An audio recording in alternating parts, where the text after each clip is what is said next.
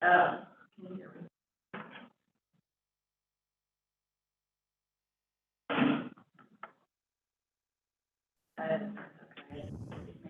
God, everybody's so quiet. Just had to be here learning.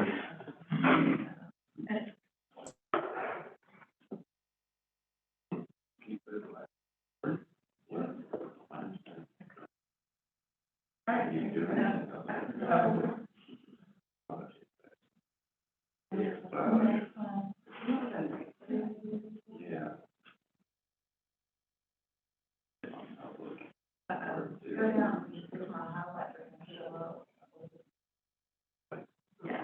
Yeah, I can't go back to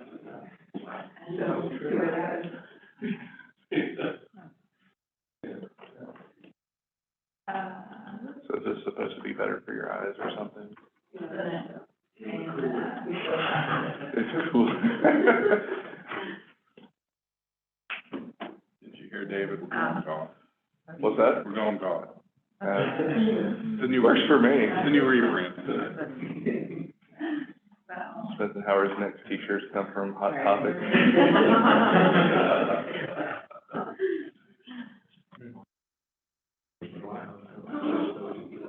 It was. Oh my God.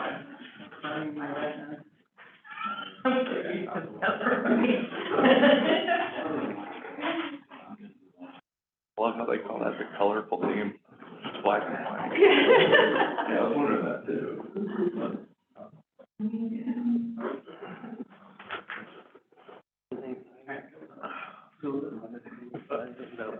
We called some random dude. I don't know if you're good for that.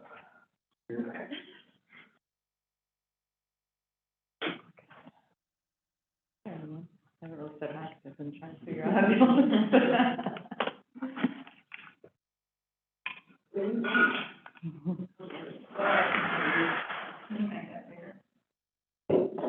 You want me to tell some dad jokes?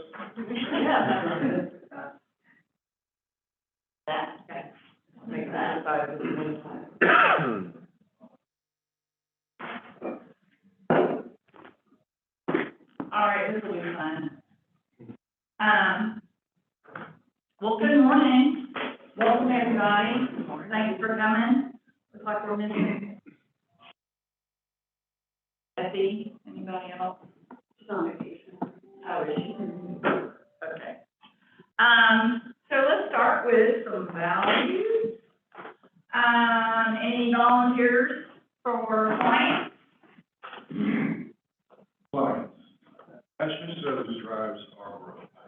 It excites us to serve our clients. It shows our responsive, creative, and practical approach to providing valuable solutions and meeting client needs. Long-term relationships with clients are the foundation of our firm.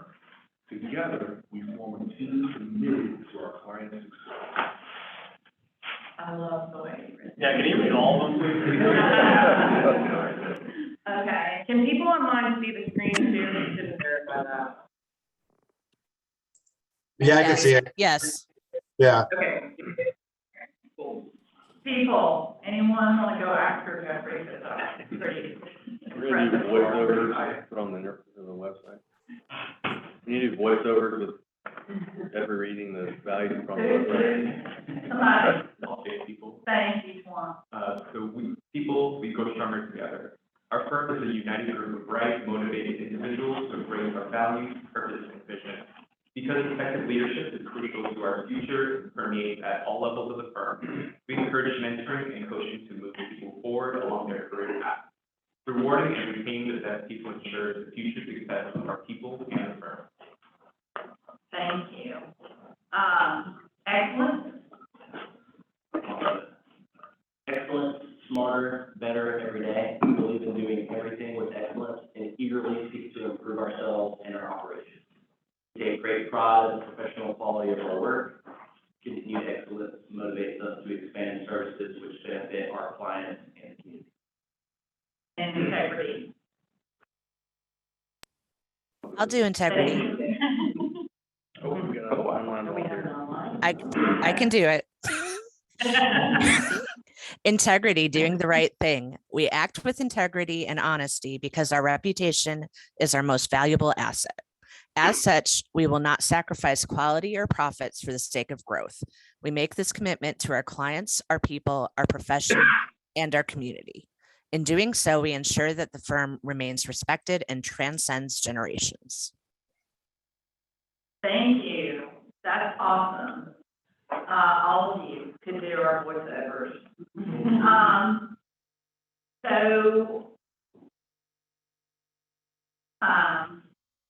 This is super awkward, this mouse. Anyway, logistics, we're gonna follow the schedule as closely as we can. We'll take a break. The sign-in sheet for you that are in person is, on the table that Caitlin and Michael are sitting at. So be sure that you do that, and we'll have evals at the end. Online, just the fact that you clicked in, I think, creates your registration. And you'll have an eval that Nicole will get you also at the end. But we appreciate everybody coming in. It's cool to see everybody in person. Certainly if you're virtual, we appreciate that you take time to do this as well.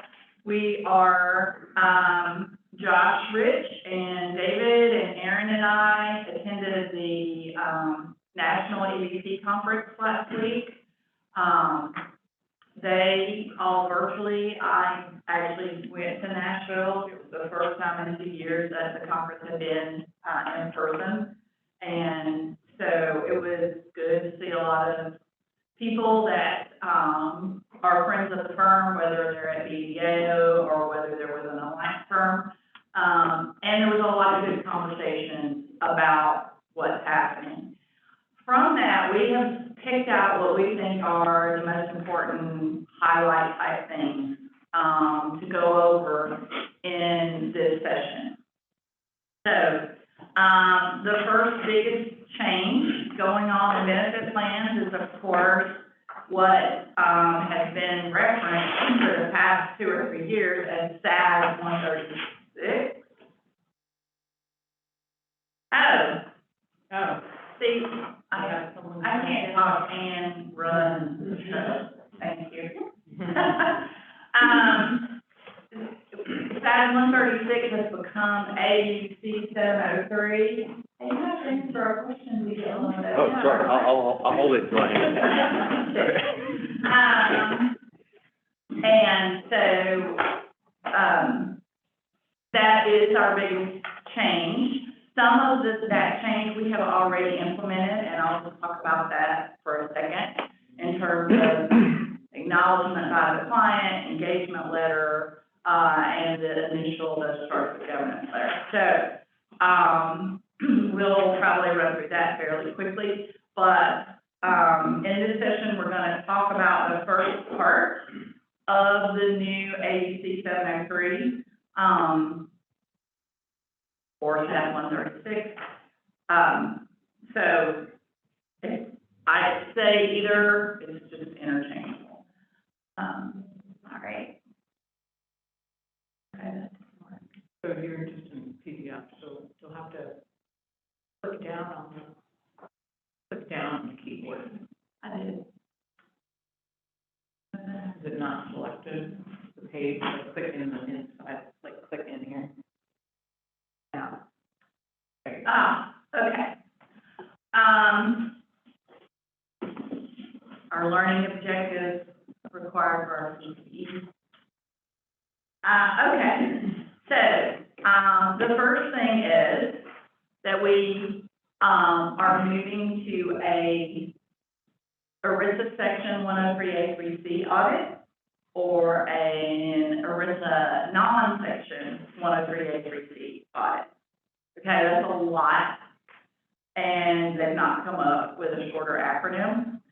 We're probably just going to say 103 for purposes of this presentation, or non-103. But under this SAS, this is effective for all our audits that have 12/31/21 and forward.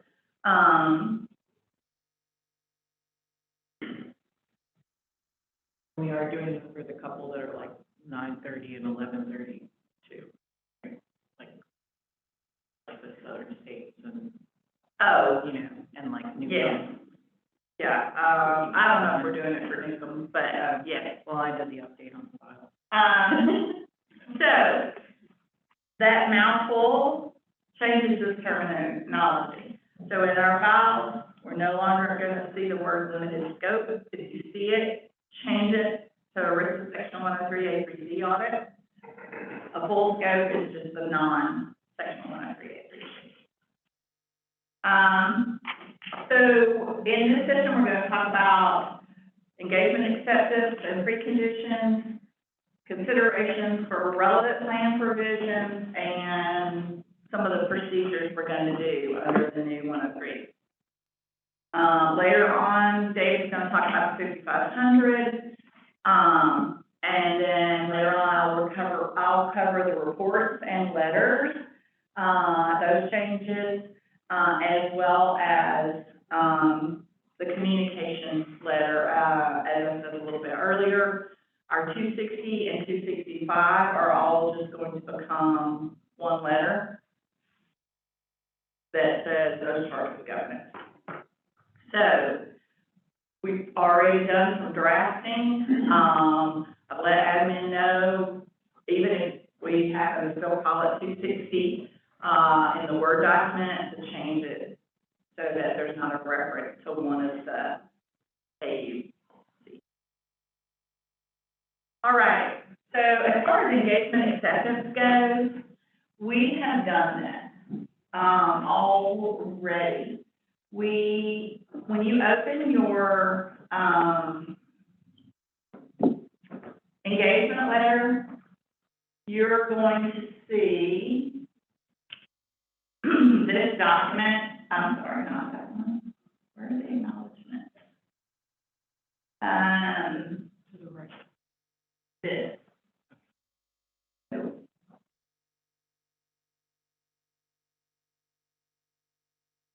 You're gonna see this. It's the first page of the engagement letter, that we've gotten back.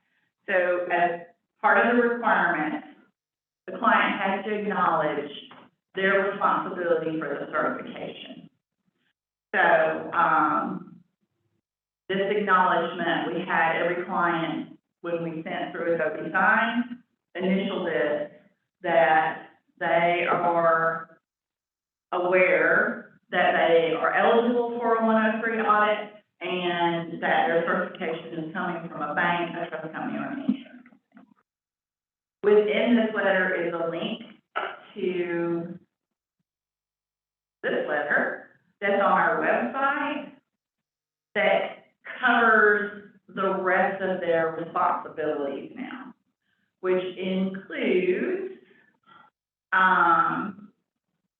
the financial statements and the disclosures, maintaining a current plan document and all the amendments, administering the plan, yada, yada, all that's in here, providing us with a substantially complete 5500. All these regulations that are within the new AEC.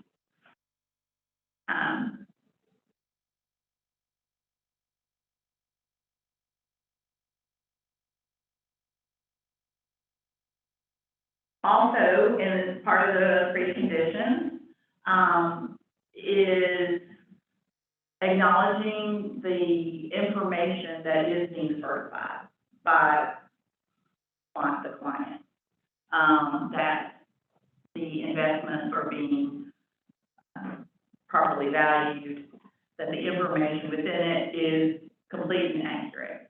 So that is not new for us. When we get the certification, we make sure it's signed by a relevant person. We make sure it has all the DOL language and that it says that it's complete and accurate, right? So that has not changed. What is changing is making sure that the client understands that that is their responsibility, not ours. and that they are acknowledging and then read it and agree to all these things.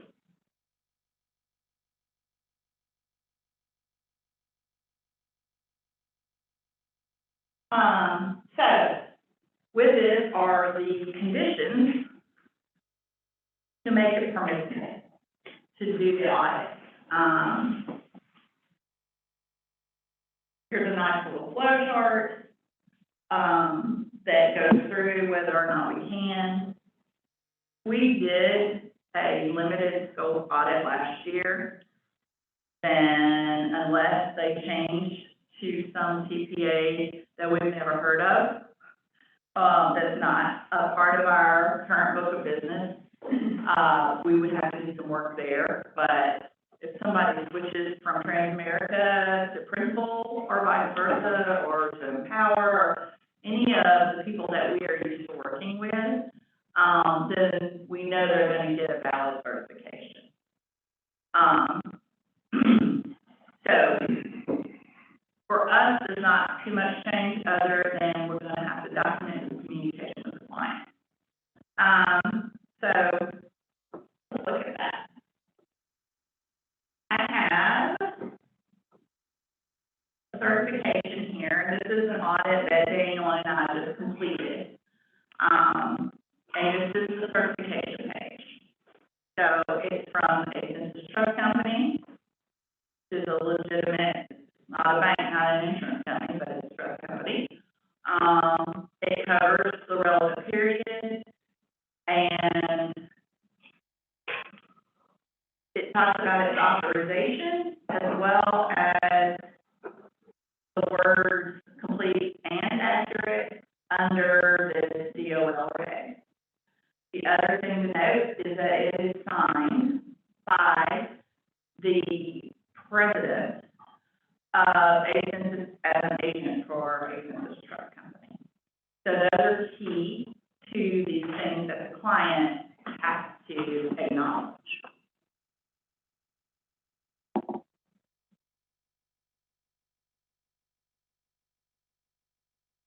This tool, put out by the AICPA, we're going to make available to you all so that you can send it to the client or discuss it with the client. You're going to have to take this approach on a client-by-client basis, like who would rather look at the form and fill it out versus someone that we're going to have to hold their hand and speak to. Now, we're going to have to speak to them anyway, even after we get this back, because we have a memo that we're adding to the file. But this has a lot of guidance as well as the requirements that the client has to do. So, first thing, that is prepared by a bank, an insurance company, or a trust company. That it is signed by an authorized person. Right here. Lori, who's considered an authorized person? So if you get one and it says Joe Schmo, the staff accountant, probably not an authorized person. Now, we have seen, I think with just TIA at this point, the TIA has added a separate letter in their audit package that talks about the person signing it and their credentials and why they are authorized. It's nice. We probably don't need that. What I took away from the conference is the president, like I have on a census, sounds, like a legitimate person. If it's the account rep or their service person, we're going to have to do some digging and get them to actually call whoever it is that's trying to do the certification. Let's verify that they can legitimately do it.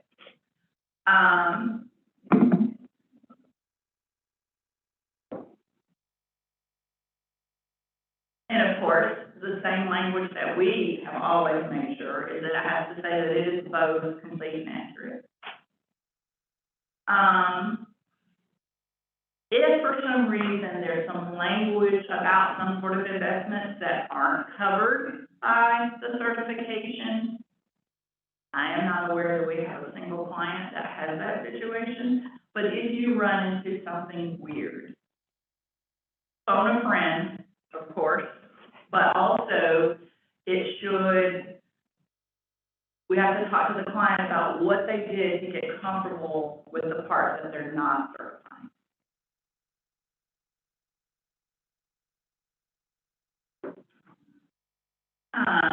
This question is the one I think that will trip up the client the most. And that is, and I've already had emails from COIs about clients asking about this because they've read this document. How am I supposed to know whether or not the investments were measured at fair value? What I want to say is you have been telling us that you agree with that in the rep letter for years. But we're not going to say that to our clients, right? There is a lot of language in here for that. Specifically this, if they've got level 1, then they've got ticker symbols. It's out there on any open market where you can look at the value. If they have a PSA or CPT, it's the same process we do. We get the financial statement and look at the underlying investment. So that would be their process as well. The other place they can look is the agreement, the service agreement they have with the CPA. It will say within it how they're valuing investments and investment transactions. So there's some guidance there, but we're going to have to write in our memo their response to this. Again, I think this is the only place that's going to trip up a client, because we're going to get, I don't know, yeah, but they do. And then the conclusion. So, if we go back to my certification, here is the memo that I have in the raw file. And so we will put this template out there as a resource. Plan name, the date, the name of the certifying entity, the person that I spoke to as client, the date that we talked. It's a trust company. It was signed by an authorized representative, that's Kevin Cox, as president. The complete and accuracy information is there at work paper 1090. There were no questions into certifying any part of it, so that became an NA. I don't know what's going on with that, but so here is that question about that the investments are measured properly. So we talked through it. I used some of the language that's in the document. They have all level 1 assets. They don't even have PSAs or CCTs, but I put that in here. If you need to refer to the training, the document will be there. And then conclude that management has determined the investments that are certified are properly valued. And then the overall answer is yes, we can do a 103 audit.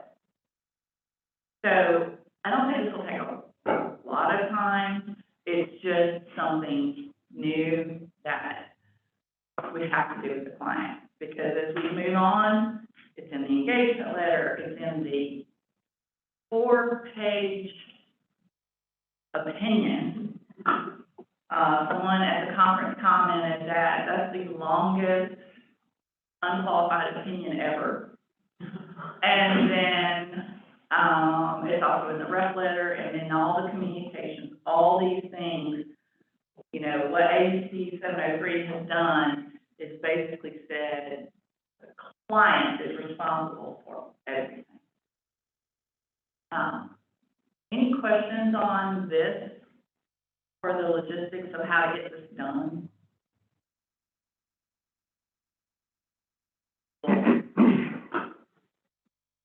I'll talk more about like where that needs to go in the file later. Okay.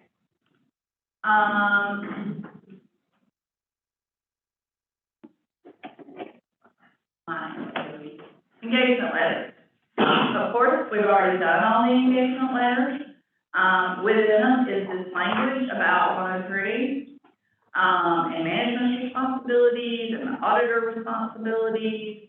No need to go look for an illustrated letter. I thought I put one in here, but you can check any of your files. The engagement letters are there with all the new language. All right, relevant plan provisions. So, Erin's gonna talk about this a little bit more in her session in terms of, like actually in one of our case profiles and the update. But we've done this in our, is it 1301? 1311. 1311 is where you take a adoption agreement and you put all the relevant plan provisions in there. 1300, you're talking about just understanding the plan? Yes, 1300. 1300. You guys know. In fact, where does the, what's the placeholder for the, acknowledgement by the client? It's like 1192. I'll go over Okay. those new Okay. forms and things. Anyway, we've always gotten the relevant plan provisions. As you know, we're not auditing the investments, right? What we're auditing is the compliance part for the Department of Labor, requirements. So this is reiterating to those firms that have not been doing that this is what needs to be done.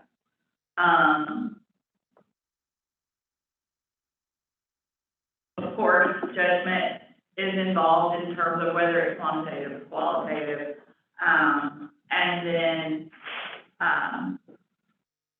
we have sent our planning, those sorts of government letters as well that we did at the beginning, or when we did the engagement letters, and it includes, our risks that we identified.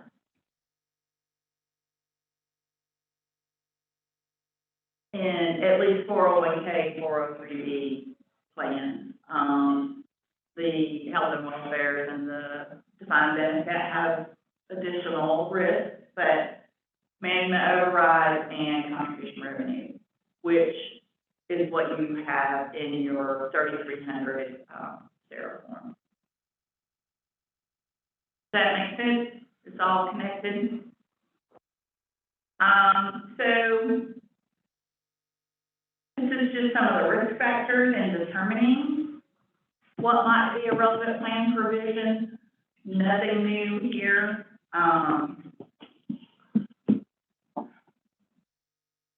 Amendments we have to look at, changes to the plan, certainly. Any kind of complexity, pretty standard. All right, so when we get to management's responsibilities, we just went through what they're doing, what we need to do with them, the conversation, the questions, and then preparing our memo for that.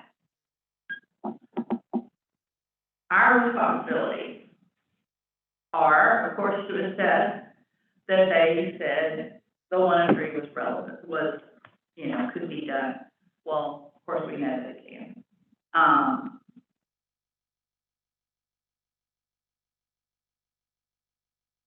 Where do we start? Well, they suggest that we all read AUC 703 and 136. I, being your friend, will say, I have been and I don't even know how many sessions yet, you don't need to do that unless you just want to. This is the old guy, this is the new guy. But it will be available for Carl when he wants to read it. He's probably the only one that will actually want to read anything in this book. I will say, it was Juan and Hannah were in the office the same day I was when I opened this, and I took it home, and I was like, I need you guys to read this and write me a book report. Virtual audience, you can't see it, but it is at least double. Well, you can show it to them in the camera. I think they might have been able to see it. Double, well, I thought this is what they're seeing. They're seeing both. Oh, Yeah. okay. It's big. And all the resources, we've downloaded all the resources. If you run into anything, just phone a friend, and we can help you. In terms of templates, et cetera, we got it all. Now, I will say, we have the report, and the rep letter, and that we have already vetted because we have some audits that are already, close to completion, and David might have even issued a couple already.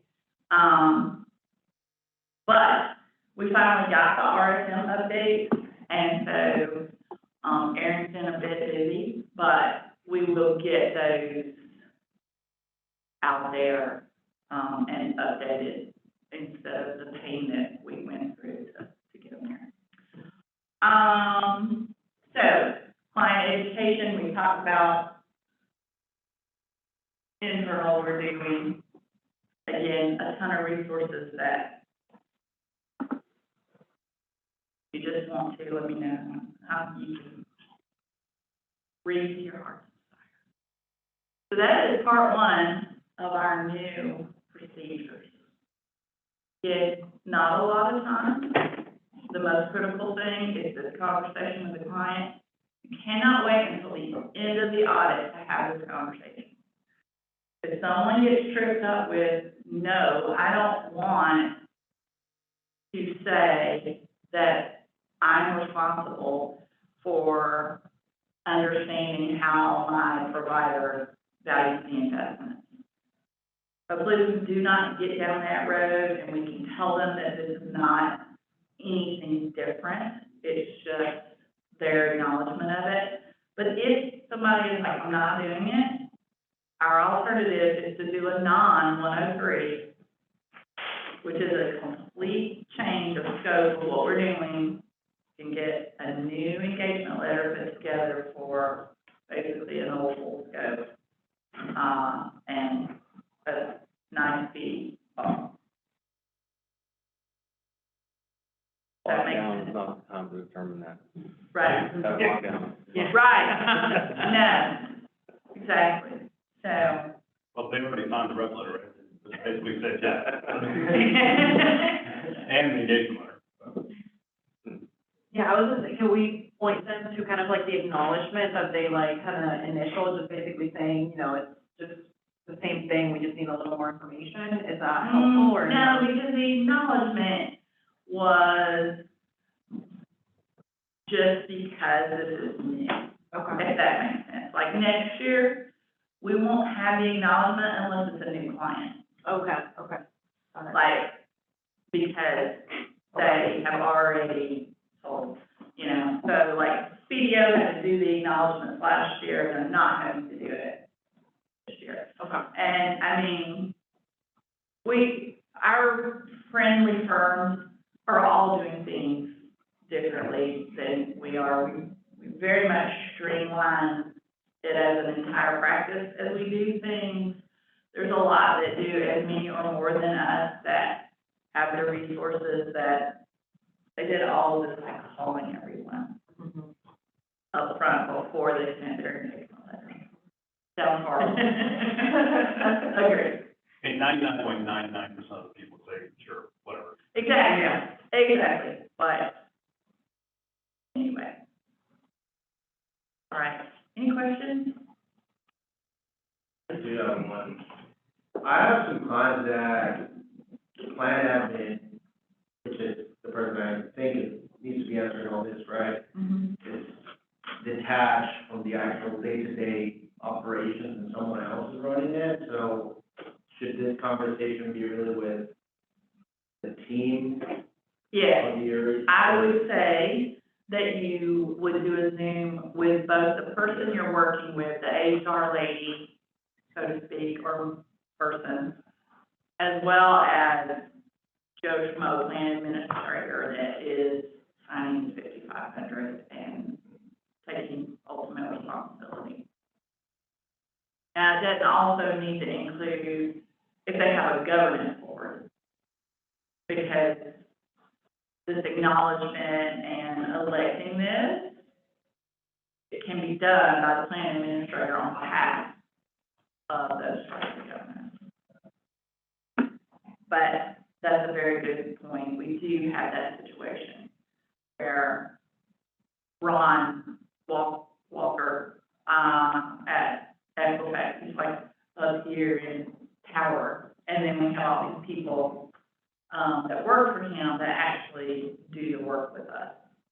So we'll be looping him in on this acknowledgement, because it's ultimately his responsibility. Lori, yesterday we were talking about this and you mentioned like for that investment valuation part, like that if they don't necessarily know what that means or whatever, like we can reference them to, you know, look at your agreement with, yes, the record keeper, or what, you know. Yeah. Because that's gonna be the hardest part, is that 5 or something like that. In that spreadsheet, it actually talks about like how the investments are valued, and probably most clients are gonna be like, I don't know. Yeah. If they say that, we can reference them to, you know, look at your service provider agreement, and it should be in there. I don't see cyber. It's in the main folder. All right, I'm gonna turn it over to Aaron and David. Is that your computer?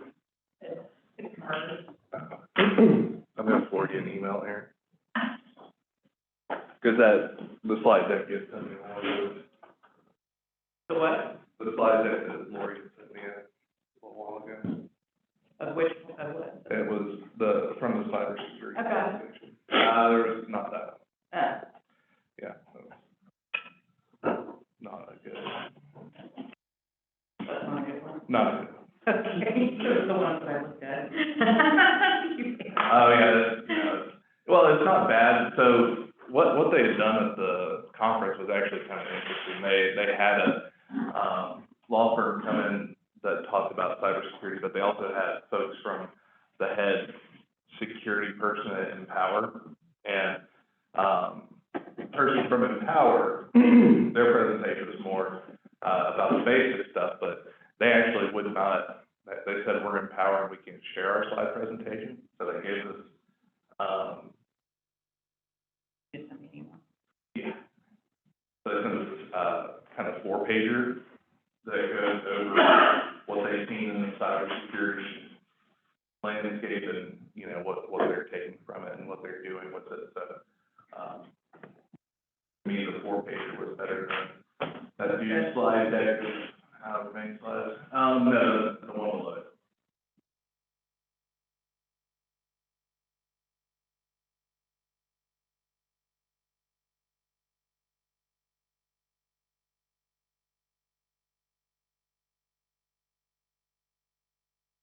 So the good news is we all have to become cybersecurity experts.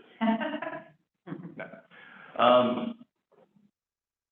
What they're wanting to do and what the DOL is kind of getting hot under their collar about is making sure that people have cybersecurity policies and procedures in place.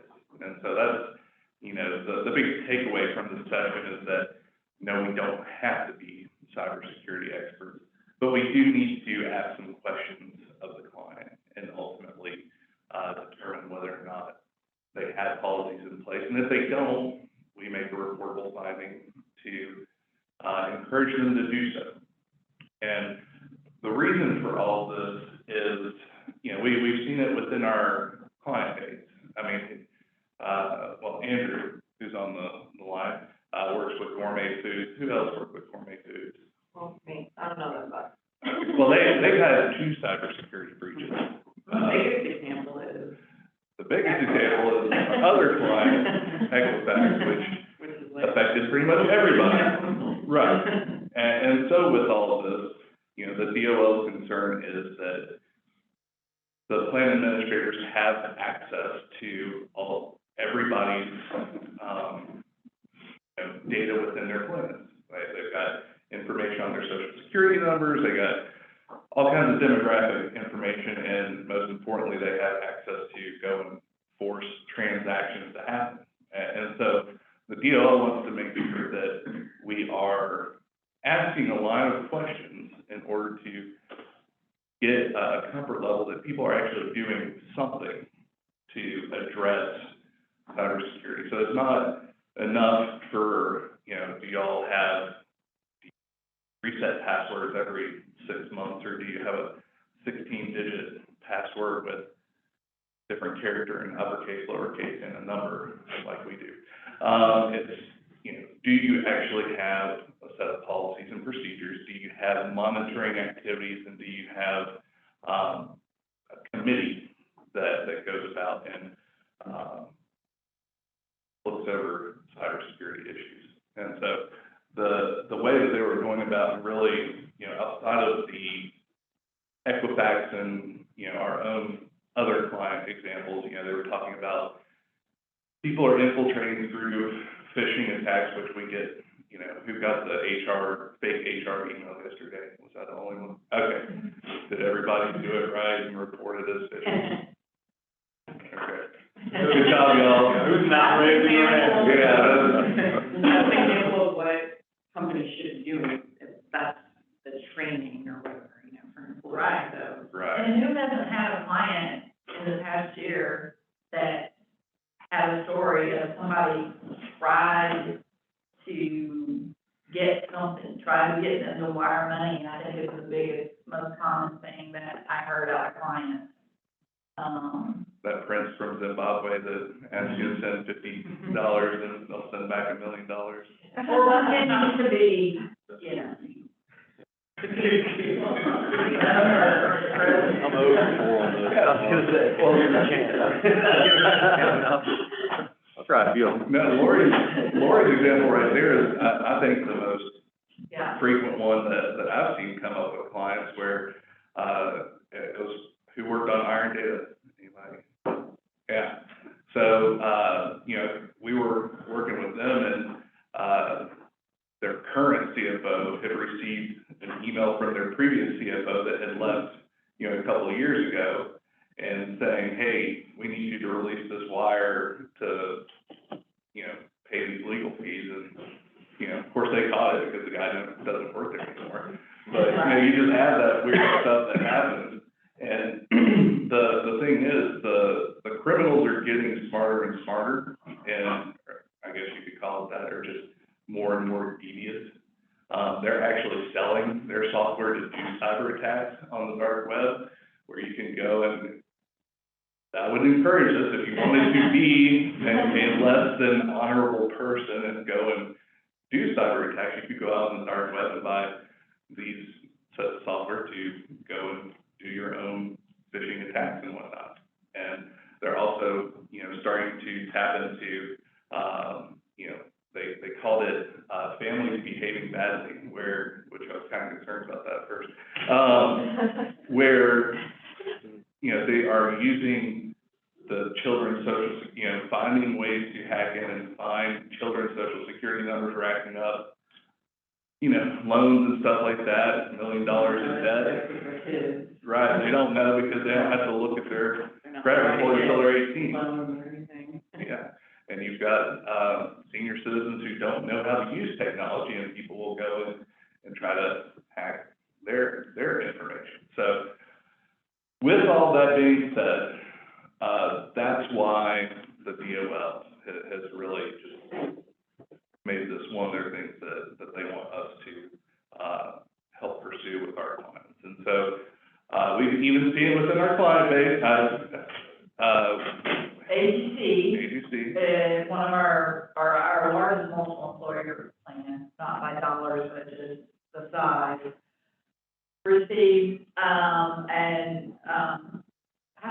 call it audit, whatever, a, 6-page document with 65 questions or requests for documents from 18 through 22, about the plan. Question 42 to 65 are all cybersecurity questions. Hot topic. So very hot topic. And the good part is so we use that information, as well as Aaron has kind of had some put together questions for us to ask to the client. And you're not having to ask 23 questions. Yeah. Where we've culled it down to, I think we ended up with 6. 6. Yeah. And, we can make this part of when we're doing our, normal inquiries, that we're doing with the client, are you aware of any fraud and things like that. Having those discussions with them and, really kind of educating them on the fact that this is an issue that the DOL sees and that they're concerned with. And it really, it's a small additional step that we have to do, but there's some value there. And, there might also be some opportunities we do have a team over in Marvin's group that helps out with enterprise risk management and, dealing with cybersecurity issues, and that might be an opportunity to, sell some additional services there. So it serves a lot of purposes for us. I'm gonna quit talking. Well, and I would say one of the main purposes it is serving for us is when you get to the fraud work paper, the unpredictability test is going to be the cyber test. I agree. That was the one thing that Lori said, make sure you mention this, and I failed. I was thinking about it. Okay, so if I hadn't said Aaron was taking care of it. Routine, buddy. All right, so I'll let Aaron. Well, I was gonna maybe talk a little bit more about this, these things and one, how it applies to us even, because it's similar to our clients, but we have a 16-digit password now, and, hackers, that's really hard to hack, to break that. I think if you look at, how long it takes, with the processing power that's out there right now, the passwords that we have, it would take millions of years or something like that, because it's so long and has fixes and numbers and whatever capital letters and symbols and things like that. It's almost impossible to hack that. So because people are getting better about that, they have to do this, right? The phishing stuff is how to get people, right? And I think the most important thing, and I'll pull up the memo that I put together, the file, which is in the templates folder on SharePoint, by the way. And there is a placeholder, I'll get to that when I get more into the file, but there's going to be a new placeholder for this to go with, when you're ready. So, basically, companies should have a formal cybersecurity policy program, whatever you want to call it. They need to have it's almost like a disaster recovery type thing, you know what I mean? Where if something happens, what do we do if something were to happen? I'm sure, I don't know what we have, but I'm sure that Lockstep helps us with it. But, you should have some kind of program that says if something were to happen, what do we do? What's going to happen? So that's the first question here. And how do they monitor it? Do they have it? And if they do, what do they do to monitor it and make sure it's up in place correctly? And then the second question is just about identity management. That's the 16-digit password, or we don't have to change ours anymore, which is great. But the only reason that's a thing is because we have the multi-factor authentication. If we didn't have that, I think we would still be having to change it. But so they need to have something like that. They need to have, password changes period about 90 days or whatever it is, or multi-factor authentication is the best thing nowadays. So making sure that they have some kind of access control. They're not just using password as their password and it takes that then here's a question about disaster recovery too, which I guess is similar to the cybersecurity program, but like, honestly, they should have already had something like that. That's not really necessarily related to cyber, that could be anything, I guess, you know, We've been so. asking that question for years. Yeah, I was gonna say, that's not like really a new thing, so, that's part of it as well. And David was saying, I basically got the initial questions from just, well, the PTO kind of brought to our attention that we didn't really have anything about this in our files, and kind of made me aware that it is a hot topic, and so when they said that, I went out and like, looked up, you know, what is the DOL asking, and these were the questions, like a summary of the questions they're asking in that giant document that we were talking about. And that brings up a good point, though. I mean, this is obviously beyond a EBP issue. We're gonna have to focus this a little bit more on financial statement audit. I mean, PTOB is asking Yeah. Mm-hmm. for them, not because the DOL probably for their, it's a hot topic for them. And really, these questions are in our ITGC, that's the RSM document, like in that IT one that everybody loves. That was the main reason that we were kind of missing this, because for EBPs, we kind of removed that document. A lot of these questions are in that document for EBPs, but we don't like that document, it's too big. So we figured we just add the stuff about cybersecurity specifically, but to your point, it is kind of covered in that document, the 2100 or whatever it is, related to IT and the financial statement.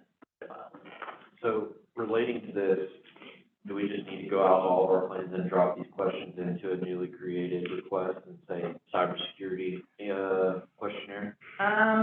You know, it might be better to talk to them about. Well, so the one thing I'll say to that, it's gonna depend, because I've already had a couple conversations with clients, and they've been able to spout off, you know, oh yeah, we do this testing, we do that testing, it's all good.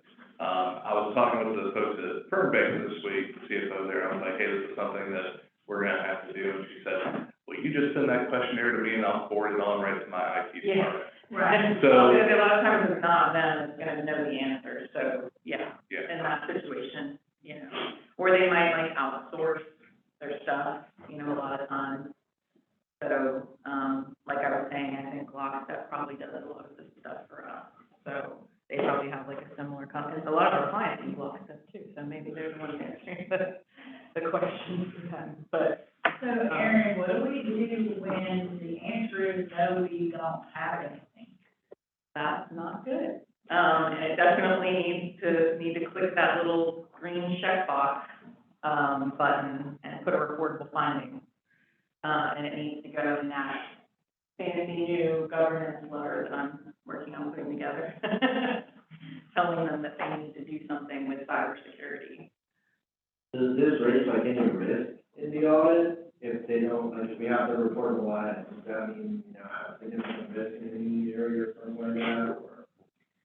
I think it would depend, well, yes, we have, you know, whatever, 5 of the 7, and depending on the ones that they don't have, then it might not be significant, but, certainly, like, if they say, we had a breach, but here's what we did, that's not a reportable finding, in my opinion. No. But that might be some kind of risk, right? That. yeah, so I hate to say it depends, but I think it depends on, the answer you get. Yeah. Whether- Most of the time, I think it's just gonna be like a reportable finding that we need to add to the governance letter. I would think with our client base in general, we're gonna have a lot of clients that don't That do are a like, whole lot. what the They don't do, I mean, they might even say they do some stuff, but they don't, you know, so. I think we're gonna have quite a few where we say, you need to do something about this. Yeah, I have a feeling this is gonna be a big reportable finding. One comment to make, so we haven't generated the wording for that yet, have we? I mean, I kind of. What, if we have. What, yeah. Wording, yeah, we can come up with that. Okay, well, and the thing that it kind of equates to in my mind is like the wording that we've used for, investment policies. You know, like, Similar to that. you know, it's not, we don't tell people what to put in it, but we tell them they should have one. Yeah. You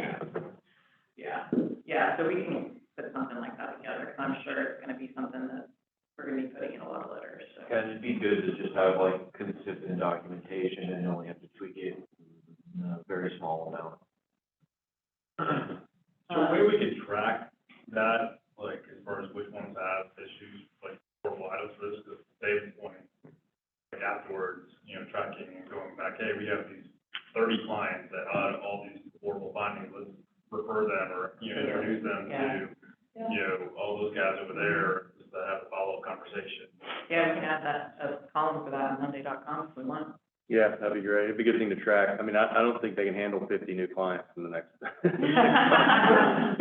Maybe we can refer them to lockstep. Yeah, we'll figure out something, yeah. They're hiring more people than the HR Mhm. introduction, right? Yeah, they're catching up with HR leads.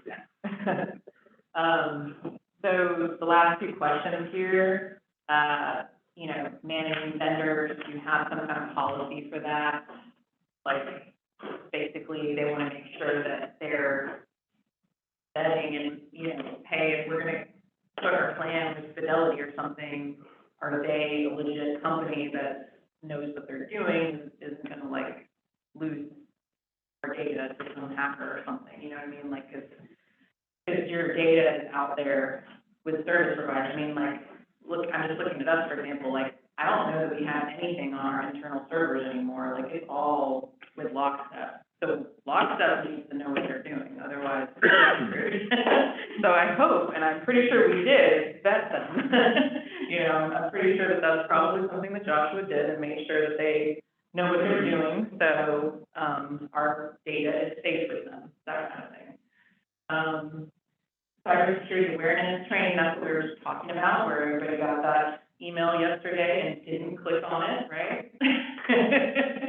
That is the kind of training that we're talking about, like making sure that people know not to open emails or click on things when they're questionable. And that's a really good point, like, it can also kind of become a value add, right? Like, if they say, well, what do you mean? Like, what's an example of awareness training?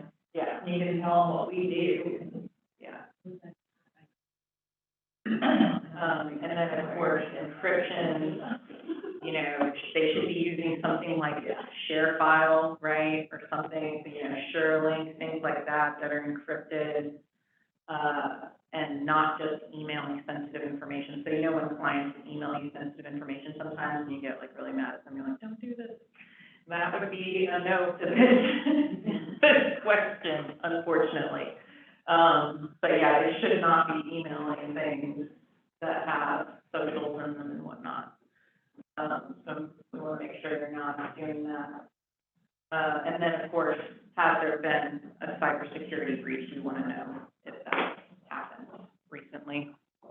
And yeah, like we were talking about, that wouldn't necessarily be, oh, we're gonna ding you for that, that's like a reportable finding. But we want to know that, because that's, you know, obviously a risk in the audit, you know, if they have some kind of breach. So, yeah, so this is the new memo. I'll show you where the placeholder is in my session. I can't remember this afternoon, I think it is, where it's gonna go, but it is in the templates folder where all the like testing templates and things are, so that when you jump in your files, when you see there's a placeholder there, you can come grab it and pull it in there. If you see that it's already been pulled in there, I would replace it, because I have made a couple of changes to this recently, updating some of the questions. So if you see it's in there already, for some reason, delete it and pull it in again. So, I think that's about it, unless you wanted to, I mean, I guess we don't need to look at the other example slide deck or whatever. No, the other slide deck was a case study that they had done. Interesting, I read through it a little bit.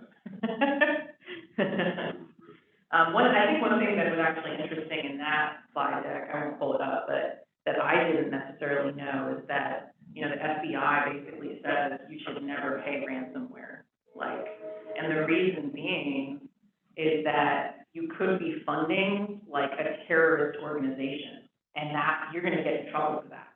And I was like, whoa, I didn't realize you're gonna get like in trouble with the government if you give money to a terrorist, basically. How does the insurance companies pay pay out and not get in trouble? Because I know some insurance companies pay out on behalf of their, I mean, they might get lucky and it's not a terrorist organization, but they probably shouldn't be doing that, but I don't know. Well- We're in session, so they talk I mean, more about that. they didn't talk as much about that, but just kind of in general, you know, insurance companies have kind of gotten in over their head with these cybersecurity, you know, insurance policies, and they've become a lot more stringent on what you have to do as a company to qualify for it. yeah. I was at the NBOA conference back in February, and attended a cybersecurity session, and they were talking about how most, cyber insurance companies now will not insure you unless you have multi-factor authentication. And the funny part about it is, as I was sitting there, I was like, well, we don't have that. And then like a day later, I got an email from IT saying that we're getting ready to do multi-factor, I think. Yeah. So I was That's like a big deal now, like everybody, you know, right. multi-factor is the best form of security, so unfortunately it's a pain in the butt, but it is. So, you know, the insurance companies don't want to pay out that money, so they're gonna do what they can to,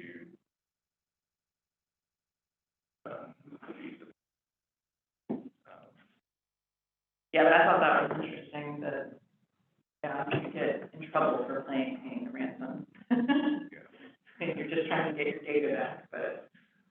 well, the humorous part is they said that, you know, the hackers that do this are, he said they have the best customer service of any place that, you know, ever see. They were saying that, you know, they will walk you through exactly what you need to do to pay them. And they even give out, links on, click here, and you can submit, you know. Specific instructions. Yeah, submit the Bitcoin to pay for it, and, you know, we'll give There's you like your an data FAQ back. flip page, and everything. What's that? There's like an FAQ flip page. Yeah, I mean, they'll probably even send you like a football phone or something, for those that understand that reference. Yeah, the stuff, yeah. So any other questions or comments about cybersecurity?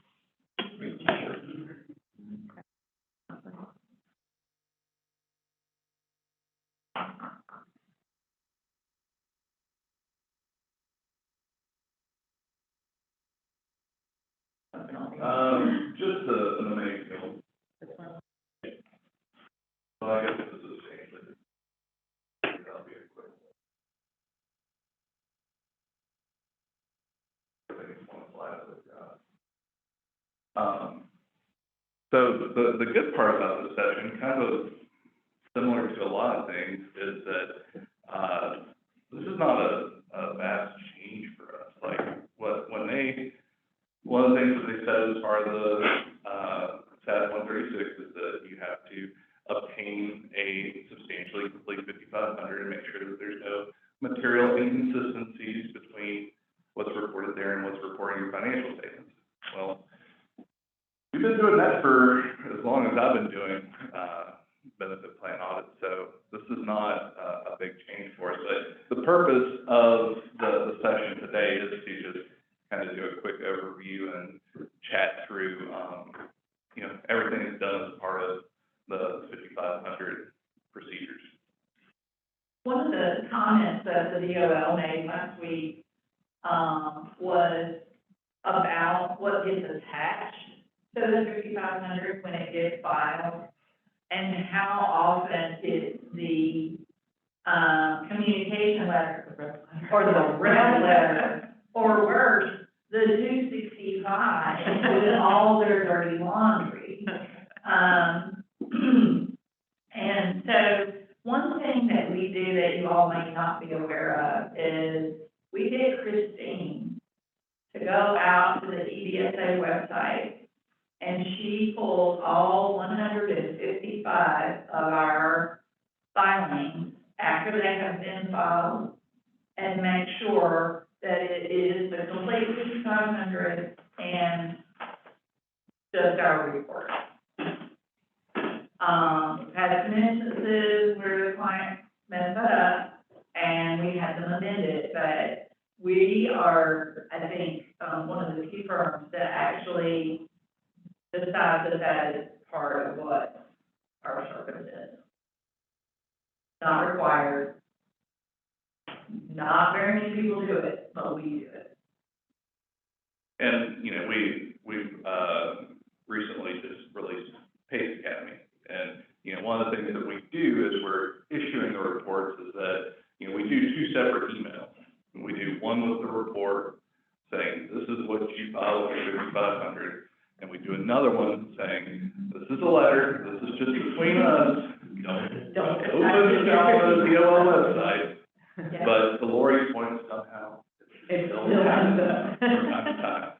But let's continue to do it that way. Don't send them both in one email. Yeah, because they could easily accidentally grab the wrong PDF in that situation, you know? Or have both. Yeah. So obtaining a substantially complete 5,500, that's our responsibility in making sure there's no material inconsistency. The question becomes, well, how do I know if it's substantially complete or not? You know, typically the way that I go about doing that is taking a look at the first part of the 5,500, which says in there, included is the following schedules. There's a checkbox next to it, schedule needs to be in there. One thing I've seen with custodians and TPAs in the past is that, you know, they'll send you just Schedule H, and they think, oh, well, that was helpful. No, we need the entire thing. Pretty much already doing, so, it's like to David's point, you know, we might get a Schedule H in the beginning, but we make sure we get the thing before we finalize, so. Now it's just a requirement. So I apologize for having that back to y'all, but trying to navigate this and talk at the same time, is like walking and chewing gum for me. So as a good example, I have provided y'all the Mayfield Junior School Employee Child Jesus Defined Contribution Retirement Plan. It's the longest planning ever. How does it even fit on the page? And so the first part here, the 5,500, goes through all your demographic information for the plan. You know, giving information on if it's an initial return, is it the final return for the for the plan after it's terminated? Do you have a multiple employer plan? Do you have a single filer plan?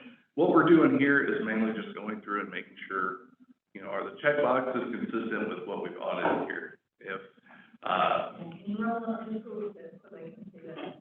yeah, so here's the part here that I was just talking about. You know, I would say that for 153 out of our 155 audits, they're gonna be single employer plans. Was that a good number?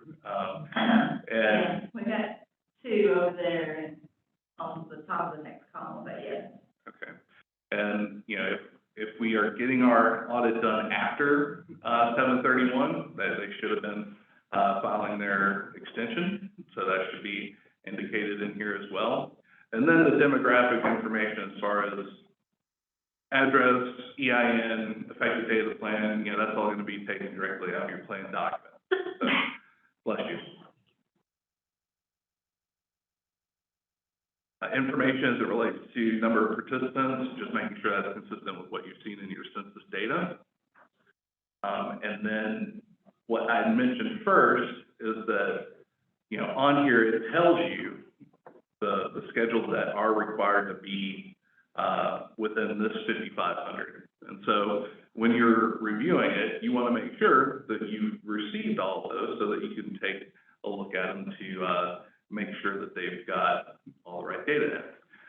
One of the reasons I picked this one in particular, you will see that they've got just about every schedule that you can imagine. Yeah, I mean, why stop at having a long name? Let's just have 5,500 that's got every single schedule in it. But they use TIACREF, which is near and dear to all of our hearts. But as an insurance company, they have, you know, the insurance provider information. They've got full separate accounts, so that results in the Schedule D. They've got service providers that interact with the plan, so that results in Schedule C, and then everybody is going to have Schedule H. So the participant count, how is exact, are we required to make sure that that agrees exactly with our census data now? Good question. I usually just make sure it looks reasonable. Right. Right, because what's ultimately being calculated in here, like for a 403B plan in particular, or really for all of them, you're having to look at eligible participants, or people who are eligible, people who have terminated and still have money in the plan, and then people who are actively in the plan. And, we could probably spend a couple hours trying to tie down those numbers. So Right. I've always looked from, And I mean- mental test type standpoint. Eligibility is not any of those numbers, right? So unless your, participant statement has some kind of total at the bottom that comes to 163, right? That's the only number. Participants with account balances, so that would include term, active, anybody with a participant statement, that's really the only number you could tie. Maybe you could tie how many people died, or that kind of thing. I think it just needs to look reasonable. If this has thousands, and your census has 180, 90, then they make a mistake. A lot of times you'll get 5,500 and this isn't filled in too, so we need to make sure that they're filling it in at least, right? So the first schedule we've got on here is Schedule A. All right, so Schedule A is your insurance information on the insurance contracts that your plan invests in. And really the things that we're looking for here, again, making sure the demographic information is correct on here, as well as taking a look at, when you get to the end of Schedule A, they've got both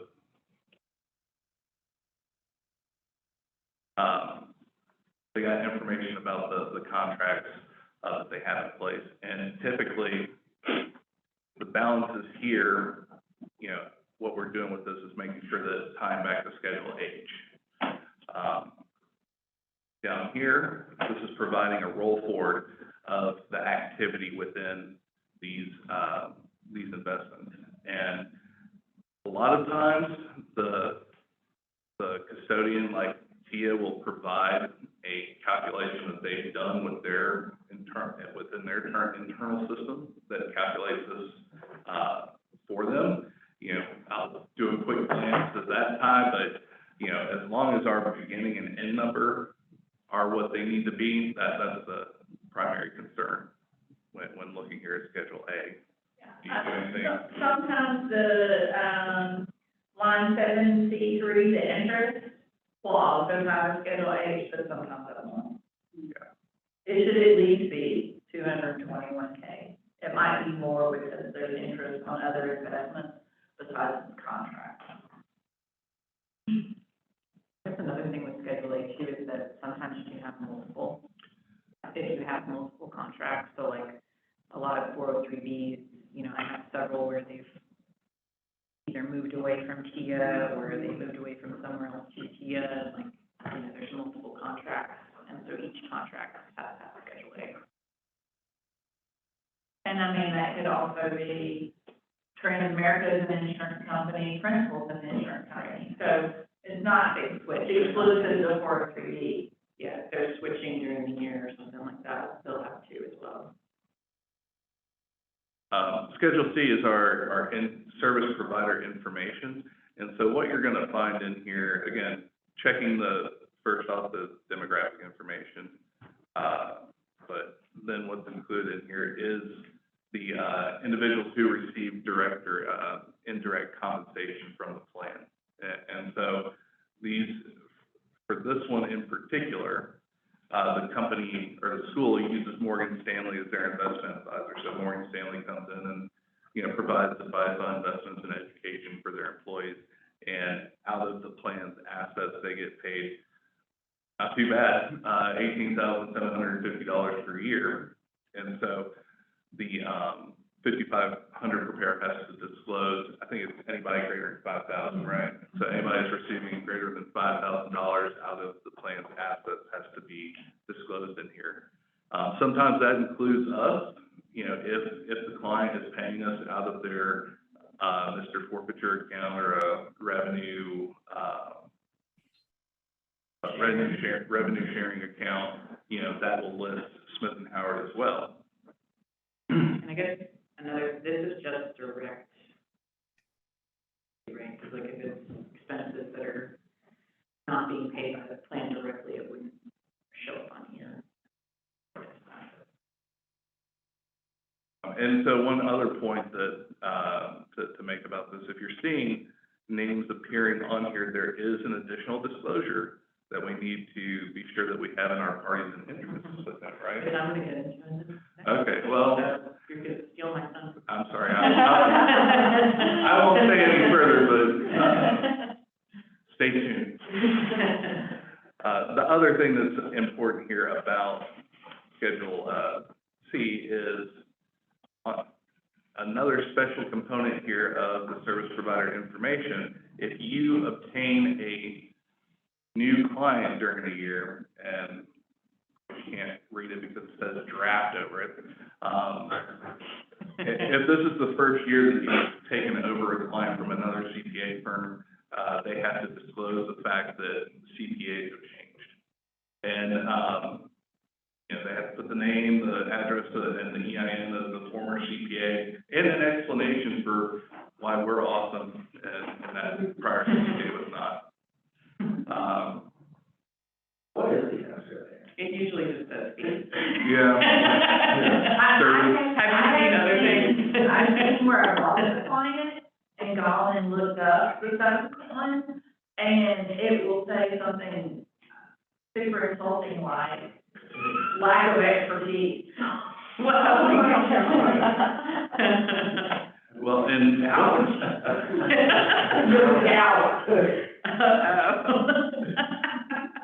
Send them the middle finger. Wasn't there a fraud session where they were talking about, you were on a fraud session, where they were saying that one of the things that was mentioned about the termination of the actuary that they had used was something hinting to the fact that they were uncomfortable with what that person was doing, and it covered like a huge legal issue with their plan. So, yeah. Don't put your dirty laundry. It can just succeed. You're public document that is 5,500, the whole world can access. Yeah. So I'm curious, lower than that, do you also, no. I was thinking there was a disclosure if you changed CPA, but I don't think there is. So next schedule here is Schedule D. This is for our, direct filing entities, which are pooled separate accounts, as well as common collective trusts. And for all of our TIA plans, they have this TIA real estate investment, and that is a pooled separate account. And because those are direct filing entities, they have to be included in here. And really what we're doing here, again, making sure the information at the top is correct, and also making sure that the balance that they use on here both ties to our report as well as ties to Schedule H. And this is also a great indicator for if you're trying to figure out how an investment is valued and how much disclosure you have to put for an investment. If the last three digits on here are 000, then you have to do expanded disclosure on those investments. We talk about the commitments under it, the liquidity requirements, and right. Right. So if you get in a position where you see that the EIN and the plan number, the plan number is 000, as Lori had said, phone a friend. And the good part is we've done plenty of these disclosures before, so we know how to help point y'all in the right direction on how to get that information, and we may already have it, depending on who the TPA or the custodian is. Fortunately for us, TIA Real Estate does not have 000, and we don't have to do all that fun expanded disclosure. I'm gonna say one thing that I see sometimes is where, investments that aren't direct filing entities show up on this form, Mm-hmm. which only direct filing entities should show up on this. So when they say direct filing entities, does anybody know what that means? So basically, you should be able to find it on, like, the EFAST site, like where 5500s are filed, they have to file their own 5500. So if you can't find the investment out there, it shouldn't be on this, on Schedule D, basically. So, is the best way to think of it. So I see that a lot where stuff will show up on here that shouldn't be You on. mean the DPA might mess that up? Yeah, or Michael Miller or something like that. Usually Michael Miller. Well, and, you know, to Aaron and Lori's point there, you know, we work with some great 5500 preparers, like New Pinnacle Consulting Group did this, they're phenomenal. We've learned a lot from them. But there are some 5500 preparers out there that, don't want to sell 5500. I mean, they just, What's the Julie pop? so don't be afraid to ask probing questions that may result in them saying, oh, I don't know. You know, we're not trying to cast shade on 5500 preparers, just there are some that don't understand entirely what they're supposed to be putting in these forms. I don't know if this is getting into too much detail about this, but Schedule D is basically designed so that you don't have to put more information on Schedule H than is necessary, because people can go out and like look up that investment and figure out what is in that investment, like go out and, you know, find that file itself and be like, okay, this investment is investing in all this stuff. So if it's not a direct filing entity and they can't go out and look it up based on Schedule D, it's really supposed to be broken out on Schedule H with the underlying investments, which I don't see this like, it's not done correctly a lot of the time. But the good thing is that that's not very common. But if it's not a direct filing entity and it's, you know, something that has like mutual funds in it or something, it's just mutual funds that's invested in, like a PSA or something that's invested in mutual funds, it really belongs on the mutual fund line, not the PSA line on Schedule H. So that might be getting a little too detailed, but. Now we're into the. Sorry. Just things that are wrong on the 5500 a lot is like, I'll see those kinds of things. That's some interesting context though. I had no idea what that meant. It's supposed to be, Schedule D is supposed to be an aid for like simplifying Schedule H, basically, I guess. Think of it. But it's not done right a lot of the time. So if you have questions on that, I can look at a 5500 for you. So just know that that's a thing, so. So this is everybody's favorite schedule, Schedule H. This is the one where you'll spend the most time and where you're gonna have to have the most interaction with your 5500 repair. And the reason for that is, again, there's some that do it well, there's some that don't do it as well. And so, again, verifying that information at the top, but they're providing you what they look at as the balance sheet and income statement for the plan, or our statement of plan assets and statement of changes in plan assets. What we're doing with this is we're going through and tying it out to our audit report. And when you're doing this, within the Excel financials that we're building for our client, we need to have a column out to the right that shows us time is done. So when you're building the Excel financials for the plan, there should be a column out to the right that says total per 5500, and then a different column, and we need to go through and make sure that we're pulling in this information and tying it out to what we're ultimately going to report in our audit report. From a overall standpoint, you know, there's from time to time you're going to have classification issues, especially when you get into the P&L side of things for the 5,500. They may call, you know, things unrealized gains, realized gains, other income, and we just call it all net appreciation and the fair value of assets. Well, you know, if it's a classification issue, that's not a problem, really. What does become a problem is when maybe we have a receivable in our financials that the 5,500 preparer has not. What we need to be doing in these instances is having conversations with the 5,500 preparer to get them on board and understand that we need to have the receivable on there, otherwise we have a reconciling item. I'm always a big fan of trying to get them to put that on there because I don't like having to create the footnote that shows the reconciliation for it because it's just stupid.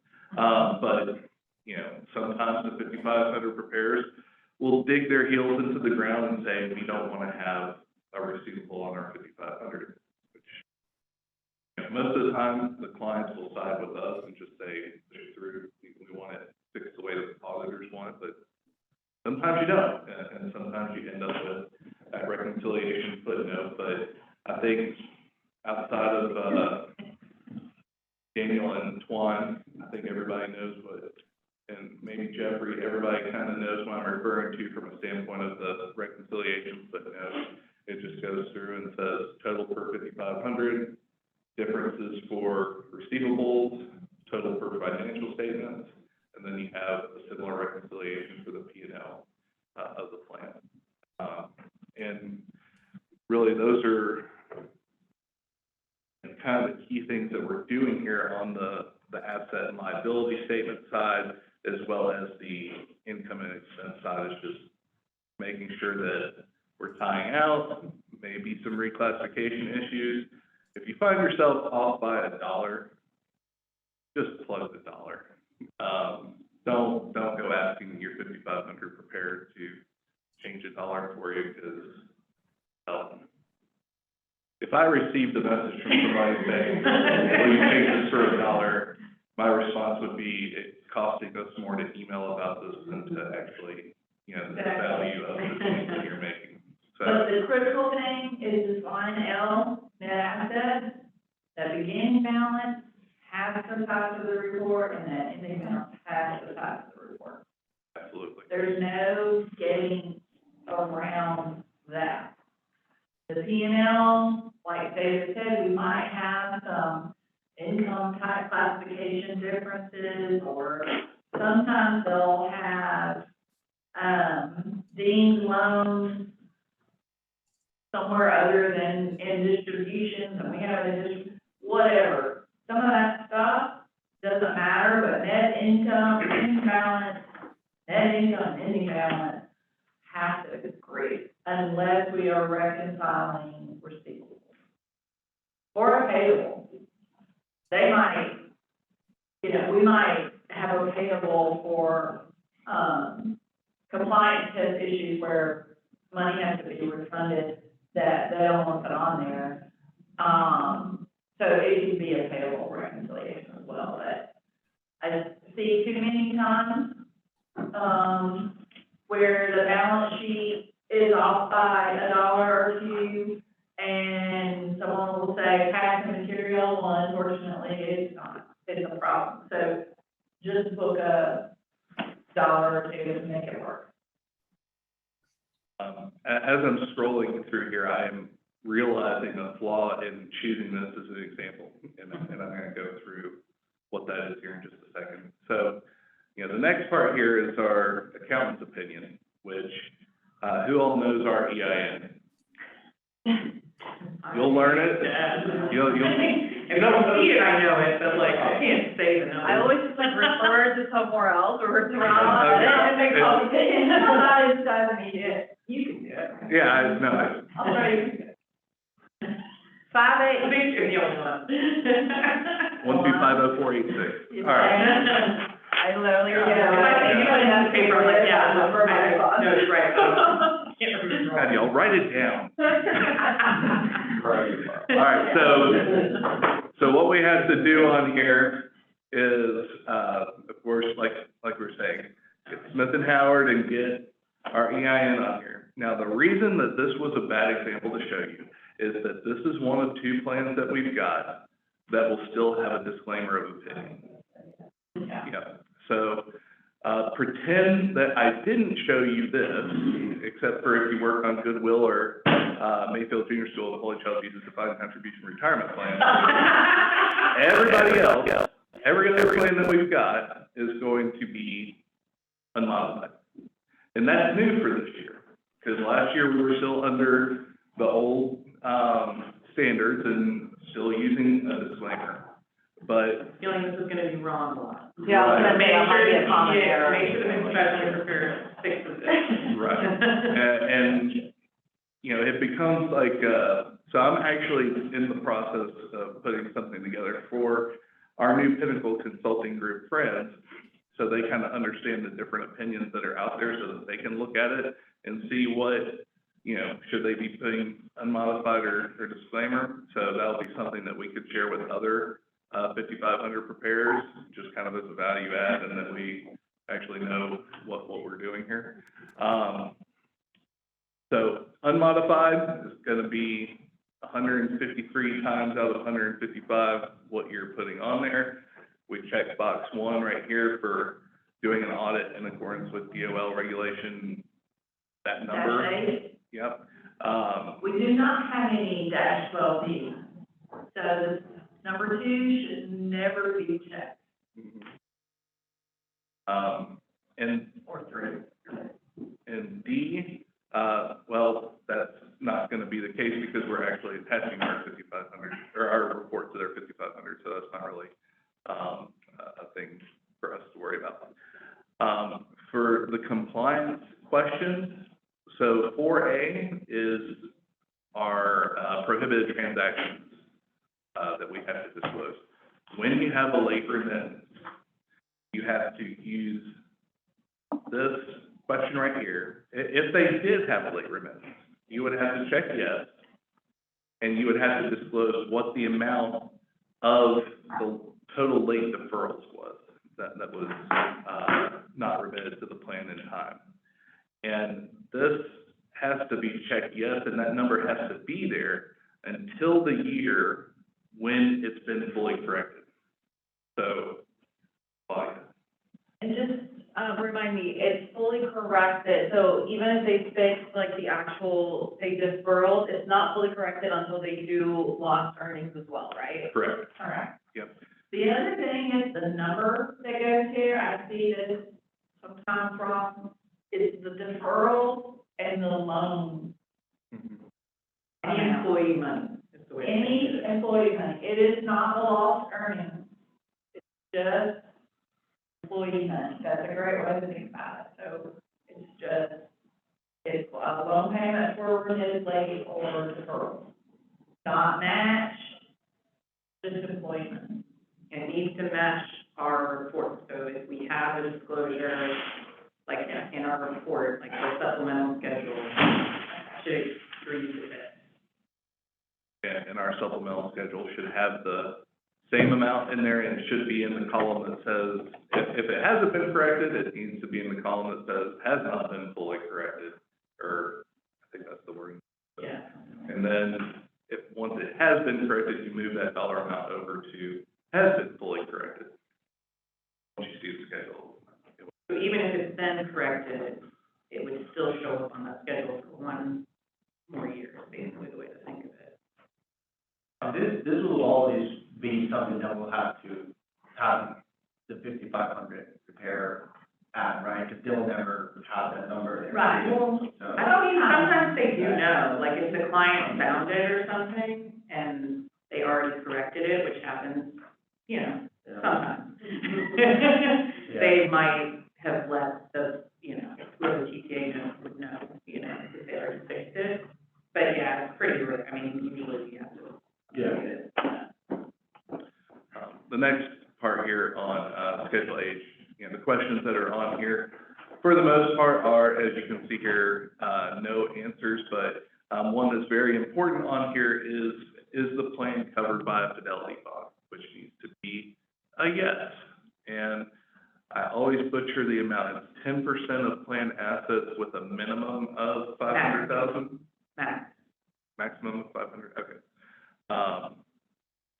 lower than 5, in other words, if your Right. plan assets are small. So, Now, if you've got a plan like CCPA that has $1 billion in it, and they only have $500,000 fidelity bond, Might be that's not a reportable finding, but it's a value add to be saying, you might want to check into whether or not that's adequate, because it's not.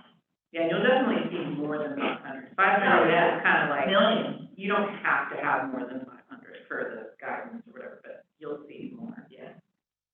Does anybody know what a fidelity bond is actually doing?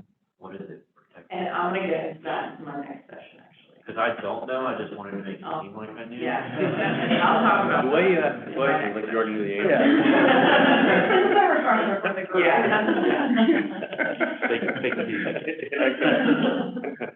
So, poll, and whatever, I will talk about yeah, it. but, the last one on here, again, this is just verifying, the information at the top, making sure that that's,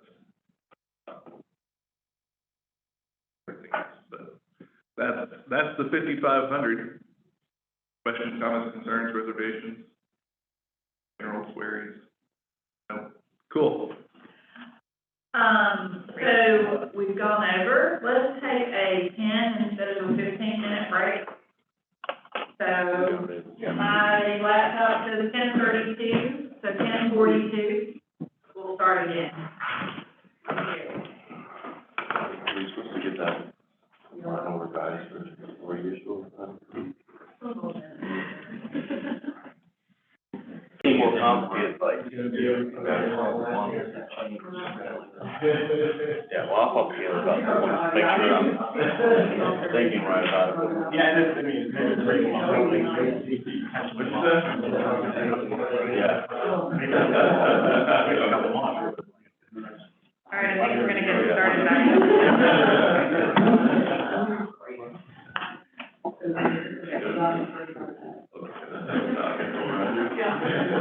All right. Yeah. No, I don't know. Oh, some problems back there. All right, guys, here we go. This session is kind of like a miscellaneous type session, like these are things that we, observed last year and just kind of reminders and those kinds of things. But, yeah. Okay, so number 1, fraud inquiries. I don't know what this thing is like. So fraud inquiries is a TPA. In our sense methodology, they give you the option of whether to do this or not, which I think was being done somewhat inconsistently last year. Some files we were doing it, some files we weren't. So basically this year, we want to take the stance of, it's going to depend on the plan, right? Certain TPA, use judgment with this, right? Certain TPAs, they don't have a rep, right? Like the one that comes to mind is Tia Crest, right? When you talk to Tia Crest, you're just talking to some customer service representative that has no idea anything about the plan, right? In that instance, this is not really a necessary step, right? They're not going to be able to even answer that for us.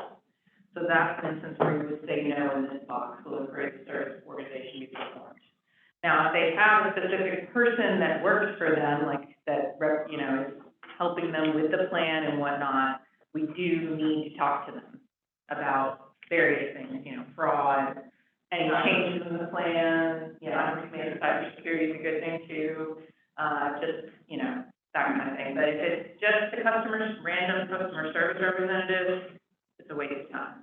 So we're gonna take that in. So this is gonna depend on the plan, how we answer this, but just make sure that we're not just always saying no, that we're not gonna do this, okay? All right. Oh, go ahead. So what's the expectation on documentation if we're saying no? Should we be documenting why? I don't even know if there's a place, it basically, the way their methodology is they basically say that it's not something that you have to do as long as the TPA is required to inform them of any fraud that happens. Like if required to, per their contract, they have to tell the plan sponsor that something happened, right? That there was fraud or something, right? That's basically what this little word is saying. So, I mean, I don't know if there's really anywhere to document anything, to your point, Carl, but technically, per our, methodology, you really don't have to perform this step. We're just taking the stance that we are going to do it if it's a situation where the person would maybe know something about the plan. So, I don't know if there's a need to document it anywhere, but, yeah.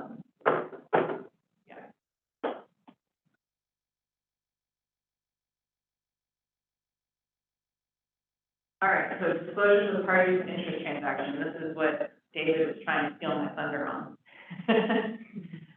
So we need to make sure that we're disclosing any transactions with parties in interest. Can anybody tell me an example of a party in interest? Who is the party in interest to the plan? The plan administrator? Something. Yes, that would be one, yes. We are. That's easy, right? So that's the easiest example, right? The party in interest is basically anybody that's basically doing anything for the plan, right? This is what Form 1301? Yeah. Related parties and parties of interest is supposed to help you identify these parties, right?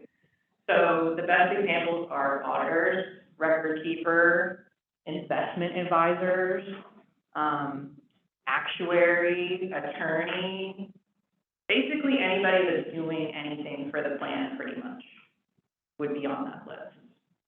Now, if the plan pays those people is when it needs to be disclosed in the financials, right? And that's where the 5,500 comes into play, because if one of these parties is getting paid by the plan, it should show up on Schedule C, if it's right. That's the only caveat, right? Maybe it's not right. But, so basically, that's a good place to look for it. Like, look at Schedule C, see if our fees are on there, see if some investment advisor, David's example was an investment advisor, right, that was on there, that would need to be disclosed. Yeah, here's the list that I was just saying. Of people, 5,500 prepare CPAs, that kind of thing. And so this is basically what your footnote should look like if one of these people is getting paid something by the plan. This is kind of our old traditional wording that we have, where it just says that the investments are with, whoever the certifying entity is or whatever. But this is kind of the added paragraph where we talk about investment advisor, record keeper, or accounting services, should be the 5,500 prepare or audit fees. What is the difference between a record keeper / trustee and a third party administrator?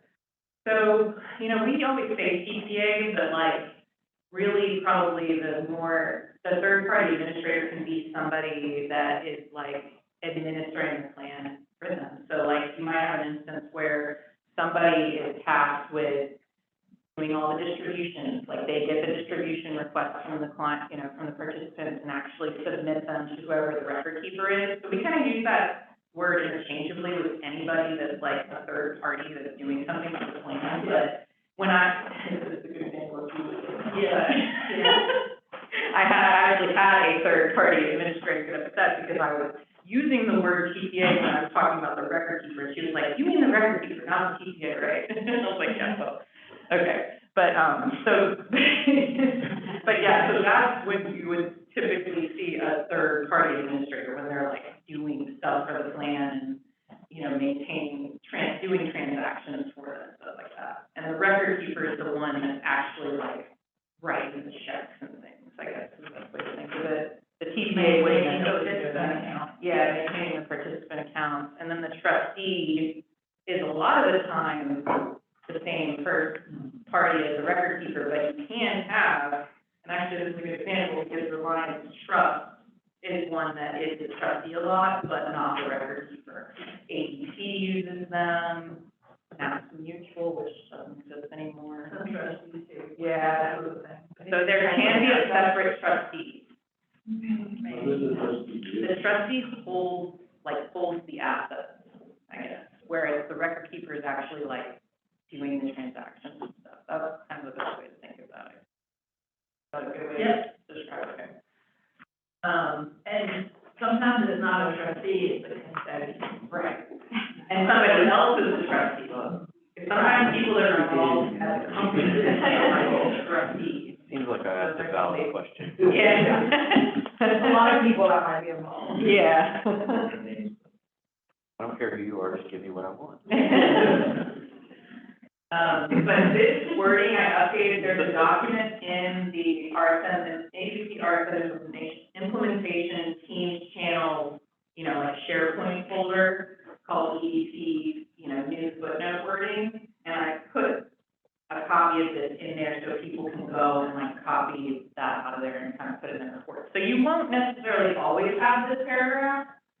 It's only really if somebody, a service provider, is getting paid by the plan. Think of it that way. And I'll say we must not have communicated that well last year. That was probably the number one thing I read on reports when I was reviewing them.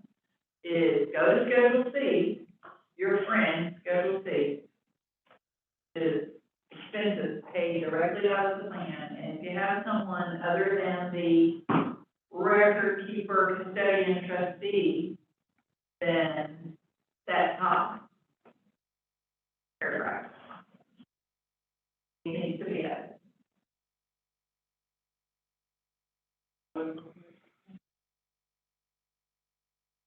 All right, here's the next thing that we were going to get into last session, fidelity bond.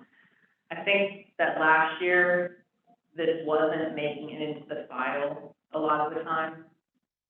It needs to go, the one that covers the current plan year under audit needs to go at 4203. And it usually is something that gets updated every year, right? Sometimes you'll see ones that have like a longer term, like 5 years or something, but typically it's an annual contract. So make sure that that's being pulled in. Now, to Josh's point, make sure you're getting the correct document, because a lot of the time fiduciary insurance can be confused for the fidelity bond, which is a totally different thing. Like the fiduciary insurance, I guess the best way to describe that is it's kind of making sure that they're, like if they do something wrong, they are covered and, they don't have to pay out a bunch of money or something like that. The fidelity bond is related to the actual plan, and typically it's part of the corporate employee theft crime coverage. So you need like the actual corporate insurance policy, not, if they try to give you fiduciary insurance, that's not what it is. And so you're looking for the word crime coverage, right? And you're looking for the word employee theft. And then a lot of times in like the fine print, there will be a specific ERISA clause that may even adjust that employee theft crime coverage specifically for ERISA plans. So maybe, for example, they might have like $100,000 in employee theft crime coverage, but then there's a special clause that says, related to ERISA plans, it's 10% of plan assets or 500, that whole wording where it needs to be 500,000 or 10% of plan assets, that kind of thing. So just make sure you're getting the right thing. I have seen in a couple of different instances where they do not have the appropriate coverage, and it's a reportable finding. Or, well, what, did you call that? Oh, my God, I'm sorry. What do we do? The coverage is less than 10% of the asset. Yeah, tell them to get more. And create a reportable finding, a little checkbox, green check mark. So that's one of the squishy, like, other matter things. A, not a significant deficiency, non-material weakness. You're supposed to have at least 10%. Or 500K. So make it a report. Yeah. So don't automatically think that they have what they're supposed to have, because I have definitely seen where they are not covered properly. So make sure you're getting the right thing, make sure that they have the right coverage, and make sure you're pulling in the bottle. Aaron, does everyone understand, like, it's a little confusing, the difference between fiduciary and the fidelity. I mean, fiduciary is where you didn't offer adequate investment selection, and I lost a bunch of money. Maybe they're getting sued. Yeah, and that's happened, right? Yeah. Once they've gotten sued for, EBP probably, Yeah. fiduciary. so that's the plan setup of the investments and things like that. And then fidelity is where somebody in the company sent a distribution to a dead person or whatever that, committed fraud, right? Any questions on that?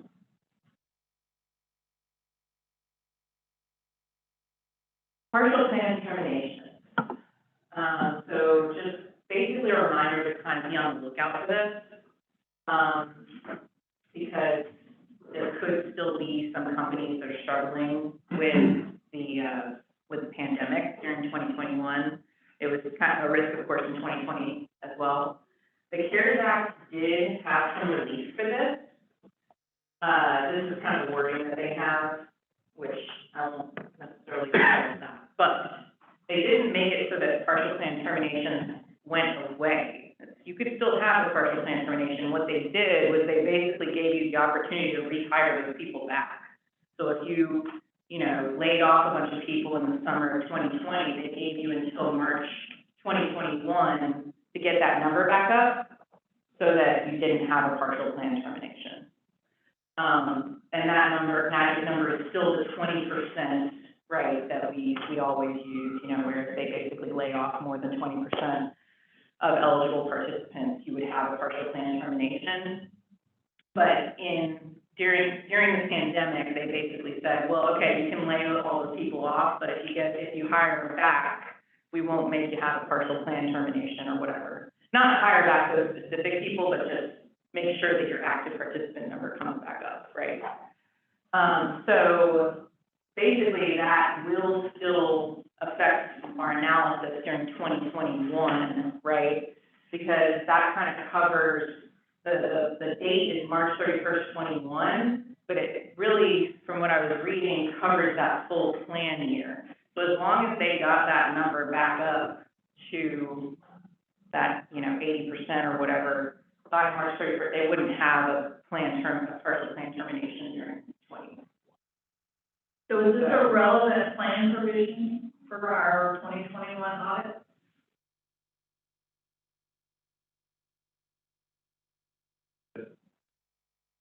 Oh, God, all around. The answer is make sure you're looking at this. And what that means, right, is they have to vet people. Yeah, so if they did have one, the people that they laid off, they would have to give them all their money. So that's a good point. If it's 100% vesting, you can't have a partial plan termination, or it doesn't matter, right? Because they're all vested anyway.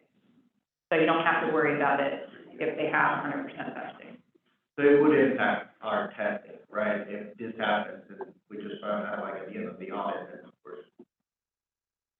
Right? Yeah, I mean, you'd hope that whoever's helping, like the TPA or something, or whoever their service providers would look at this with them, but it's not always the case. And we come in and we're like, wait, you have this?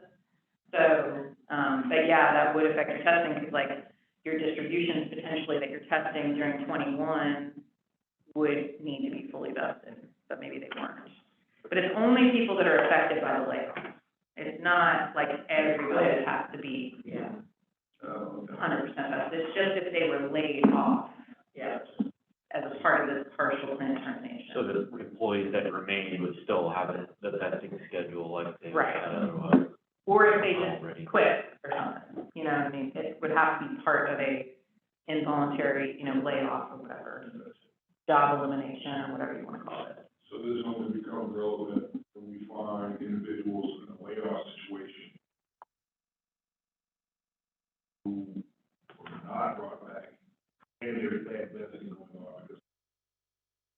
Yeah, so when I say they gave them an opportunity to bring them back with like the relief, it doesn't necessarily have to be the specific people that they laid off per se, right?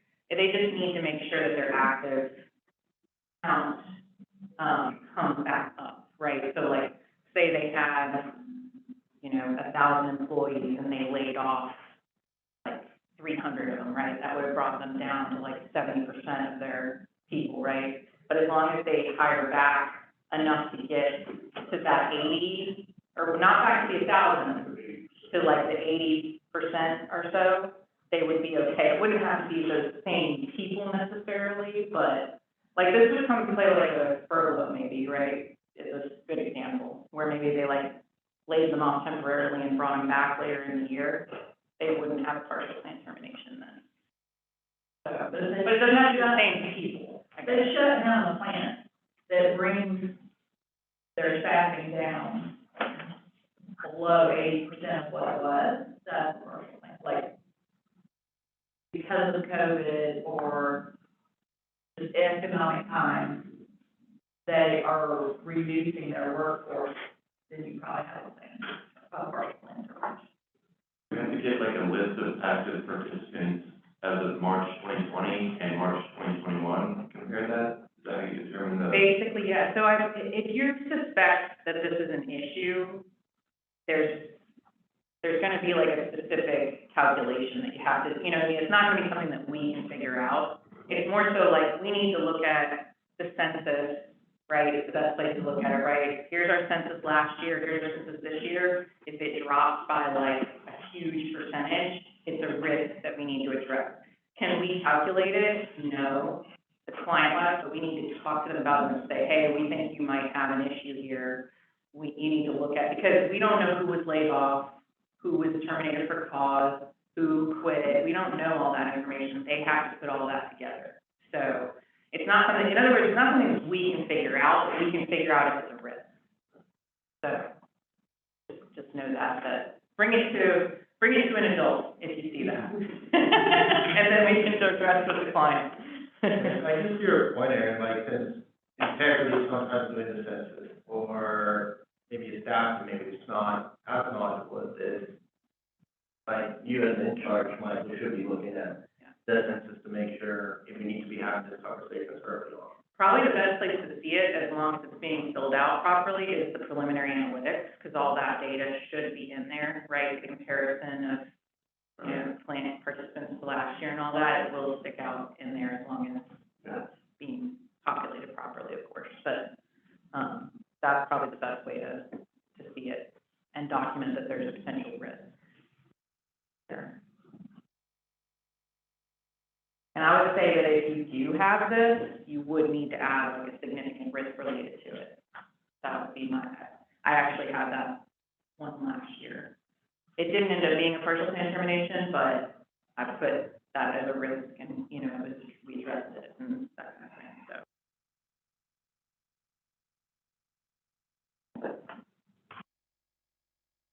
so. Okay. Shared and secure active closures need to be removed. We're done with that, right? That was just kind of a one-time thing that we added to the reports last year. So make sure you're taking that wording, any wording out. We have like a specific paragraph about it, and then it might be in your like loans. Well, your loans footnotes, just make sure you're removing anything about CARES Act. Even if it's comparative? Yeah, it's not really applicable, to this plan here, so. Probably similar to when we adopt like a new ASU or something, it typically only shows the like for 1 year, and then comparative, So for our loan testing, we're going to have that CARES Act. Yeah, I took that, so that's one of the changes that was made to the template, right? I removed all that CARES Act stuff. It was not, it was only applicable for 2020, so. Okay. We are updating the risks and uncertainties disclosure. So we used to have like a special paragraph about COVID-19, right, that talked about the specific risk about that. At this point, this is a good example from the conference that's more vague. It's just talking about, okay, yeah, there's market risk, and that includes global events, such as the pandemic or, you know, international conflicts, that can affect it too, you know, any of that stuff. So it's much more, it's not as specific as we were being before, but it still talks about the fact that there's risk related to these global things that are going on. So, But not the pandemic and not the war in the Ukraine. yeah, it's not that specific, it's just, However- these things could be happening. It's not like Russia doing this, it's like international conflict of any kind, so, even though everybody knows what you're talking about, so. But yeah, so this, I also added to that footnote wording that's out there on SharePoint, so make sure you're using that when you're drafting reports, and you can just copy and paste it directly out of there. Okay. General reminders. What is the one thing you never do in a casework file? Who can answer this for me? Files, file, dual version on it. Yes. There we go. Absolutely dry. Don't do it. And I'm actually still finding problems with it where like files are like broken and I have to send them off to RSM. That's a good point actually now that I'm thinking about that. If you see a file where the drop-down boxes are like blank, like in the case view document, and you can't select anything, that file's broken, you need to send it off to RSM and get them to fix it. And the reason that that's happening is because of what I'm talking about. So please do not copy from other files.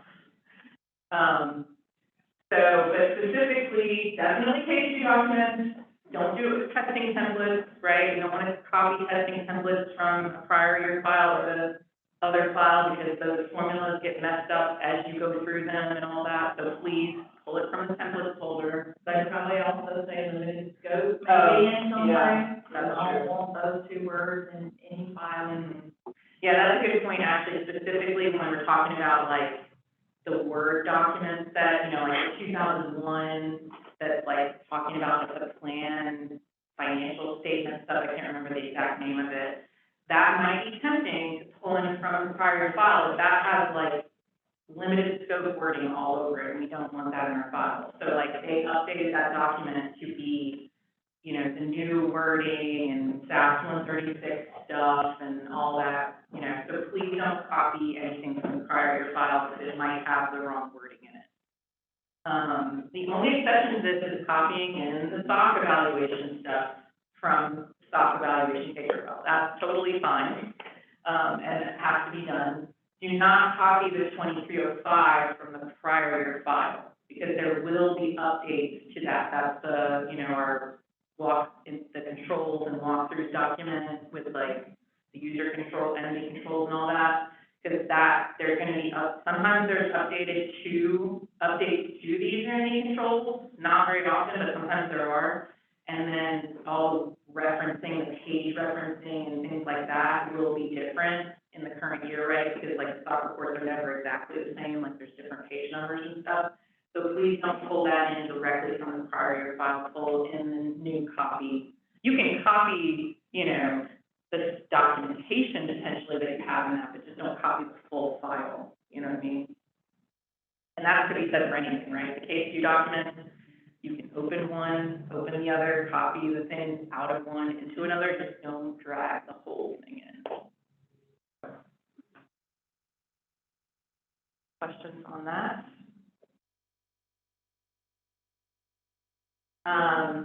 Just wanted a reminder about the stuff we've already been kind of talking about, it, that the EBP implementation channel, like, has a bunch of useful documents in there, like in that folder. On SharePoint, there's control questionnaire for new plans that you can send to clients, the engagement tool, our friendly engagement tool that everybody loves, right, that everybody should be looking at and using is in there. Standard wording for filling out some of the work papers is in there. That new footnote wording that I was talking about is in there. And then there's generally some just helpful, useful tools like, you know, late remittance and operational failure reporting. And there's a flow chart that kind of says if you have this situation, do this, you know, kind of walks you through how to report that stuff, that's really useful. There's a report template in there if you need a new report, like a starting point.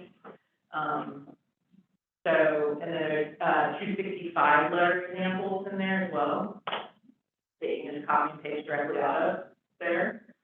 And just to note that these are all like living documents. Don't make copies of them on your hard drive because we'll be like kind of updating them as the season goes on for anything new. So you want to just access them from here. Don't make a copy because it could change. So, Don't edit them either. yeah, don't edit them. Okay. We'll have to get the reports out there. Yeah, those will be out, well, I'm gonna put those in that'll be in template folder on SharePoint. So that'll be in like a separate place, but yeah, we'll get them out there for you guys. Just specifically the engagement tool, utilize it, it's great. It has like information on what TPAs we can use the bot for, where you don't have to go out and download everything automatically. You can just tell me, I got your password, I can do it for you. Audit Miner, we can use Audit Miner for it. If you have a plan, where you want to use Audit Miner, just let me know and I can get you the instructions on what reports need to be downloaded and then we send it off. What exactly does Audit Miner do? Yes.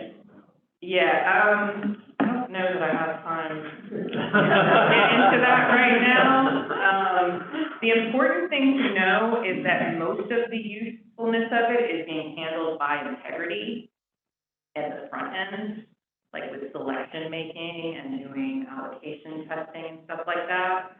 So from your perspective, what you need to know is that it's like a nice little clean templates for everything that looks all exactly the same.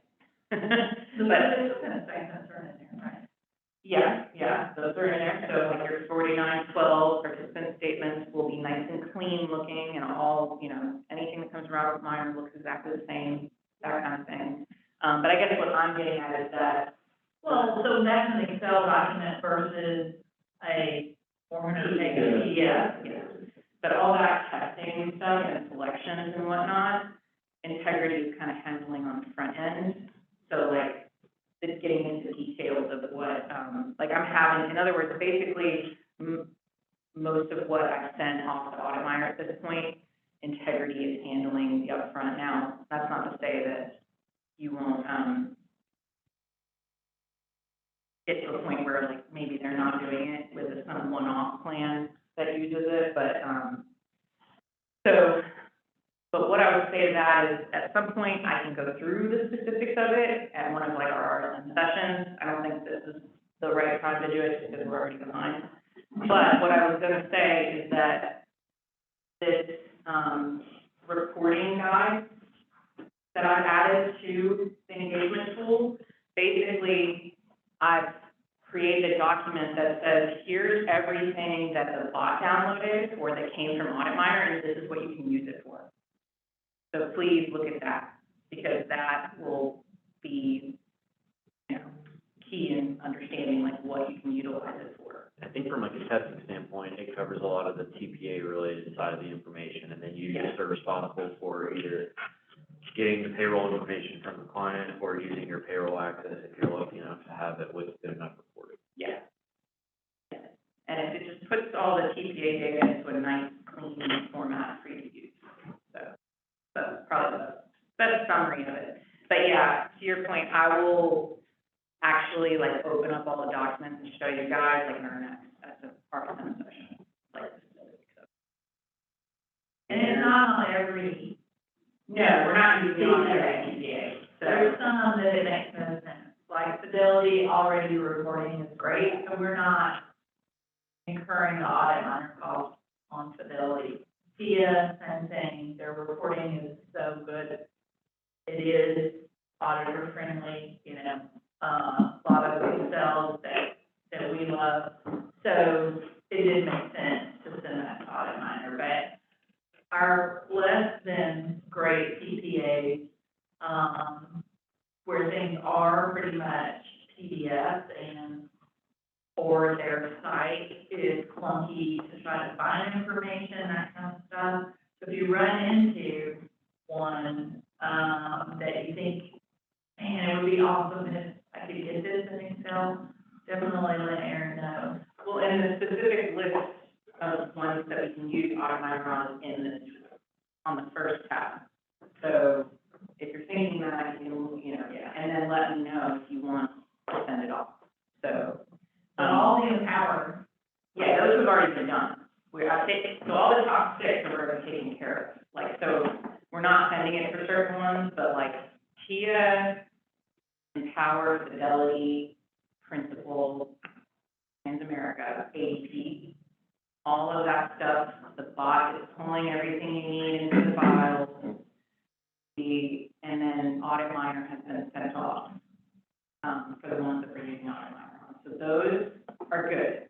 If you're outside of that top 6, you gotta, I can't help you with, you know what I mean? Like, you gotta let me know, you gotta go out and grab the audit package, and you gotta tell me, you know, that kind of thing. But that's like 100 of our plans, what I just described. So that's the vast majority of our plans that are already started and like moving along, so. Hey, Aaron, what, is it in there or somewhere else we were talking about the other day, I think the list of what all we're getting Integrity to help us with? Yes, Where is it? yeah, so that's what, actually, I should have had that as a bullet point, because one of the tabs in here is the nice, what do we call it, David? Is it like a specific name for that spreadsheet? Work paper manager. Work paper manager, that like basically says like Integrity does this, or we'll need to do it, that kind of thing. There's also a client communication template in there. You can just copy and paste it into an email and send it to your client, like go ahead and get your whatever you need, the census and like the audit package, that kind of thing. So please go ahead and like send those for ones that you haven't already. There's documentation screenshots, like this is exactly how the SARA should be filled out. This is exactly how the sampling form should be filled out. It's like, you know, just look at it, copy paste, super simple. There's standard questions to ask the client. Guidance on completing certain work papers even, like, you know, that will help you more easily fill them out. And then, of course, what I was talking about, the file setup instructions for those top 6, which is basically what we sent off to Integrity to get started on these files. And we have we're making it so that every file is gonna look the same, right? Like, so like the 1090, like the trust statements and certification is gonna look the same for every single TIA plan. And like the files in there for distribution, testing, selections, and loans, and like we kind of standardized it, like it's all gonna look the same. Now, it won't look the same between TIA and Power and, you know, but within those TPAs, like you're gonna get in there and you're gonna see the exact same thing in every file. So it'll be much easier to follow. And I put those instructions in there just so that you guys look at that reference and know what we told them to do, to make sure that, you know, that it looks right, and just so that you guys understand. And then, of course, the reporting guide, which tells you what I was just saying, everything that's been pulled into the purge section, what you can use it for, because there's a lot of documents that the bot is pulling that will help you with your testing, right? Whereas maybe before you were going out to the website and like looking up someone's deferral percentage or something, there is a deferral percentage change log in the purge section ready for you to open it, do your testing. That's the kind of thing that I'm talking about, is like look, please use that reporting guide, because it will help you greatly in doing your testing. It tells you exactly, okay, you have this document, you can use it here. Yeah. There's a lot of like good distribution information too, to figure out like vesting, taxes and all that stuff. That's typically a little hidden for some CBA. Exactly. Yeah, so like basically for these top 6 CPAs, you shouldn't have to really go out to the website that much. Think of it that way. Everything that you need to do your testing should be in the file already when you get in there and do it. So, awesome, right?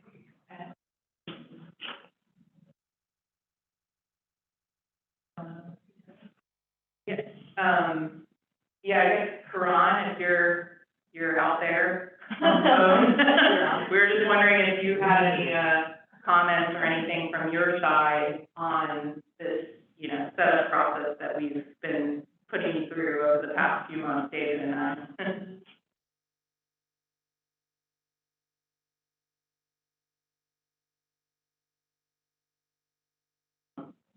That was great. I think it was great, yeah.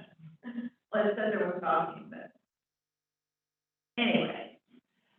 So this is maybe not where we were gonna say this, but this is a pretty exciting statistic. We had Josh pull ERISA time in 2022 through yesterday compared to ERISA time 2021 at the same period. And we have,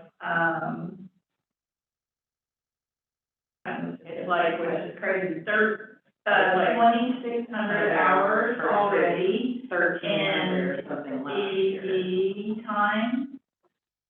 Versus a year ago was, 1,300 hours. So we're like double. So we're at double, approximately in the current year, that 1,300 that we're up has all been done by integrity. So we are way ahead of last year. And also something to consider in there is that last year we were dealing with implementation, so. Yeah. But we're further ahead. We're even Yeah, further along, because the hours were, you know, loaded last year or whatever, so yeah, so we're moving along, so is there anything else? you want? Yeah. So any other questions on any of my miscellaneous section?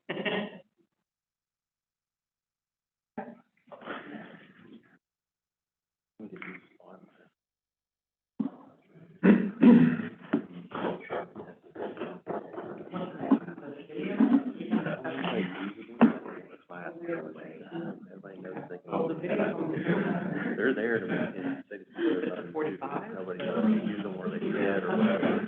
Yeah. Well, Oh, yeah. where is it right now? We might take we're about to watch, Josh's sampling video, so we may Yeah. see if lunch is already here. Yeah. It's just kind of like 5,500. 5 minutes. Related inquiries. You want me to knock the Programs. 403B thing? Can we do that quickly? Like, Before? right, Okay, exactly. maybe 10. Okay, yeah, and Okay. then we'll just, so the plan is to continue through lunch. So we'll just watch Josh's, sampling video during lunch, David can do his 403B stuff. All right, so I'll try to keep this to 6 minutes, because, well, you don't have, So we can shut that up. yeah. Which is, Yeah, you can open this, which one, this one? doesn't matter. I mean, I didn't edit any of the Oh, slides. yeah. The risk assessment. Okay, so I think most everybody in here works on a 403B plan. But Yeah. taking quick glance. So 403Bs and 401Ks largely are very similar, but they do have some nuances and some just kind of overall wackiness going on with them. The thing to know about 403Bs is prior to 2009, nothing was done with them. So it's kind of the wild, wild west from a standpoint of all these people's money was out there and being administered by various custodians, but there was never any audits or anything done with it. It was just kind of there. And so the DOL told folks back in 2007, get ready, in 2009, you're gonna have to be audited. You have to get your plans restated. All of your custodians need to go out and make sure that they've got all of the contracts related to, you know, your plan sponsor aggregated and that they're properly tracking them. And so a lot of people are running around with their head on fire for those 2 years to kind of get their act together and get everything cleaned up. Of course, the one that's kind of near and dear to our heart is TIA-CREF because, I mean, it's the majority of the monies that are out there for 403B assets. So 403Bs include nonprofits, churches, and governmental organizations. There are some instances where you have nonprofits that have 401k plans, but I think I've only got one that has a 401k plan. And, okay, we have two. Are you talking about the same one? I'm talking about the colony. Oh, okay, well, the GAPS line. Not The old, 401k. the old. Oh, that one, okay, yeah, okay. Guess I've got two. But, so as they were going through and aggregating all this data, it was a pretty daunting task, as you would imagine, because these plans have been in existence since the 60s, and nobody had really been keeping track of them. So the DOL came out and told folks, any contracts for employees who terminated before 2009, you can exclude from your plan's assets. And because they had set up that provision that is out there, a lot of people have been able to avoid having to have an audit requirement. And so we've seen that a lot with our folks over at New Pinnacle. They understand that provision. They help their clients handle it appropriately, but eventually what ends up happening is you end up getting over that 120 mark, and that's when the audit requirements start for you. And so another issue with 403B plans is the whole church organization aspect of things. If you are a church organization, you do not have to file 5500. And one of the, it's, I would say, give it time, and the DOL is going to start making these churches that have more than 120 people, and then start being subject to ERISA and being audited. As a nerdy guy once said, the further away you get from the steeple, are you really a church? And, that's kind of the question that gets kicked around as to whether or not those should be included. So even, 13 years now into doing these audits, there's still weird stuff, and people are still starting to find out, hey, I probably should have been doing this 10 years ago, and I should have been audited all along. We get some of those clients. But with your 403B plans, there's some very specific provisions that relate to 403B plans that don't relate to 401k plans. And, after people have gone through and figured out, okay, I do have an audit requirement, these are the things that we look for when we're doing the 403B audits. First is that a 403B plan provides universal availability. And what that means is it's on the deferral side. So they're not forcing people to make matching dollars to everybody, but anybody who wants to participate in the plan and defer their own dollars can do so. The only exclusions that they can put out there are related to, like in the instance of our schools, they can exclude students, they can exclude people with less than 20 hours a week, and they can also exclude people who would only contribute $200 or less. So there's some nuances there on the eligibility testing side that we have to, stay in tune with. But for the most part, our clients have done a pretty good job of laying out their plan provisions to specifically address that and exclude those people. So it typically is not a tremendous impact for us.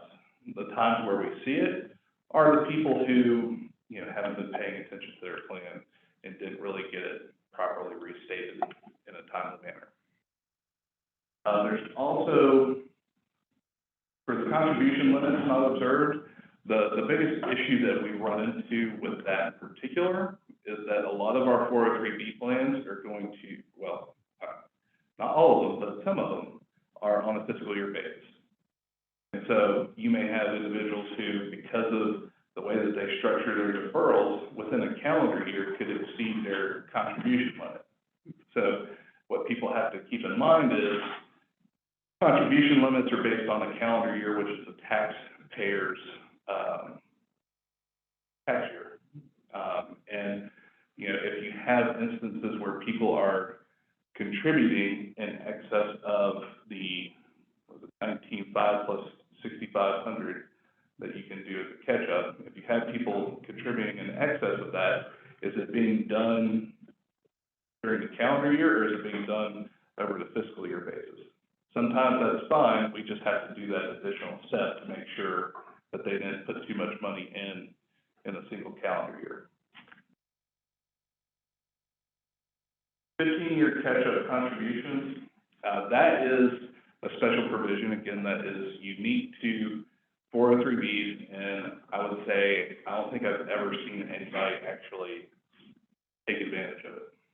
So if you are over the age of 50, and you have worked at an organization for over 15 years, then you have the ability to do an additional catch-up, or it's not even really a catch-up contribution, it's an additional contribution to the plan of, I think it's $3,000 a year extra that you can do.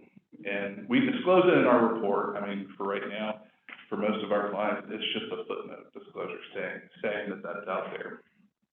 But it's not typical to see people who go in excess of your standard 19.5 plus your catch-up plus this additional provision. It's not something that happens frequently. But the point is that it is out there, and as soon as we let our guard down and not look for it, someone will do it. So just something to keep in the back, tucked away in the back of your mind. The required minimum contribution errors, or the required minimum, that should exist, yeah, hence the RMD. That should be required minimum distributions. That's the same rules that we've got for 401K plans from a standpoint of once you're over, well, it's changed with CARES Act, but typically 70.5. Take out a minimum amount, it's kind of the same thing here.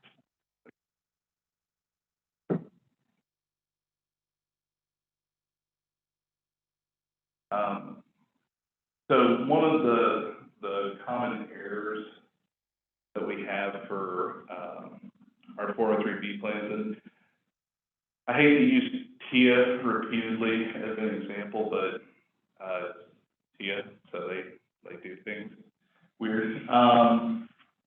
You know, we've run into instances where employees want to defer to the plan and they start having money withheld from their paychecks, but because they haven't set up an account with TIA-CREF, that TIA won't accept the money. And so you run into these instances where employees have been withholding money and it doesn't get into the plan in a timely manner, and you end up with significant prohibited transactions. You also run into issues where people were not properly made aware of their eligibility, which, you know, that's really no different with our 401K plans, but you know, when you have that happen, you've got an operational failure and corrective measures to be done. And one thing that we learned as we were going through this is that 403B plans actually have their own IRS fix-it guide. So we've got one for 401Ks. Apparently they felt like 403Bs were special enough to do the same. So if we come across any operational errors, first, we should encourage them to consult their risk attorney and, you know, their other plan advisors to assist with this, but also if they say, well, we don't know what to look at, that 403B guide is out there for them to use. And it's very simply just Google IRS 403B Fix-It Guide, and it'll say this site was last visited by David Lee.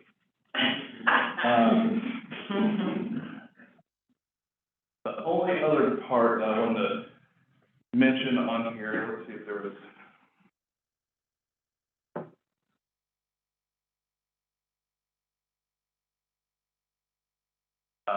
The only other part to mention on here is that, again, TIA-CREF is kind of the trendsetter for a lot of what happens in the 403B world. And in the past, they had what they called plan loans set up, where typically in a 401K plan, you just borrow money from yourself if there's a loan program. Well, under TIA-CREF, if you were to take out a loan, you would borrow the money from TIA-CREF, and your investments in the plan just serve as collateral for the loan.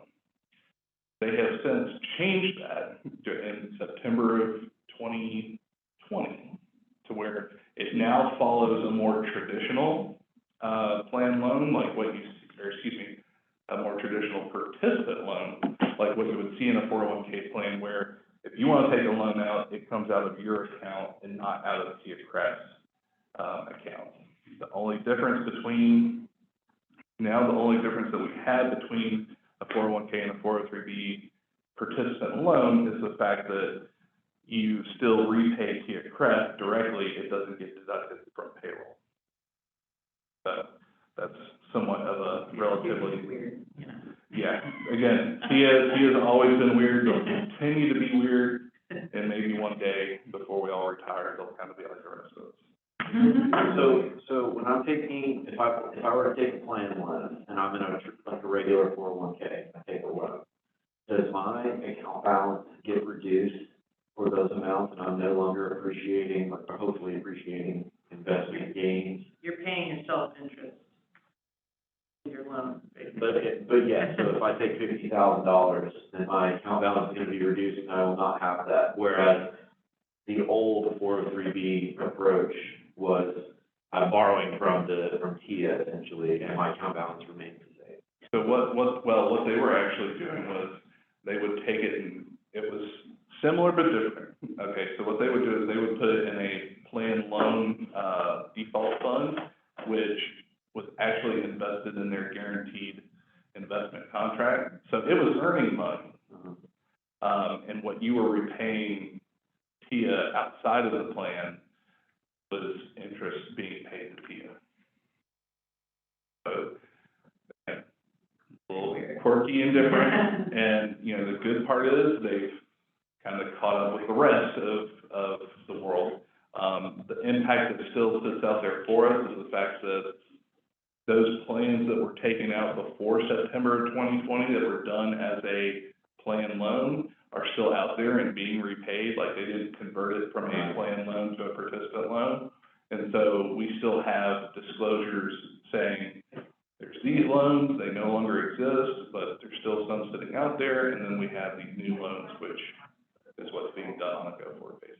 So when you take a traditional 401k loan, like you just said, there's no cost associated with taking a loan effectively, because when you pay it back, you're paying yourself back $50. Well, you're paying yourself interest, but you probably earn more from the market. Right, Like, yeah, your foregoing interest that. That's like usually like the prime rate or 1% above the prime rate or whatever, you get more in the market. Mhm. So you're not getting as much, but Gotcha. that's supposed to kind of help the fact that you're taking some money out, right? You're kind of paying yourself interest. Is that all? I guess. That has a weird plan. Or where you're paying yourself back interest? Well, I mean, that's That's how, all yeah, that's how, That's a yeah. number anyway. Yeah, you're basically paying yourself back, right? You took this money out, but you ultimately have to pay it back into your account with interest, so. That's why in term, it becomes an in distribution, because you no longer pay it, but you got it. Right, right. I forgot one of the most important things before we break for lunch. 403B plan is another unique aspect of it, is that you can have multiple custodians. So that's near and dear to Josh's heart, because Mount Parent, I think, has 5. And that was the reason why they came up with that provision for excluding pre-2009 contracts, because there were some places where they would say, you gotta put your money wherever you like, and you could have 10 to 20 custodians. Who came up with that? I don't know. That sounds like a good idea. Most of the custodians, though, they're not, I mean, they're just holding assets that have been sitting out there, and there's no contributions or anything. Yeah. There's really nothing to test. Yeah, there's not much, there might be distributions or something, yeah. No distributions, no, But it's a pain in the neck to track down all that garbage and put it in the. tied out and. Mhm. Yeah, so. Okay, we're gonna take, can we just take you in? Use your restroom, grab your lunch, and then come back, remote audience, and we will do the same thing for our working lunch. Yeah.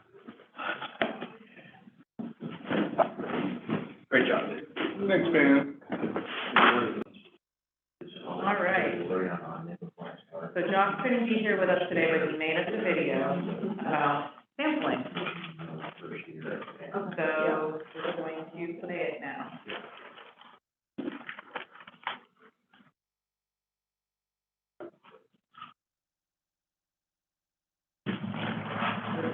Hello. The purpose of this training video is to go over Smith and Howard's methodology for EBP sampling. What you see in front of you is the standard EBP sampling form. Which form has 3 tabs, the first of which is our tailoring questions tab. These questions determine what accounts are significant and what accounts are insignificant for testing purposes. For purposes of this video, we're going to work with these sets of facts and circumstances. We're going to assume that performance materiality is 150,000, that there are 100 new hires, that there are 40 terminations, and that there are 500 total employees. There are 80 employees contributing into the plan for a total of 250,000. 60 participants receive matching funds for a total of 200,000. 30 participants receive distributions totaling 800,000. There was 1 rollover into the plan totaling 10,000. And there were 2 new loans totaling 20,000. We will use this set of facts while completing the example sampling form within this video. Our first set of tailoring questions has to do with most receivable from participants or participant loans. Are those receivable from participants significant to the form? What is considered significant to this form are items greater than PDM of 150,000. In this scenario, new loans are 20,000 and are thus insignificant. Typically, loans are insignificant due to the low dollar value of new loans. For the vast majority of our plans, this first question is answered no. The next question asks if there are any relevant plan provisions for which nitrous removal and participant loan compliance testing will be performed. This answer is always yes. We always want to test a participant loan for compliance purposes. So again, if there are any participant loans allowed in the plan, this second question is always answered yes.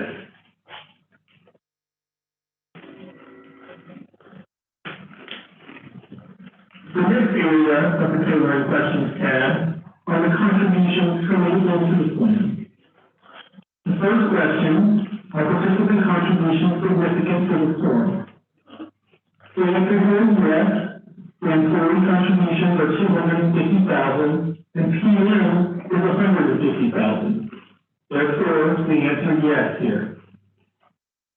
The next question, and the third question, as or deal with employee matching funds. For the purposes of this example, we are going to assume that the matching funds are discretionary, not non-discretionary.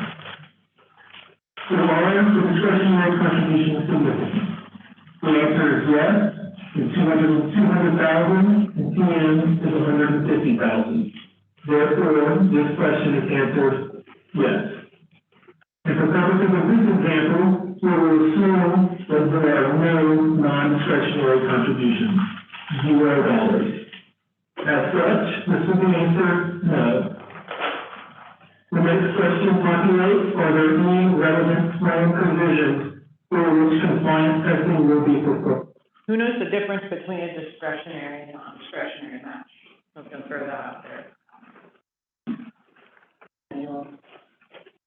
Non-discretionary is in the adoption agreement, what the match needs to be exactly, with, you know, the formula, the percentage, et cetera, versus, discretionary is, the employer decides based on the plan year, you know, assuming that it'll be, you know, allocated to all participants in an equitable way. Can you ever have both? What's an example? There you go. Okay, so what's an example where you have both? Is discretionary always paid like one time at the end of the year? No, you can do it, all it means is that they basically can decide what it is at any given point, it's not specifically in the plan document. So they could say, we want it to be 3% this year, but we want it to be 4% the following year, or something like that. But the front document would say, right, that they have. Yeah, it just basically says Yeah. discretionary, and there's not a specific calculation for it. Yeah. Sometimes it might say discretionary paid out annually, right? Yeah. Sometimes it might have like the Yeah, frequency. it's just not always like Yeah. that. Right. So it can be per pay period. Typically a profit share. is Yeah, the that's kind of what I was period, thinking. But discretionary isn't just profit share. It can just be like, they decide what the percentages every year.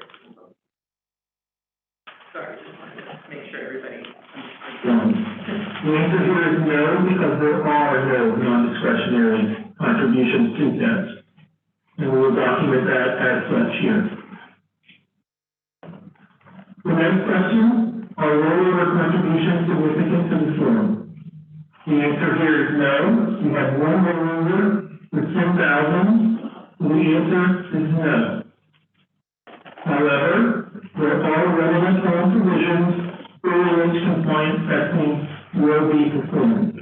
As such, this will be answered yes.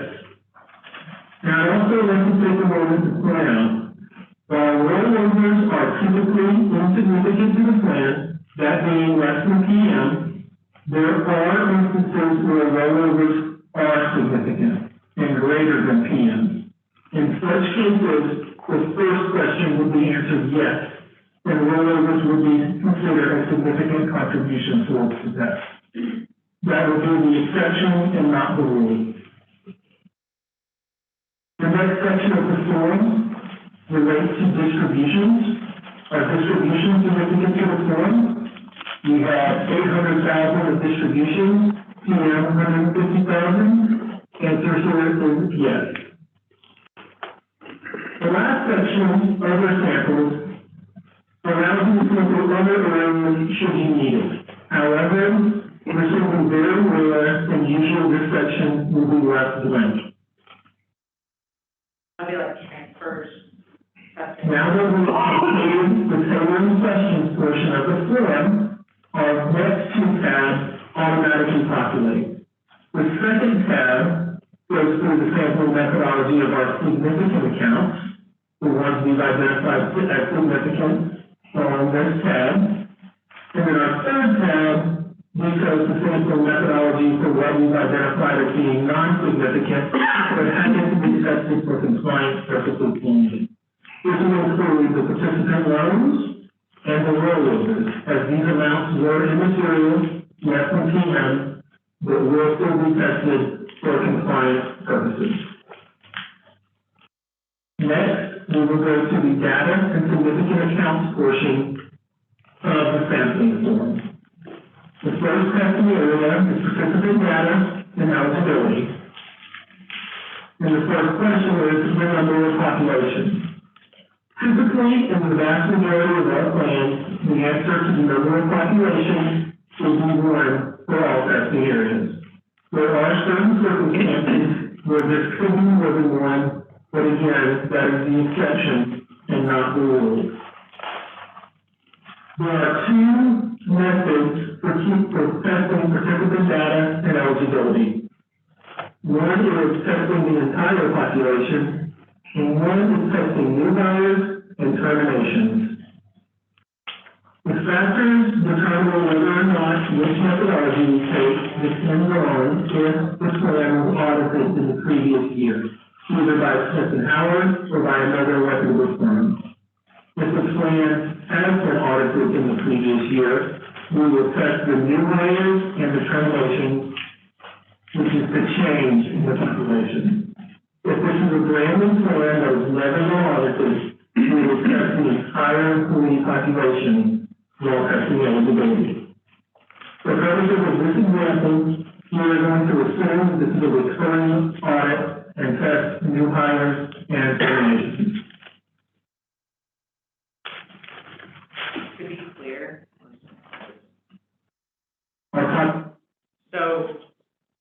not a factor of what's the smaller sample size either.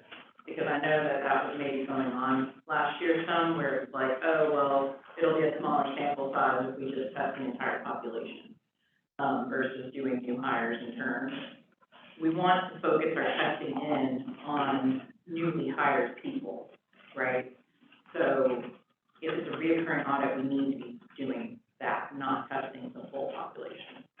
Now, the one caveat to that is that last year with terminations, we were trying to do eligibility procedures for all those terminations, right? Which was a pain in the butt, because maybe they were hired like 20 years ago or something, right? But what we've done is we've taken that piece to test out. For the terminations, we're purely testing the data and making sure that there's birth date and term date, social, right? We're not doing any of the other testing. So it's a lot easier, right? In the separate tab, I showed that in that other session that we did, there's two tabs now. There's one for eligibility testing and there's one for our just termination data testing. So don't feel like just because it's a smaller sample size to do the full population, we don't want to do that. We want to focus in on new hires for eligibility testing. It's always made it easier to test the termination, so. Because it would be, like, certain percentage, like, we have some of those terminated. Yeah, and I think he should, I have to admit that, I've not watched this, but he should be getting into that, probably now. But if he doesn't, we can talk about that. But I just wanted to make sure people were clear on that, because I know last year people were testing the entire population because it was a smaller sample size, and we don't want to do that. Population source is our census. The next line, we would link the census to the source paper, the same way we link all caseware documents. The third question asks if you are held in reliance on control. These check boxes should never be checked. I'll repeat. These check boxes should never be checked for participant data and eligibility testing. In fact, the only testing area where these boxes should be checked is the next section we will go over, participant equity account allocations. All other testing areas, these checkboxes should not be checked. But do we? All right, given the facts and circumstances in the example, we know that we have 100 new hires and 40 terminations. This calculates to 10 new hire selections and 4 terminated selections. Our selection method is typically haphazard, but it could be random or another method as appropriate. When testing new hires and terminated employees, we are allowed to dual test a certain percentage of selections. Smith and Howard's methodology allows us to take the lower amount selections and dual test 50% of those persons. In this example, there are 4 terminated employees and 10 new hire employees. The lower number being 4, we half that to get the 2, meaning that 2 of the 4 termination selections can be terminated and new hired. So again, we would just want to take 50% of the lower number, and we can use both sides of the test, the new hire and the terminated employee. The other 2 terminated employee selections should come from the population of only terminated employees and not terminated plus new hires in the same year. So that, in that instance, the 2 that are also new hires would just be on our main eligibility tab, right? And we would have the 2 that are just terminations on our termination testing tab where we're just looking at data. Does that make sense? The next section is participant equity account allocations. And again, typically, our population will be 1, but there are instances where there could be more than 1, such as multiple CPAs, Our population source is our audit package or our participant statements. Again, we will link the relevant work papers. And as mentioned earlier, this is the only testing area where we can take credit for reliance on controls. This is due to the reliance on the SOC report and there being no user entity controls that are relevant to this testing area. When this box is selected, 5 selections are automatically populated, irrespective of the dollars in this population or the number of participants. It will always be 5, and we can always default to 5. These selections for participant equity account allocations should always come from the participant statement and not the census data. Care should be given to select participants that were in the plan for the entire year.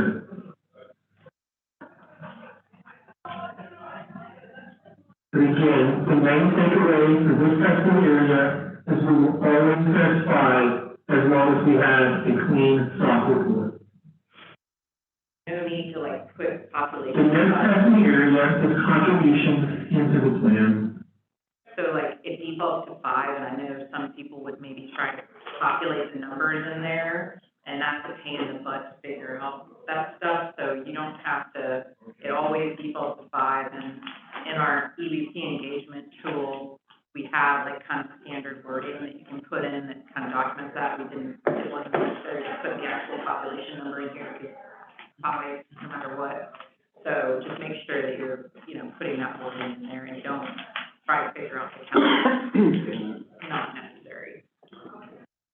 And again, typically, we only have one population. This population source is our census. We do our census with this press line here, and we do not check the reliance on control boxes. Our population units are referred by participants and our employee discretionary match. As you recall, in our facts and circumstances, we have 80 participants referring into the plan, and we have 60 participants receiving a match. Based on the 80 attribute size, the sampling form calculates a sample size of 8 based on an attribute sample. When testing significant accounts that are not participant eligibility, so when contributions are significant, when distributions are significant, and when rollovers are significant, 2 different distinct sample types must be made, and the higher of the 2 must be used. The 2 methods are attribute and monetary samples. Here, the attribute are the 80 individuals referring to the plan, and that population size is counted as 8. The general rule is 1 per 10. That is our attribute sample. Now we will calculate our monetary sample. Calculating our monetary sample can be done one of 2 ways. The first way is the 369 expedient, which should always be the default, or the non-statistical sampling form. The 369 expedient can only be used in certain circumstances. 369 stands for 3 times PM, 6 times PM. Excuse me. The 369 expedient is a practical expedient to the non-statistical sample. The 369 expedient can be used as long as the account that we are testing and sampling is less than 3 times PM. Between $0 and PM, we would have a sample size of 3. If the account balance was between 1 and 2 times PM, we would have a sample size of 6. And between 2 and 3 times PM, we would have a sample size of 9. anything over 3 times, we cannot use the practical expedient, and we must use the non-statistical sampling form, which is the same form we use in our financial statement audit files. Is this form is down as form G7 in the template folder. So again, the 369 expedient allows us, as long as we count balances less than 3 times PM, not through other sampling form, and either select 3, 6, or 9 selections based on whether the balance is between 1 and 0 and 1 times, 1 and 2 times, and 2 and 3 times PM.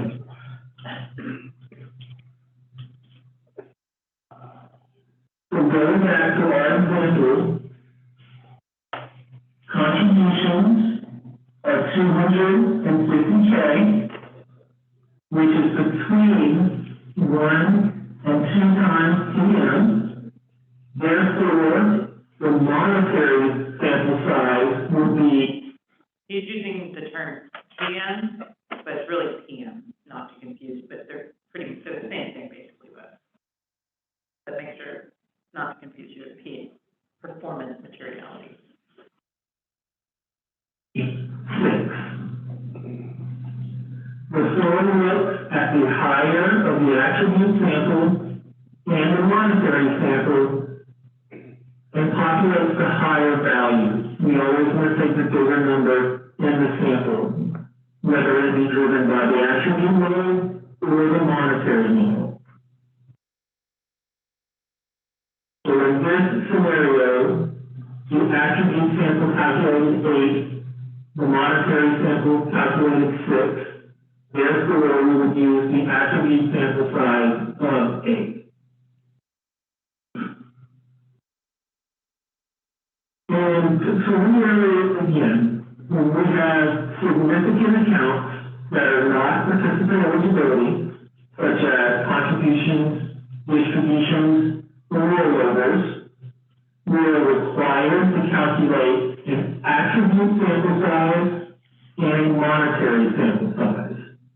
There are 2 ways to calculate the monetary sample size. One being the 369 expedient, and one being the non-statistical sampling form that we've used in our financial statement audits. After completing this part of the sampling form, we will go to the census and make our 8 contribution selections.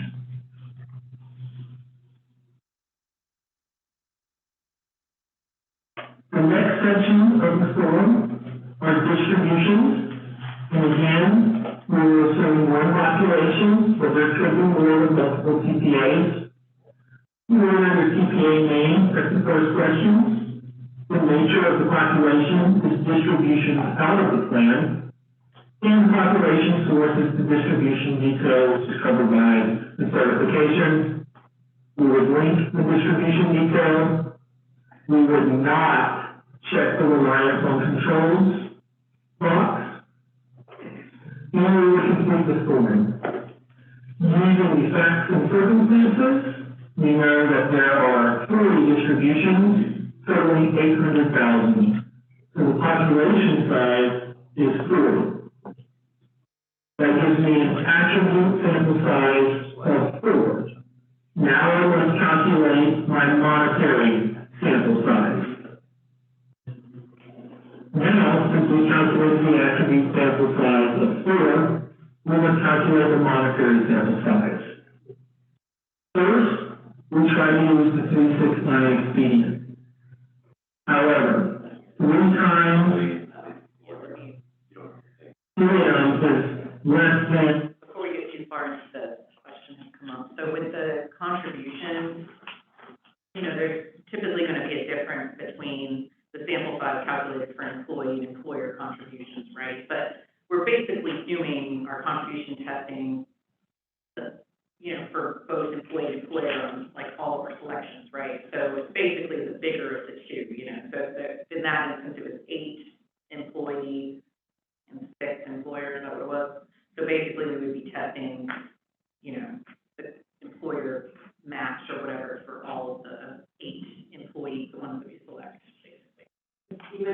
have the match target or testing that. Yeah, to me, that's, you're okay. testing, yeah, if they don't have the match, like, you're still testing the match, right? Because you're testing if they didn't get the match and they weren't supposed to get the match, right? That's kind of testing that, in essence, right? So it's not enough to go out and specifically pick 6 people that have the match separate from your employee contribution.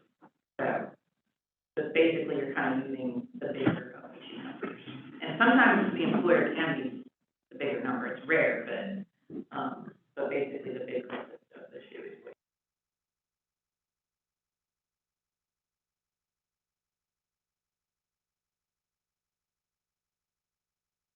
And 800,000 in distributions. Therefore, the Brunswick line expedient cannot be used. As such, we will have to go to our regular sampling form.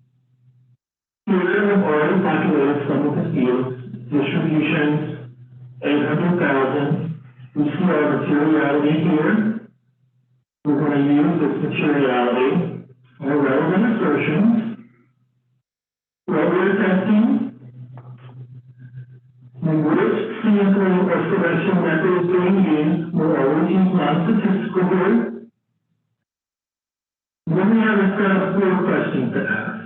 With the significant risk identified relating to the account and assertion subject to testing. So we're testing distributions here, and the answer is no, we have not identified a significant risk. However, it is important to note that if this were contribution testing and we were completing this form, this answer must be answered yes. And so we're important that this is answered correctly, as it does greatly affect the sampling size. So, for any kind of contribution related, which has a risk of revenue recognition, this answer would be yes. But for distribution testing, which is what we're doing, this answer will be no. We'll test the control people form. This answer is always no, whether you're testing distributions or contributions. We will receive no level of assurance from analytical procedures.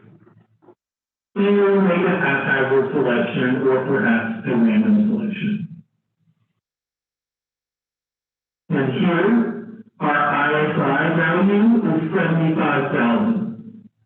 If we were to look through our distribution detail and any single distribution that was greater than 75,000, we would aggregate those amounts here.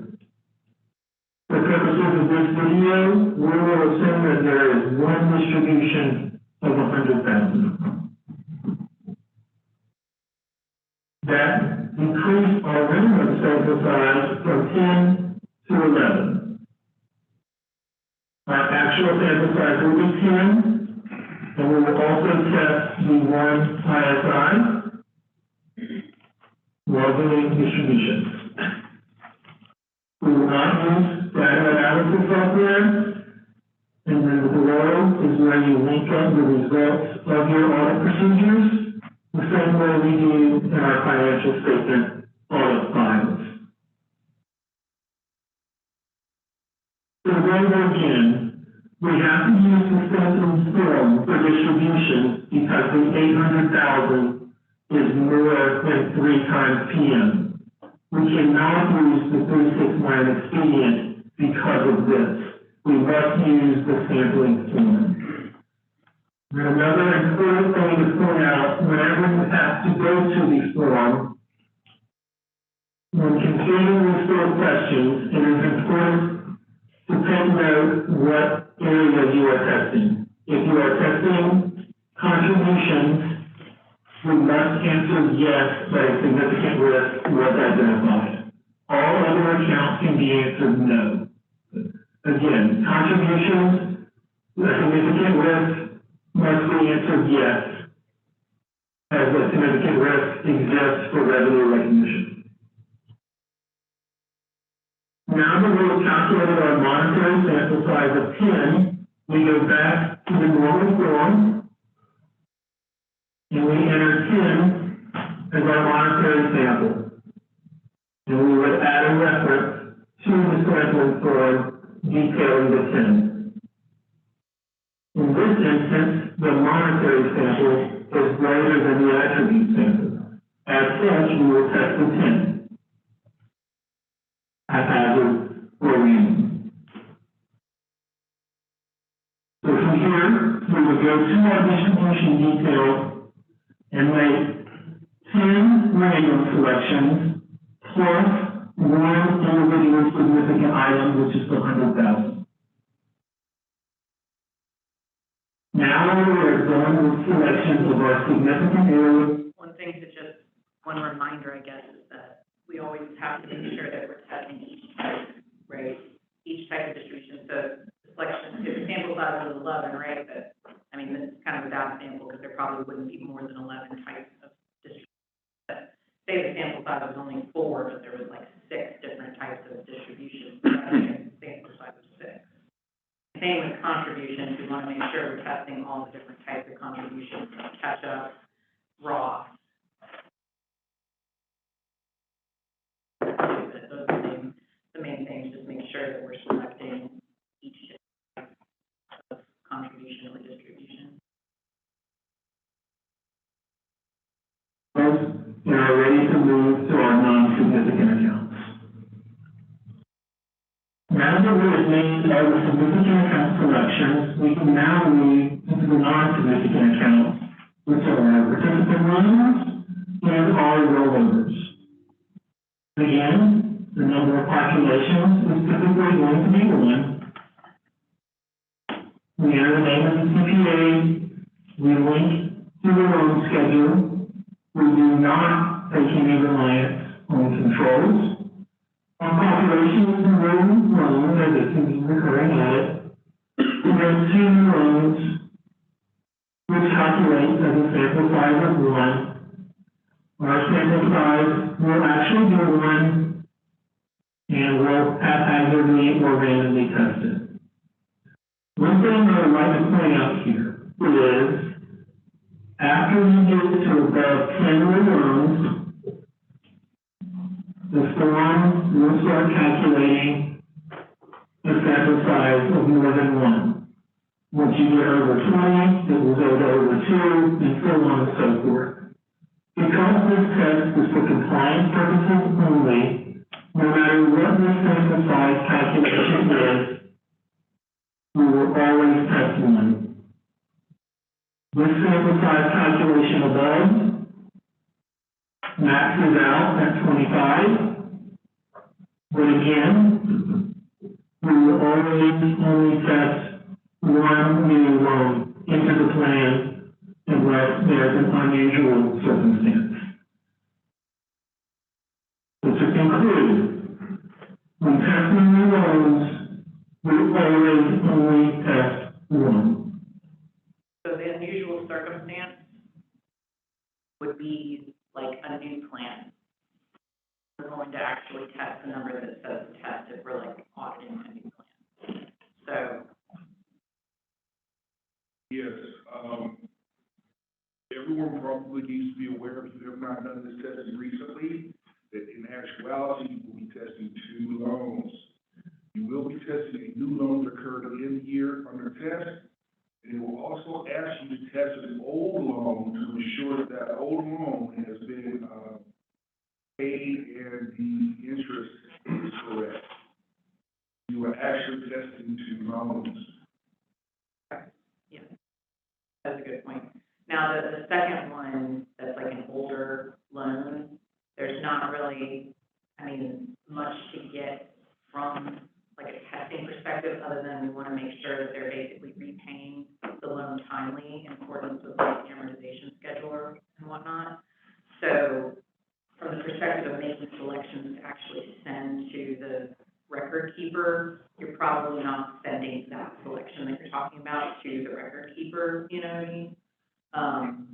But yeah, that is a good point that there is a second. So on the tailored question, isn't there a question that asks, are notes receivable significant or not? That question is kind of. So that question is irrelevant, because Yeah. as far as the methodology, it doesn't matter if they're significant. It's always a compliance test with notes receivable. Got it. I don't know why that's a thing, but never be like a non-statistical sample size that has to be calculated for loans. In other words, purely based on the count of loans. So dollar value doesn't matter. I mean, it's rare that loans would be significant anyways, but even if they are, it's still a compliance test. So. Other questions on that? Going back to that second loan, I see it in the sampling form. To really test that second loan, are you just looking at a loan that was taken out prior years, and seeing if they're paying interest on it? Well, the whole point of that second part of the testing form is to basically make sure that loans are being paid timely. So you're basically taking a loan that's been around, it could have been around for years, years or whatever. It doesn't have to be like one from like last year. Right. It can be just any loan that was there before, and you just want to make sure, we're just making sure that it's being paid in accordance with the amortization schedule. You can see that in the loan detail, I'm assuming, or? Well, yeah, I mean, you would have to look at your, I guess, if the amortization schedules aren't like readily available, you may have to like request that, or you can calculate it yourself, right? Like using Right. P-value or something. But yeah, you would just compare that to what the loan balance actually is. And make sure that it's not like way off base, that they're like not making the payments. So that's the entire, that's the whole point of that second part.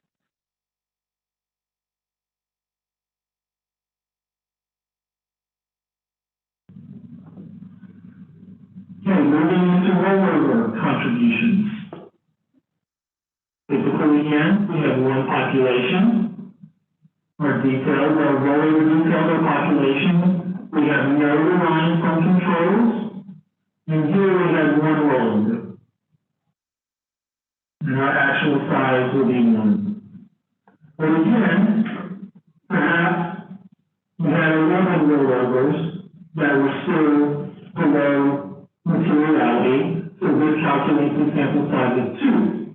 We will still only test 1 for compliance purposes. When we are testing an account balance for compliance purposes only, we will always only test 1.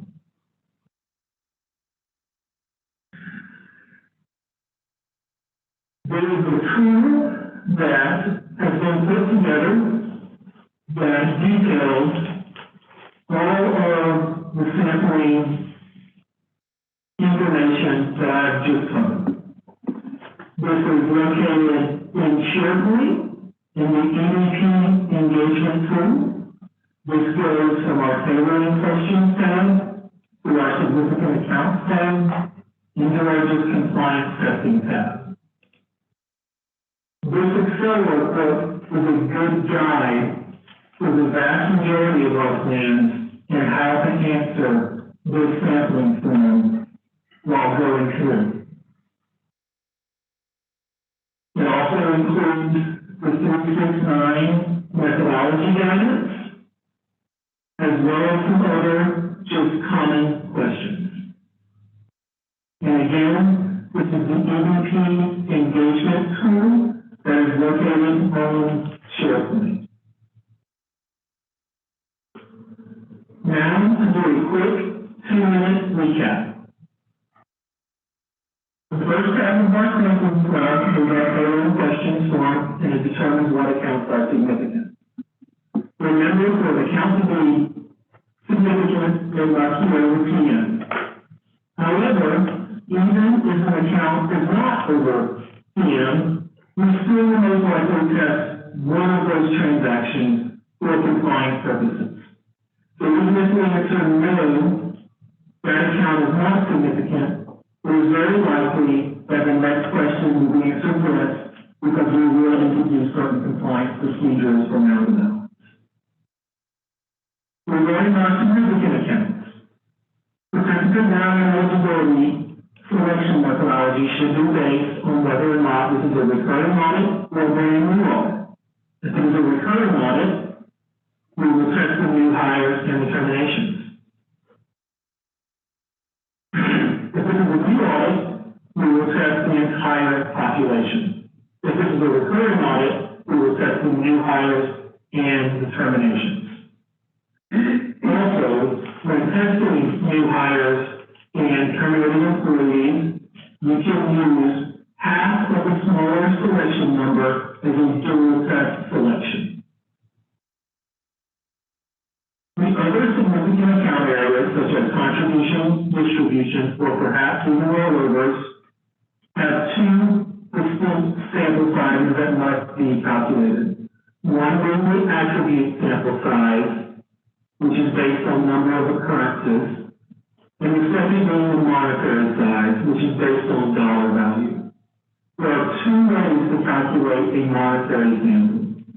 One being the 369 expedient, which is our default. We use the 369 expedient unless the account balance we are testing is more than 3 times TM. If the account balance is more than 3 times TM, we use a non-statistical sampling form.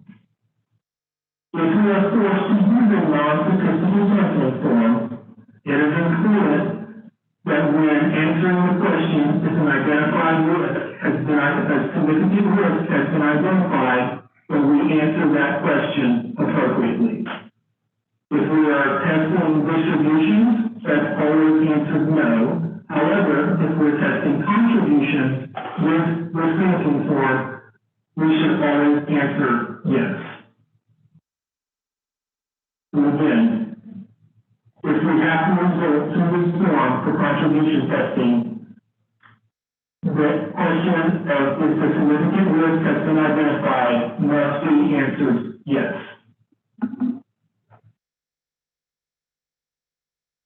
That concludes our session for today. I appreciate your attention, and please let me know if there are any questions.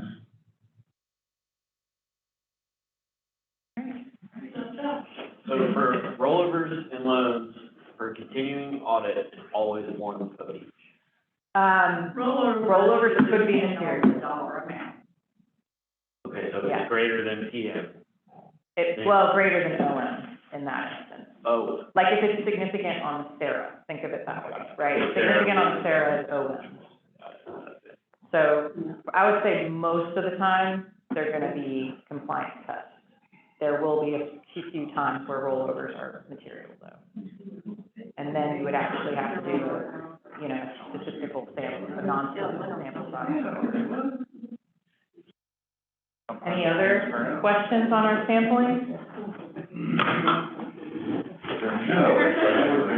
I mean, it's not like there's 21. Yeah.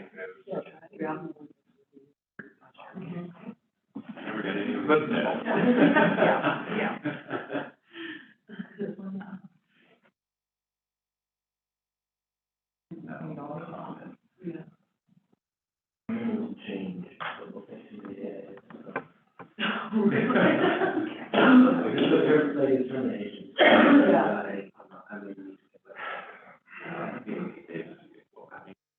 We've had enough. Yeah.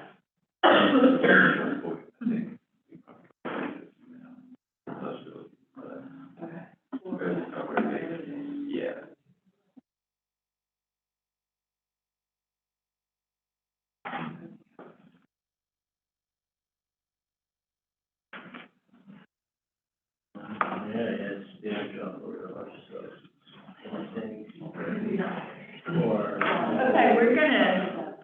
I'm gonna try to do this fairly quickly. One, because we're gonna have templates of reports and letters, available. So a lot of this is just pointing out the changes, that will already be incorporated in the various, options that you'll be able to pick from. So this is the second half of AC 703 or Task 136. We've covered all these other topics. So we're gonna start with the rep letter. Again, we've already created it, but some of the things that will be in there, excuse me, are reference to the most current plan instrument, management's responsibilities over and over and over again, including maintaining sufficient records, and so forth. As far as the rest of it, it's their acknowledgement that an ERISA Section 103A3C audit could be done, and that the investment information was correct, the certification was complete and accurate, meets all the requirements. The rep will also talk about supplemental information and that it is in compliance with DOL. We had that wording also in the past. It's just a little bit different under Section 103. I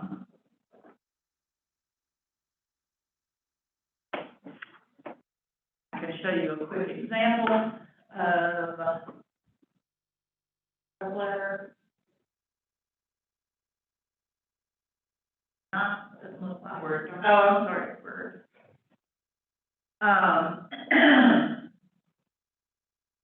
So what we did was, without the RSM template, we took videos, which was an insane document that was in PowerPoint, right? Yeah. And then had to convert it. So it was a lot of work that we didn't really need to do. But you can see the ERISA 103A3C wording is in here. And then a lot of these representations are the same, but there is a good bit about this auditing standards and management's responsibility, and as well as ours.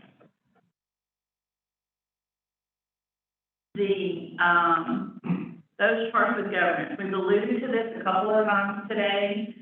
We have options to continue to do multiple letters, or we can just do one. In the original form of SAS 136, the proposal was to put all of that communication in the report.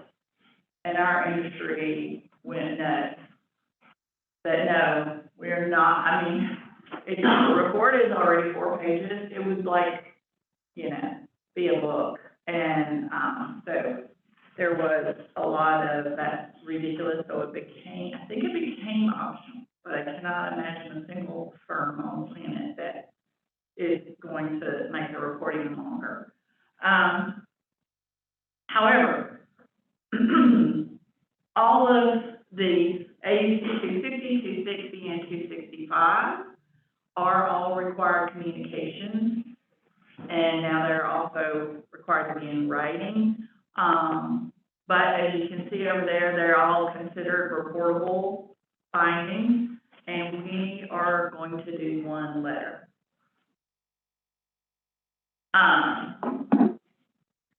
Like I said, it has to be in writing.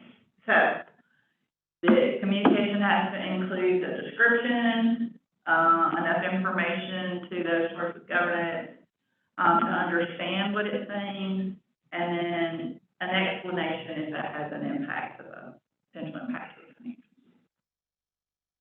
The main thing we cannot say is that there were no reportable findings. Kind of like we can say there's no material weaknesses, but we never say there were no significant deficiencies. Same thing here, we can never say there were none.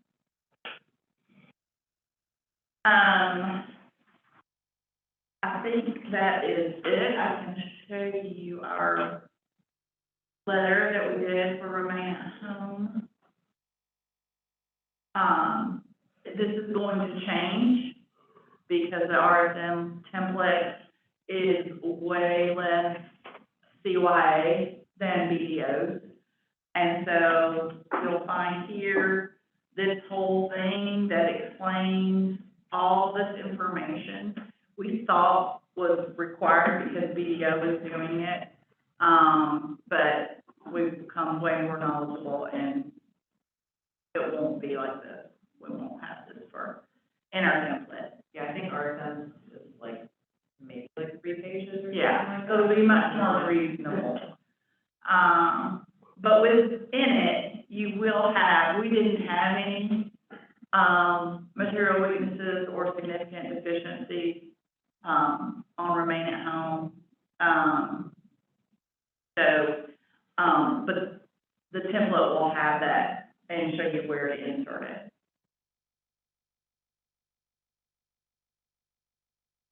Any questions on the rep letter or communication? One other thing, and maybe I mentioned it earlier today, is, don't call it 260 or 260, like just TCWG. The report, all right, here we go finally.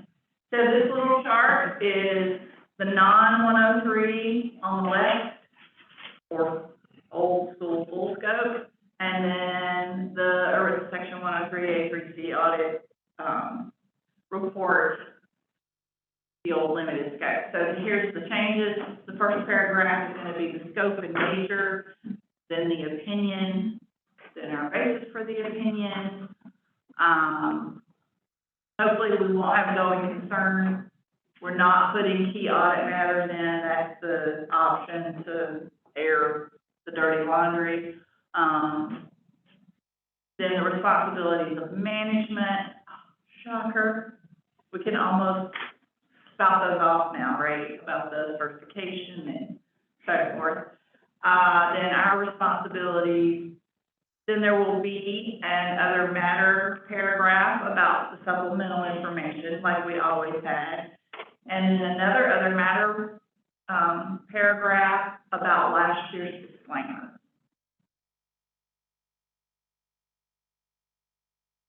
So this is just some highlights that in the first paragraph, we start out with the OSO fund or with section 103A3C reference. And immediately that management has determined that it was permissible for us to do this type of audit. One other thing you'll note is in the past, we were putting the actual TPA in our report. That's gone away.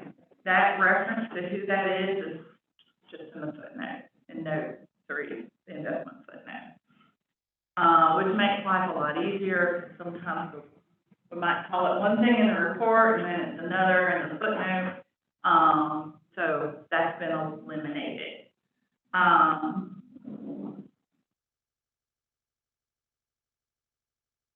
Next comes our opinion. So now we do have an opinion. That's why on the 5500 we're checking that it's no longer a disclaimer but an unmodified. However, like if you read it, it basically says we didn't do anything with the investment. But that's permissible. After that comes the basis. Then here's the OSO fund management responsibilities with plan amendment, administration, transactions, all the stuff that we're covering in that communication memo at the beginning of the audit with them.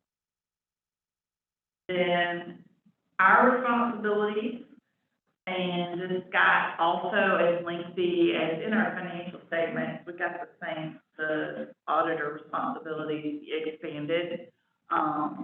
Same thing here. However, it does say that it does not extend to certified investment information. But it's okay. Then this is the other matter paragraph about supplemental schedules.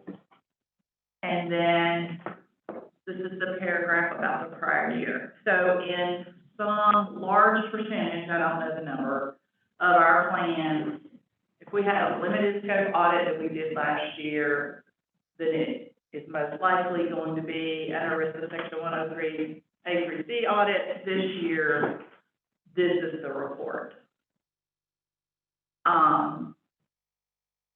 As David mentioned, we've got a few 403Bs that will continue to be a disclaimer of opinion, or a qualified opinion for those old contracts that were pre-2009. And then we also have some audits that we picked up. There's a different report for that. So they will have a prior year that was unaudited. We've also picked up plans that were audited by the predecessor firm.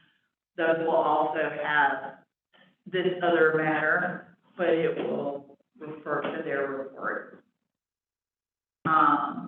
There is, this is the 403B stuff that we've already talked about with the disclaimer.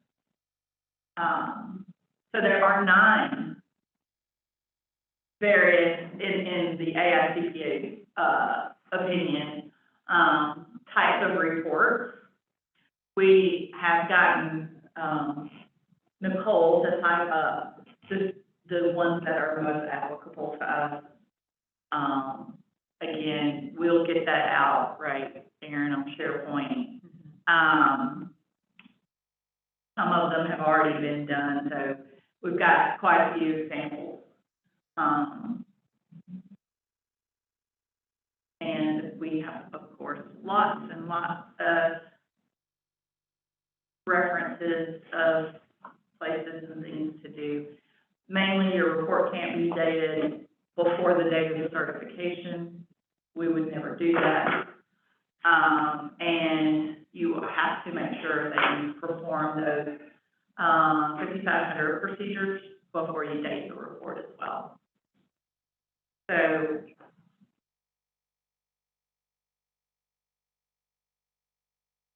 here is the report on an ERISA 103 audit current year, limited scope last year.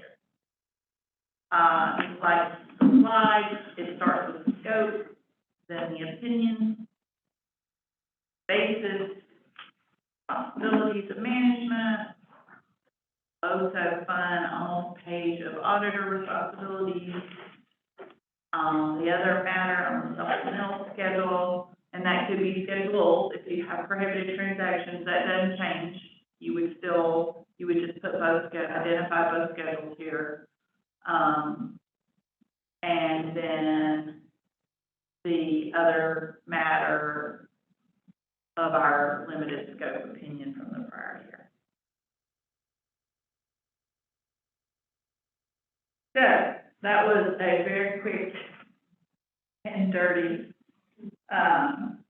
description of the report. Questions? I know I'm really fast trying to catch us up, but the templates will be out there. Do you have some sort of unique situation that we haven't thought of on that front, or welcome to part of the book and at any time? And so the templates, including for the ones that are predecessor auditor and all that kind of stuff, too, are all using. Yes, yes. So we will have the predecessor auditor and we'll have the never been audited before. I have one other situation where I have a plan that was actually started in 21, so it won't even have the unaudited prior year column, but I'm not aware of any others, because the plan started 1/1/21. Okay. Cool. No questions from that virtual audience? Awesome. Okay. Let's talk about some fraud. Can anybody come up with an example of a fraud risk in a benefit plan?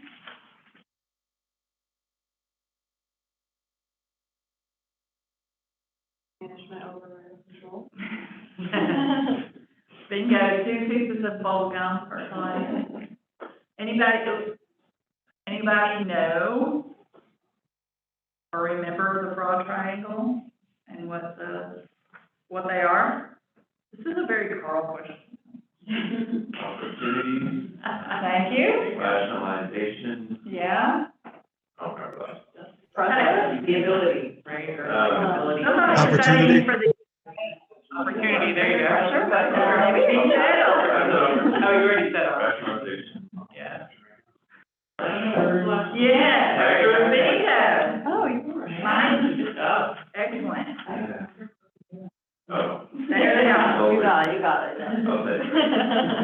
Incentives, pressure, opportunity, rationalization. So now, back to my other question. Examples? Or how about areas of vulnerability in a benefit plan?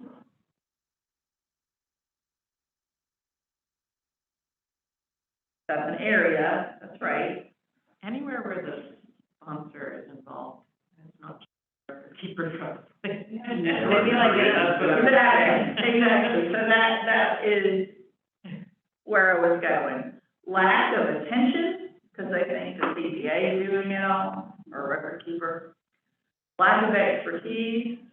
Is there a person in this room that has dealt with a client that didn't know what they were doing or what we were asking for? Every hand should be raised. Or lack of oversight because they think, oh, Fidelity's handling that. I don't have to be involved in that. Okay, how about ways, oh, no. So, this, I was gonna ask for, but in the essence of time, we'll just look at some red flags and warnings. Clearly, people like CCBA, who is being sued, hot button is a complaint from a participant. That should be a flag for us to have our fraud radar up. Now, for them, that particular case doesn't have anything to do with the current plan administration, but, in general, if your plan is, has some complaints or is filing suit, your skepticism goes up. I have a quick question, Lori. Do you know what the complaint was about? Just like curious as to what a participant might notice? Because most participants are kind of clueless, right? They just kind of put their money and don't really pay attention. So in that particular case, this is a bottler that had its own plan, and then it came into the multiple employer plan. While under the other plan, participant felt like they did not review the investments and put a particular investment on the watch list. And so he felt like, they weren't looking out for his money. And, he hired, there is a firm out in the Midwest that is just taking these on, and this is very litigious and trying to, you know, all these, well, y'all probably don't read about them quite like I think, but there's lots of litigation going on, and this firm tends to be in the middle of it, of where they've found participants that want to sue. So people that are suing, you know, bought the plan after all of that happened, so CCBA feels really good about their chances. But these are some, just examples and things to think about. For us, these are some of the risk areas. The conversation was pretty good about expenses and how Schedule C is your friend. You know, looking at who they're paying out of the plan, as well as, you know, what's that percent, of the total net assets available, or comparisons to prior year. There's some great fluctuation, some analytics there. And then, of course, in any, they have every plan area here that we audit, right? Probably distribution of the big. Yeah, please, so. Yeah, so these examples were, there was a case study in here, but, some of you, or a lot of you heard our client that had fraud of this story, but there's a lot of new faces in here, so I'm gonna take a minute to, tell it. We had a client who, had a distribution And when our senior was making the selections for distributions, of course, it was not nearly as sophisticated as what we're doing now. This person's distribution, gave her a chuckle because his name was Willie Turnip Seed. So she selected him. Just because, kind of, why not, right? Very haphazard, kind of. So, when it came to, when she got the check back, the check was made out to Willie Turnip Seed and he had endorsed it. So, but the distribution type was debt. So, how could that be, right? So, she starts talking to the plan administrator, and the plan administrator, because they like to tell stories as long as you listen, said, you know, he came in about 2 weeks before he died, and he asked me, you know, what way I could get my money. And she said, well, you could, if you take an in-service distribution, there was something that he could do that would be heavily taxed, or you die. And he said, okay, thank you. And so he left, and about 2 weeks later, she got a call from his wife or significant other. I think it was, she was pretending to be his wife, who knows, that he had died, and she wanted to start the distribution process. So, the lady, the HR lady as a client did that, but told her she, you know, would need the death certificate, proof of death.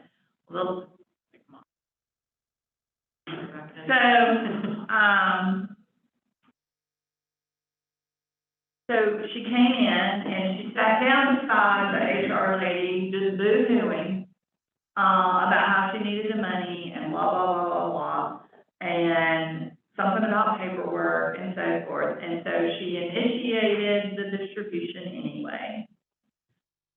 The TPA or the custodian or trustee cut the check, made it out to him, sent it to them. He endorsed it, cashed it. And disappeared. So, come to find out, it was not his name, it was not his social, it was a fraud, complete fraud.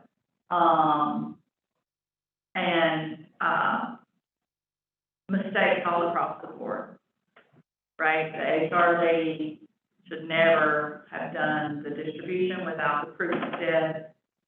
TPA should never have even made a check out to the person that died, nor they endorsed it, and the bank cashed it. So we're their personal bank. So lots of mistakes all the way around that could have been prevented with some control. Now, he didn't have very much in the 401k plan, but the client also had a life insurance policy on him that cashed out the big money for them, and the life insurance company paid as well. But So was the name like legitimate and it was just like someone impersonating that person? no, the name was made up. Huh. Yeah.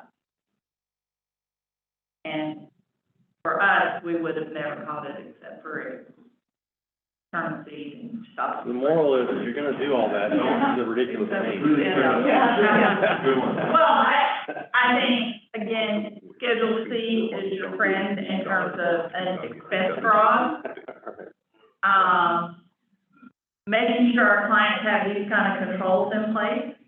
That's why we're doing walkthroughs, that's why we're looking at stuff for, that's why we're actually looking at internal controls, making sure there's some segregation of duties, making sure that they have the skills and the knowledge,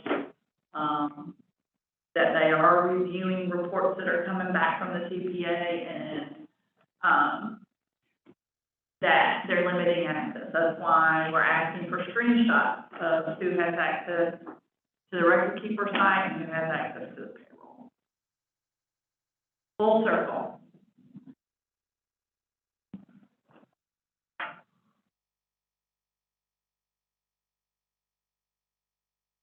We talked about all of that.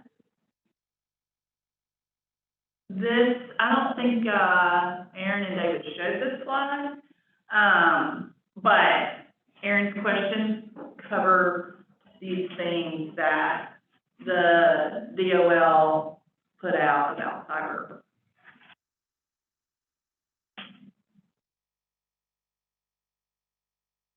Questions? Or anyone else have as cool a fraud story that they were directly related? Our story was so cool and unique, and a person on our benefit plan team told it so much it actually became an example at the conference, and went all the way up to the DOL that it had happened. I feel like they still use that example.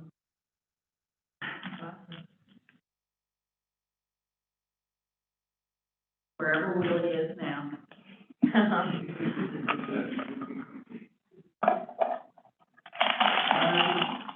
Fled the country. So that's a good promotion or a raise after that? Right.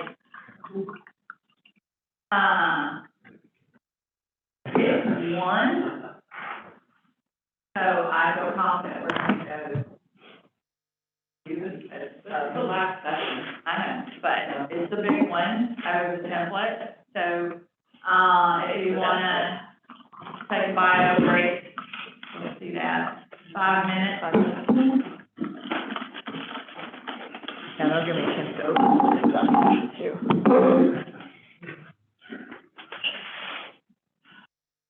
Actually, I think I need to. I'll pass these. All right. So now, the big thing, the most important session is what's actually changing in our audit work / the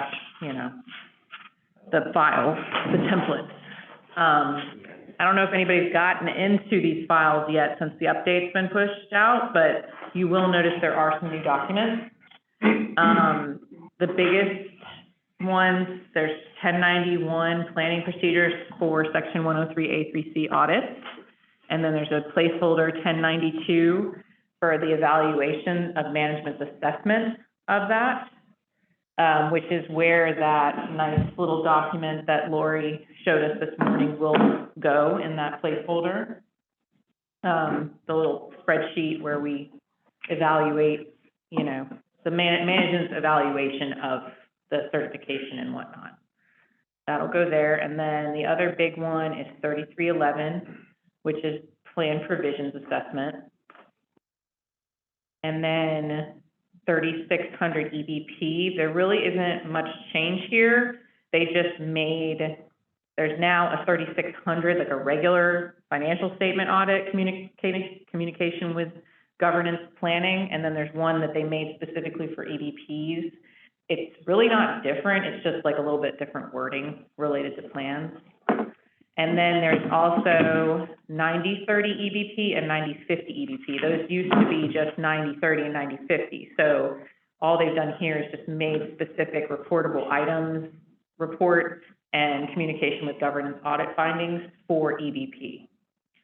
So we'll go through, but those are the major, new document changes. Now there's other changes too that we'll talk about, but those are the big ones. So first of all, I'm just gonna go down the list. So 1091 is, our planning procedures about whether an A103 or whether a section 103A3C, you gotta say that like 10 times fast to get it, right? Audit is allowable.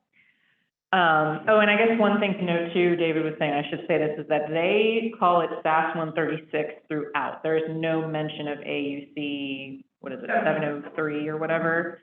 They don't say that at all. It's all SAS 136. They're like, is SAS 136 effective for this audit, that kind of thing. So just know that. Simpler. I like it. Yeah. So obviously obviously it's going to be, surprising considering Josie's the one who wrote it, basically. Yeah. book. Yeah. Josie is the RSM lady, so she's like, was part of making this, so we know we're doing it right, right? So basically this form kind of walks you through, overall, the good thing is that we were already doing everything right, okay?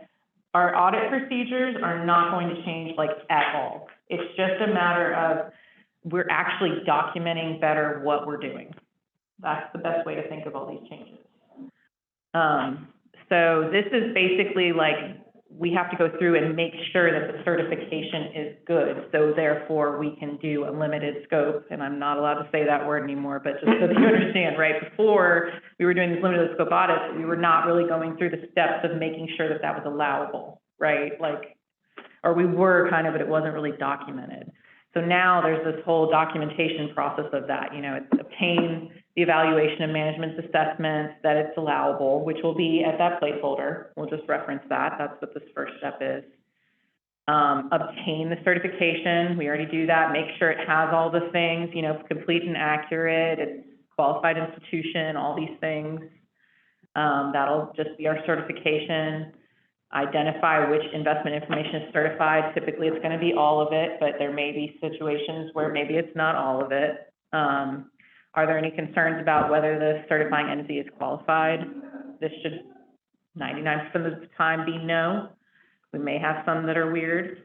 And then based on this, is it appropriate? Are there any initial concerns about the certification? And then you would say no. So this should be pretty easy to fill out. The biggest thing is going to be doing that whole thing with management, filling out that assessment and making sure that they understand what their responsibilities are and like how their investments are valued and whatnot. So, any questions on this form? Okay.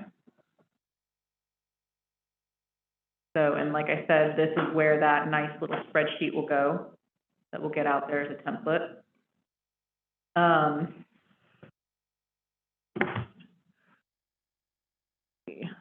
So the other change is the fraud risk, and this isn't like a major change, but so in the last year we made the determination, and I think this wasn't necessarily documented properly in all files, that the contribution revenue risk that we have is not a fraud risk with plans, which I think it was documented that way in a lot of plans. And so last year, what we said was, no, there is no fraud risk with revenue. And then we had like this wording about why it's not that way. Now, it's already in here because there is a presumption that contributions are not in that same category as revenue. And the update now documents it that way. So basically, this wording here is new, and it basically says it is rebuttable to presumption that there are risks of fraud and revenue recognition in all entities. However, FINREC believes that contributions are not considered revenue to a plan. And so we were already kind of thinking this, right? Like if there's not really, it's not the same thing. But basically, they've documented it here for us, and we can just say, no, we don't see a fraud risk in revenue. And then it says, if no, our contributions or investment income the only inflows into the plan, which will be yes. So we no longer have to like document, this is why we don't think there's a fraud risk in revenue. It's already kind of in here, in other words. That's the biggest change in this form. So that's nice because we don't have to deal with that. So with this update, did we lose the other documentation? We have to like effectively copy and paste it, or is that going to be there? And we just need to change, because last year we said yes, right? That there was. No, well, we shouldn't have, but maybe we did sometimes. Where there was a significant risk? Well, there shouldn't have been a fraud and revenue recognition risk last year. So we may have done that, but that wasn't really right. Yeah. So if you've done that, yeah, you want to say no. Well, every form is going to look like this now. If you don't see this, then your form wasn't updated properly, and you need to click the update button at the top. But basically, yeah, we need to always say no. There is no fraud. Now, that doesn't mean we do have a contribution revenue risk. It's just not a fraud risk. Okay, so that's So don't think that we don't have a risk around contributions, we do. But we just need to say no here, and then yes, contributions and investment income are the only, inflows into the plan. So we're good. Now, if you were to say no here, then it would open up the box to say, you need to explain why you don't have that, why you don't have a fraud and revenue recognition risk. So, any other questions on that? Go down to the unpredictability. Oh, yeah. So here's where we'll document our cybersecurity questionnaire, and you can put the work paper reference here. Oh, and then I'll also show you where that's gonna be. So 2000, it's not in this file, it's gonna be at 2101. No, 2100, sorry. 2100, so it'll be like right in between these two. There should be a placeholder. This file's weird, so it doesn't have it, but all the files should have, the vast majority of files should have that placeholder in it. Okay, next, I'm trying to go down my list. Okay. The next thing is the sample form. You'll note, I don't know if you guys, you probably didn't notice, Josh used the new form in his video. It's not drastically different. Basically, what they did was they added references to the plan provisions assessment. Before, it just said, you know, are there relevant plan provisions that we need to test here if it's not significant? And now it's just saying, referencing, review your work paper 3311 and make sure that you don't have any relevant plan provisions that you need to test. So there's not a major change there. That work paper is like referred in a lot of the other forms. Exactly. It's everywhere. 3311 is very important. We're gonna get there. Okay, and actually, we're gonna get there next. I'm trying to go down the file. Okay. Oh, yeah, I already opened it. Okay. So this is like the biggest change. And I thought it was gonna be bigger than it was when I first saw it, but it's really not gonna be that difficult. So the first thing is you need to say, is SAS 136 effective for this? If it's not, it puts in big red letters, you don't need to do this. So it should be yes, in other words. And basically what you do is you complete your SARA first, right, which pretty much every file of SARA should be pretty much set up for you at this point, like we've already kind of set them up. And then you will click generate here. And it basically populates this with everything from the SARA with an initial significance assessment, right, based on monetary significance. So if something isn't significant, we basically have to reassess its significance based on plan provisions.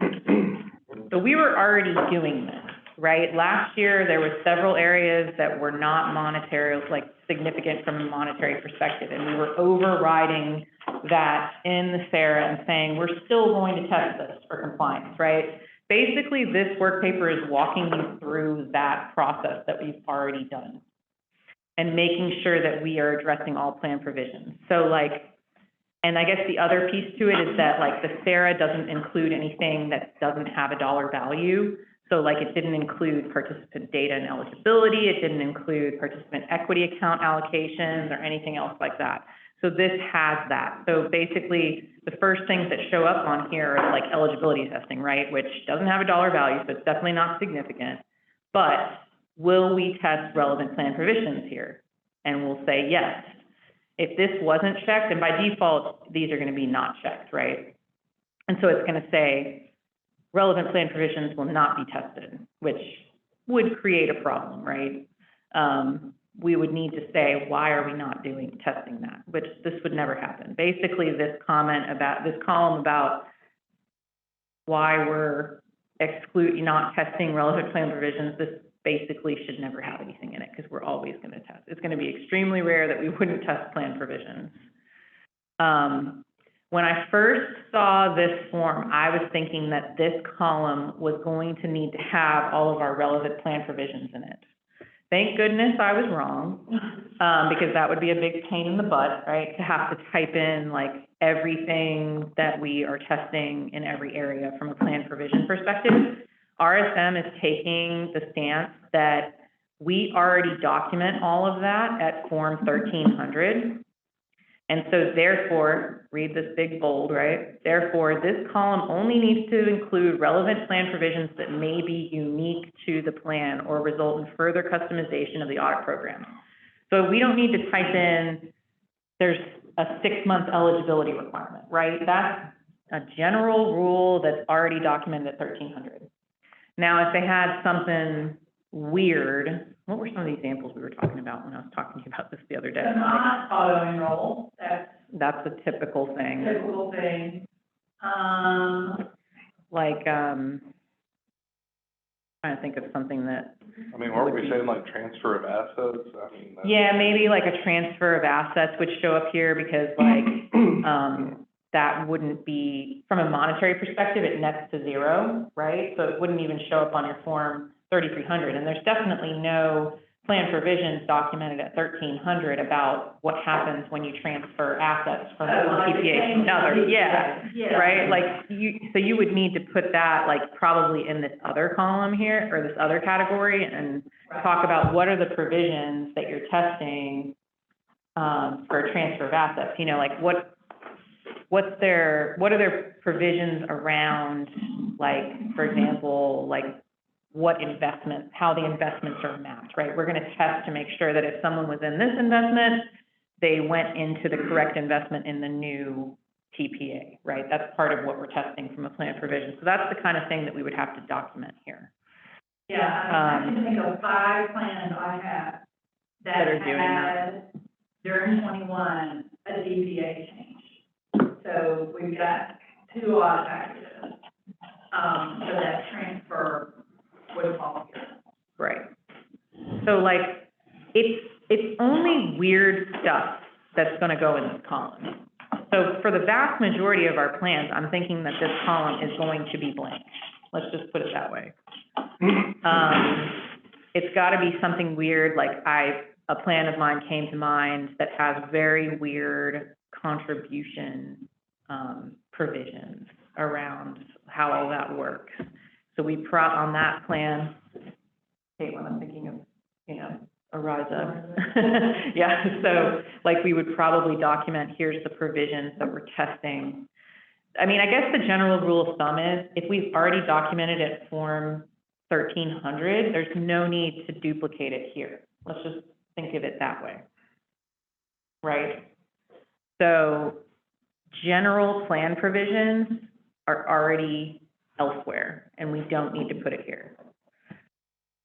That being said, we do still need to go through the risk assessment of whether we're going to test provisions or plan provisions or not. So we do this by default, these boxes are blank, and we need to come in and say, okay, we're going to test plan provisions around eligibility.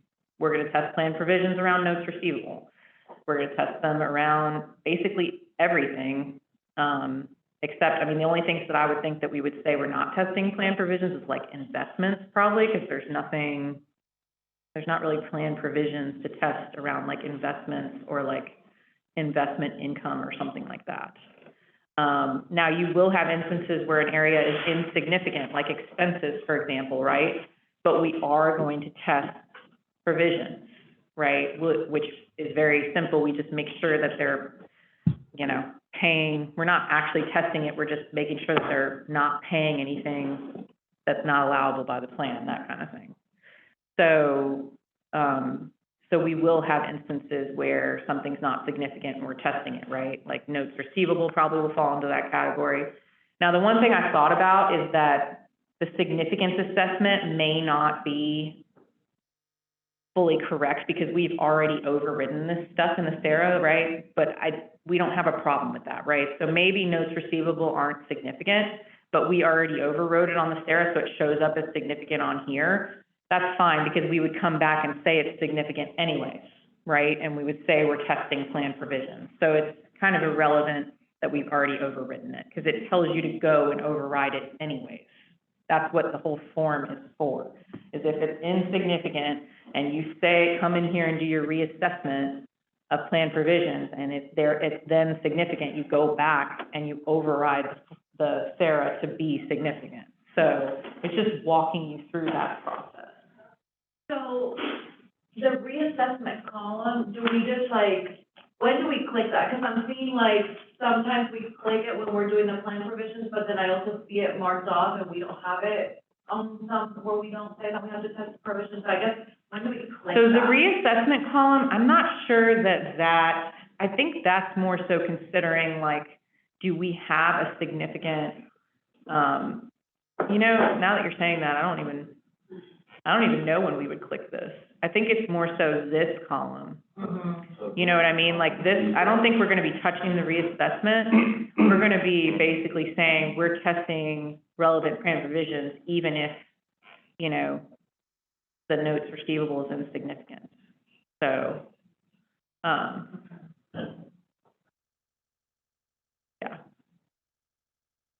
It's like us, like notes, I guess, if you like click it. Yeah, it's kind of like, it tells you if you're doing something wrong, it seems like.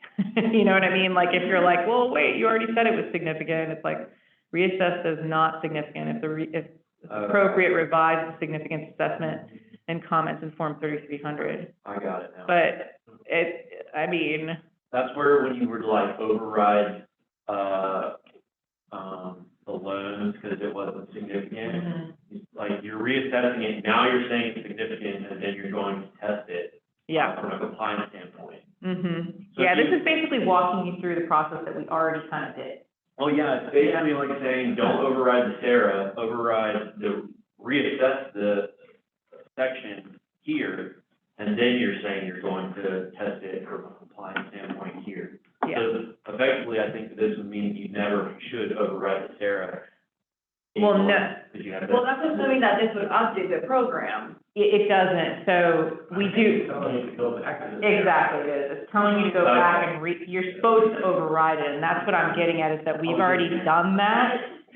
So we don't need to like recreate the wheel and like undo that and then go through it here and then redo it, because we've already done it. We just need to basically document where we're gonna be testing plan provisions, right? Which is basically everywhere. I mean, so it's, like I said, like, we're not doing anything different. It's just actually documenting that we're testing plan provisions, whereas before, there was no documentation anywhere that we were assessing risk around plan provisions. It wasn't there.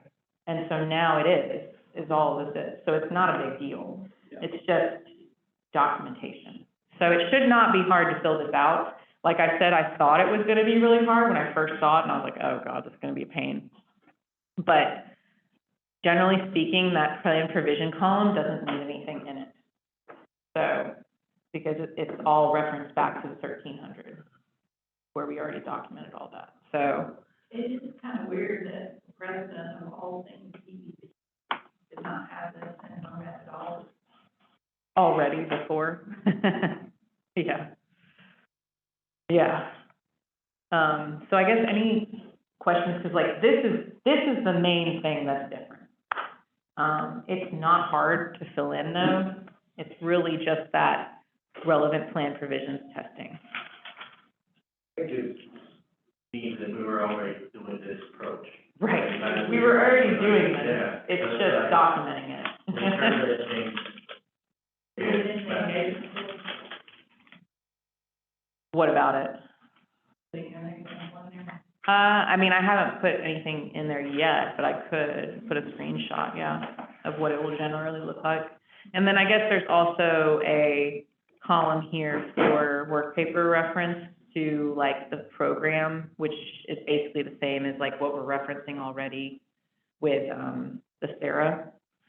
The one thing I guess that maybe is a little bit weird about this, and I'm kind of overriding it because I don't necessarily like the way the way they do this, is that if something is insignificant and there is a relevant plan provision to test, you're really supposed to test it in that 3205 plan provisions work paper.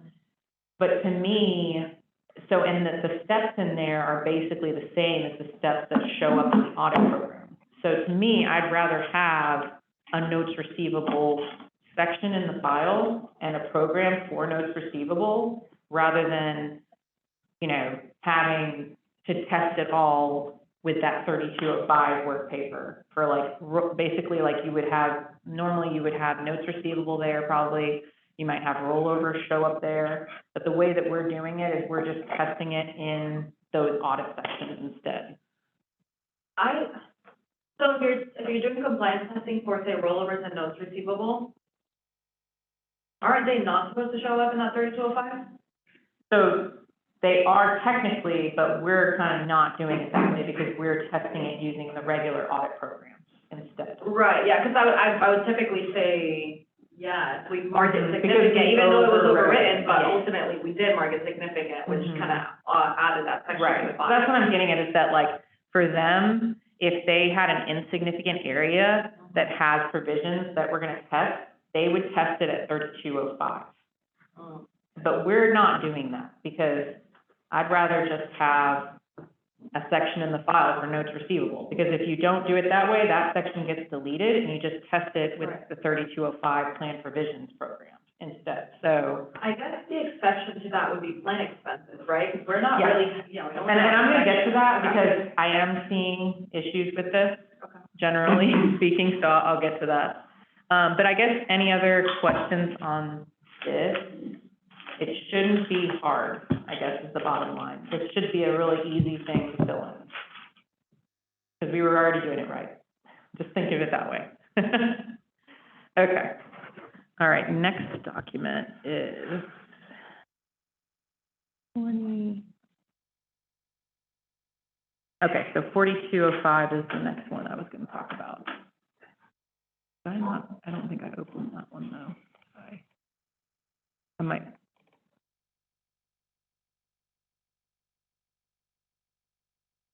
So the one thing that I've noticed while this is opening is that we're not, in a lot of places, I think we're not doing it the way I said, and we're kind of doubling up the work. Like, people are saying, you know, for notes receivable, for example, it asks, is this marked as significant on the SARA? And technically, it's not significant, but we're overriding it as significant, but it's being answered as no. And when you say no, it adds a bunch of procedures for notes receivable into this document. But we don't need that because we have our own audit program for it. So don't, make sure that, like, basically the only thing that should be happening on this document, on this work paper, is like expenses. Just think of it that way. Like, there's gonna be a really, like, literally, I don't think there will be any situation where it's anything other than expenses, the way that we're the way we're utilizing their methodology. So don't fill in all this stuff in here because you've already done it elsewhere. That's doubling up the work. But they did make some changes to this. Nothing drastic, you know, it's asking, is SAS 136 effective? Are there any other, you know, accounts or areas that you would need to test relevant plan provisions or anything miscellaneous? So generally speaking, it should just be this expense section, which, like I said, is basically making sure that you're disclosing party and interest transaction, is making sure that they're only paying allowable expenses, that kind of thing. Other than that, we're using the full audit program for even insignificant areas. Just keep that in mind, so. Any questions on that? This, like I said, should be easy to fill out because we're only using it for like expenses essentially. Okay, and then next on my list is just audit programs in general. Every audit program has 2 additional procedures added to it.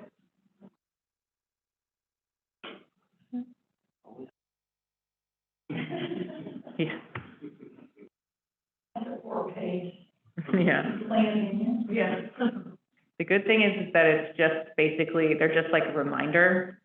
It's basically like make sure you've looked at your 3311 to make sure there's nothing weird on there, like where we actually put something weird into that plan provision column, right? So review 3311, ensure that the audit procedures herein are responsive to all identified relevant provisions for this audit area, right? So it's just asking, have you done this? Very CYA. Yeah, it's not, they're not real, they're not real procedures. To the program, Yeah, essentially. well, that's the thing, that's the whole thing with this, is that they're saying, we already did all of this, it's already in all of our audit programs.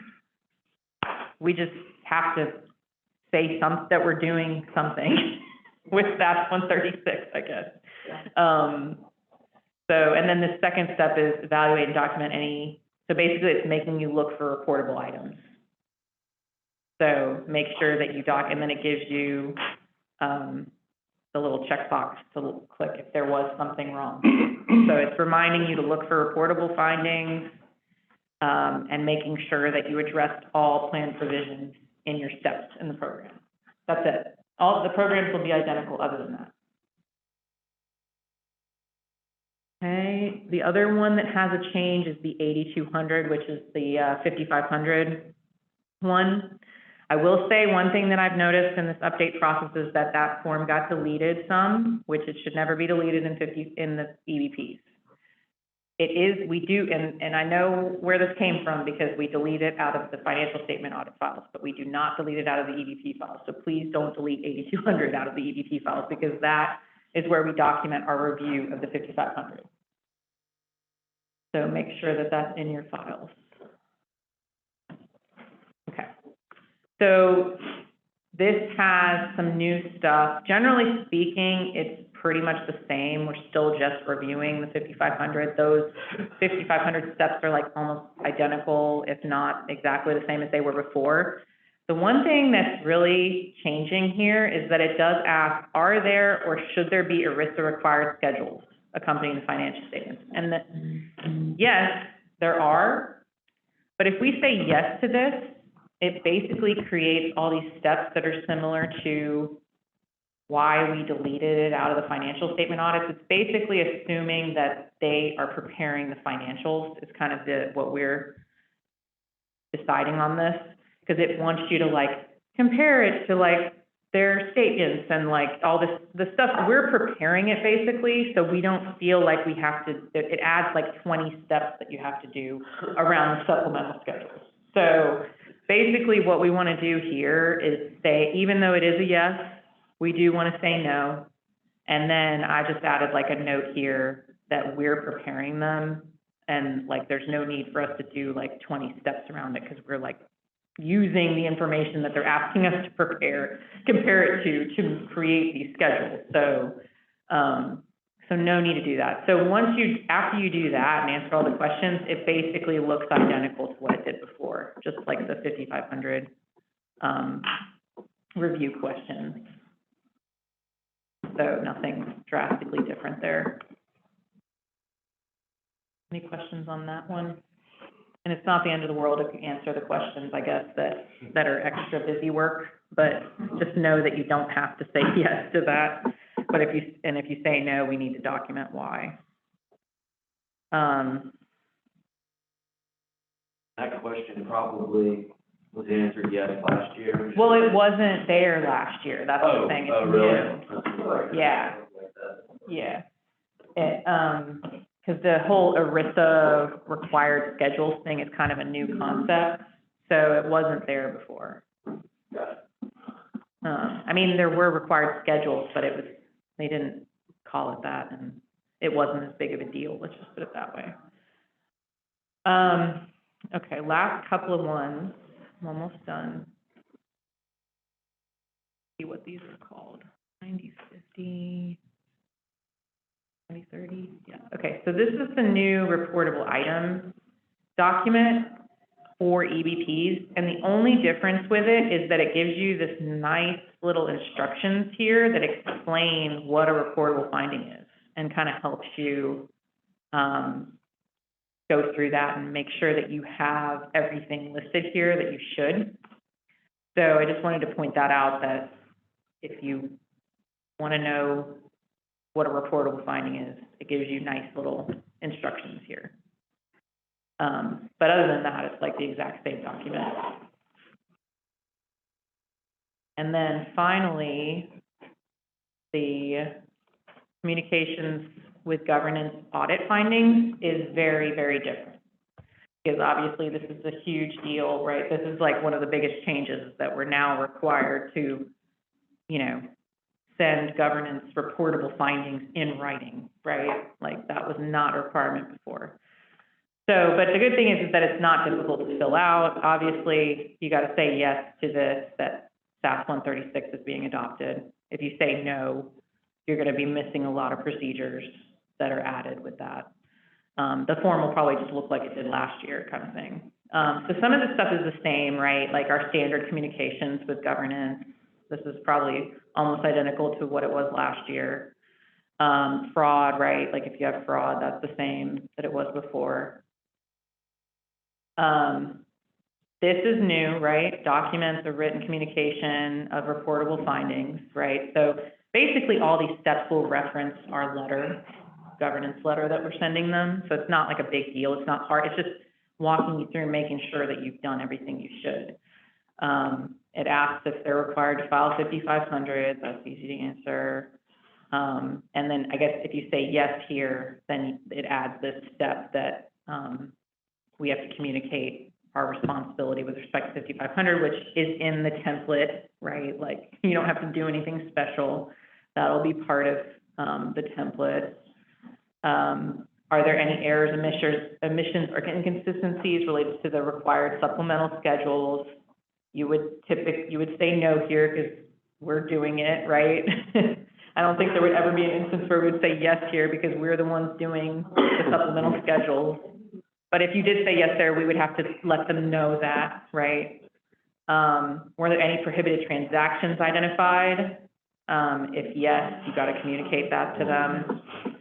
And then the last part is just documenting the determination of the permissibility of the 103A3C audit. And then, of course, other matters, which, you know, so that's it. So it's not hard to complete. It's just walking you through all the new things that have to be reported to governance. But it's all going to be in our template, so. Yeah, so if there's no findings, or is there still a letter that's going to go now, so? Okay. There always has to be a letter to governance, but that section for reportable findings Might be blank. might be deleted, yeah. Got it. We're not gonna say we didn't have any, right, for Lori's presentation, but we just won't have the section in there. Got it. And I have, another question. So, and this is more like in planning, we have like a similar questionnaire about communications. I know we sent a letter with the engagement letters. How are we going about documenting that? Are we bringing that letter in or? Well, the letter, so because of the way we sent it, it's included with the engagement letter. So we'll just reference that. Okay, all right. A lot of them. At some point, I don't know why or when, Nicole started breaking them out. Yeah, I've seen it broken out, so I don't know that some of mine, I haven't really gone around and checked, but I don't know that some of them have it. So do we still refer to the engagement letter? Yeah, if it's in the 1100. Yeah, if it's in there, That's perfect. but if it's a separate document for whatever reason, you can pull it in. Just down. bring it in, There would okay. be a placeholder below the 3,600. That's where it would go. So yeah, bottom line is that there's always going to be a letter to governance, right? Which is different than what we had in the past. Are those housed somewhere? Like if the engagement letter like was already pulled in and it doesn't have it, where can I find that letter that was sent out? Is there like a folder maybe? Okay. I'm not sure. When they got separated out, I assume they're in the same place as the engagement letter. So we're talking about when we're going through the draft phase and we're sending them a draft, similar to how we did a 260 letter for financial statement audit, there's a letter in the draft stage as well, because I know that there's a letter of communication governance that's accompanying the engagement letter as well. So. Yeah. That's just the planning. We're required to communicate in planning and in the end. That's same for financial, I mean, that's financial statement audits and EBP, I mean, that's everything, right? We gotta communicate in the beginning and in the end, so.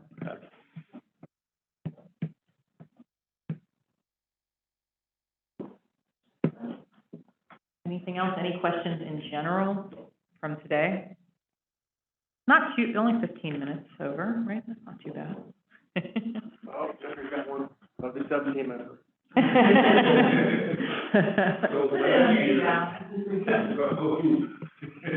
Yeah, I need that email back. last year, you had an RSN example file. We can go and see what it generally should look like, answer questions, give words. So I'm going to assume that this year, that's not going to exist.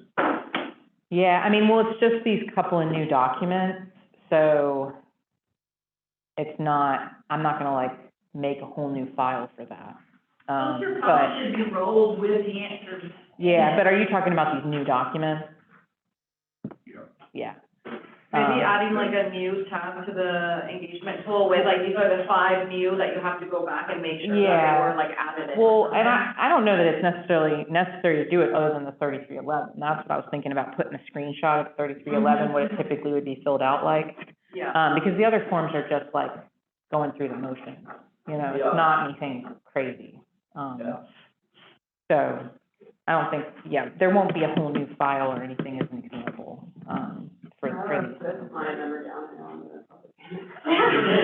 was looking, I'm not done with it yet, so.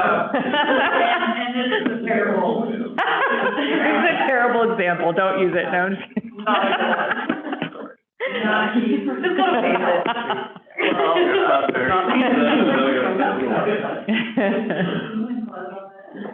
Oh, I guess we can't take them, like. What? And how they go to lock it Oh, down, they yeah, have to send I out don't all think that users they can. email.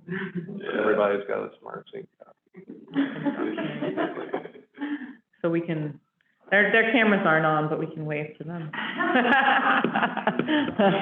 Any questions from our remote friends? Or Oh, there they are. Oh,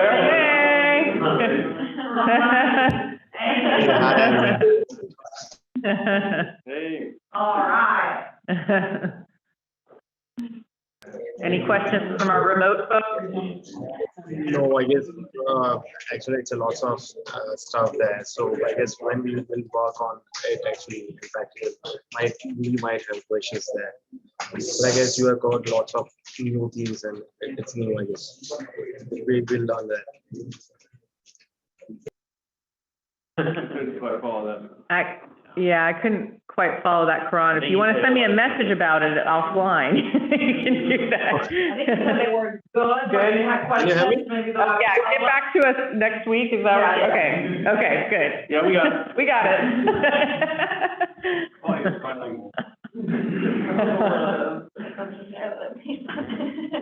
Okay, All right. well, I guess if no one has anything else, we're done for the day. Nicole, you'll get them evals? The, virtual people. Yes, I'll get them the evaluations. Well, Can you hear look, me?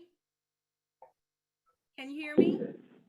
Yes, yeah, Yes, I'll get thanks those out. for doing that, yeah. James, were you wanting I'm to say logging on to something? the Smith and Howard to check now.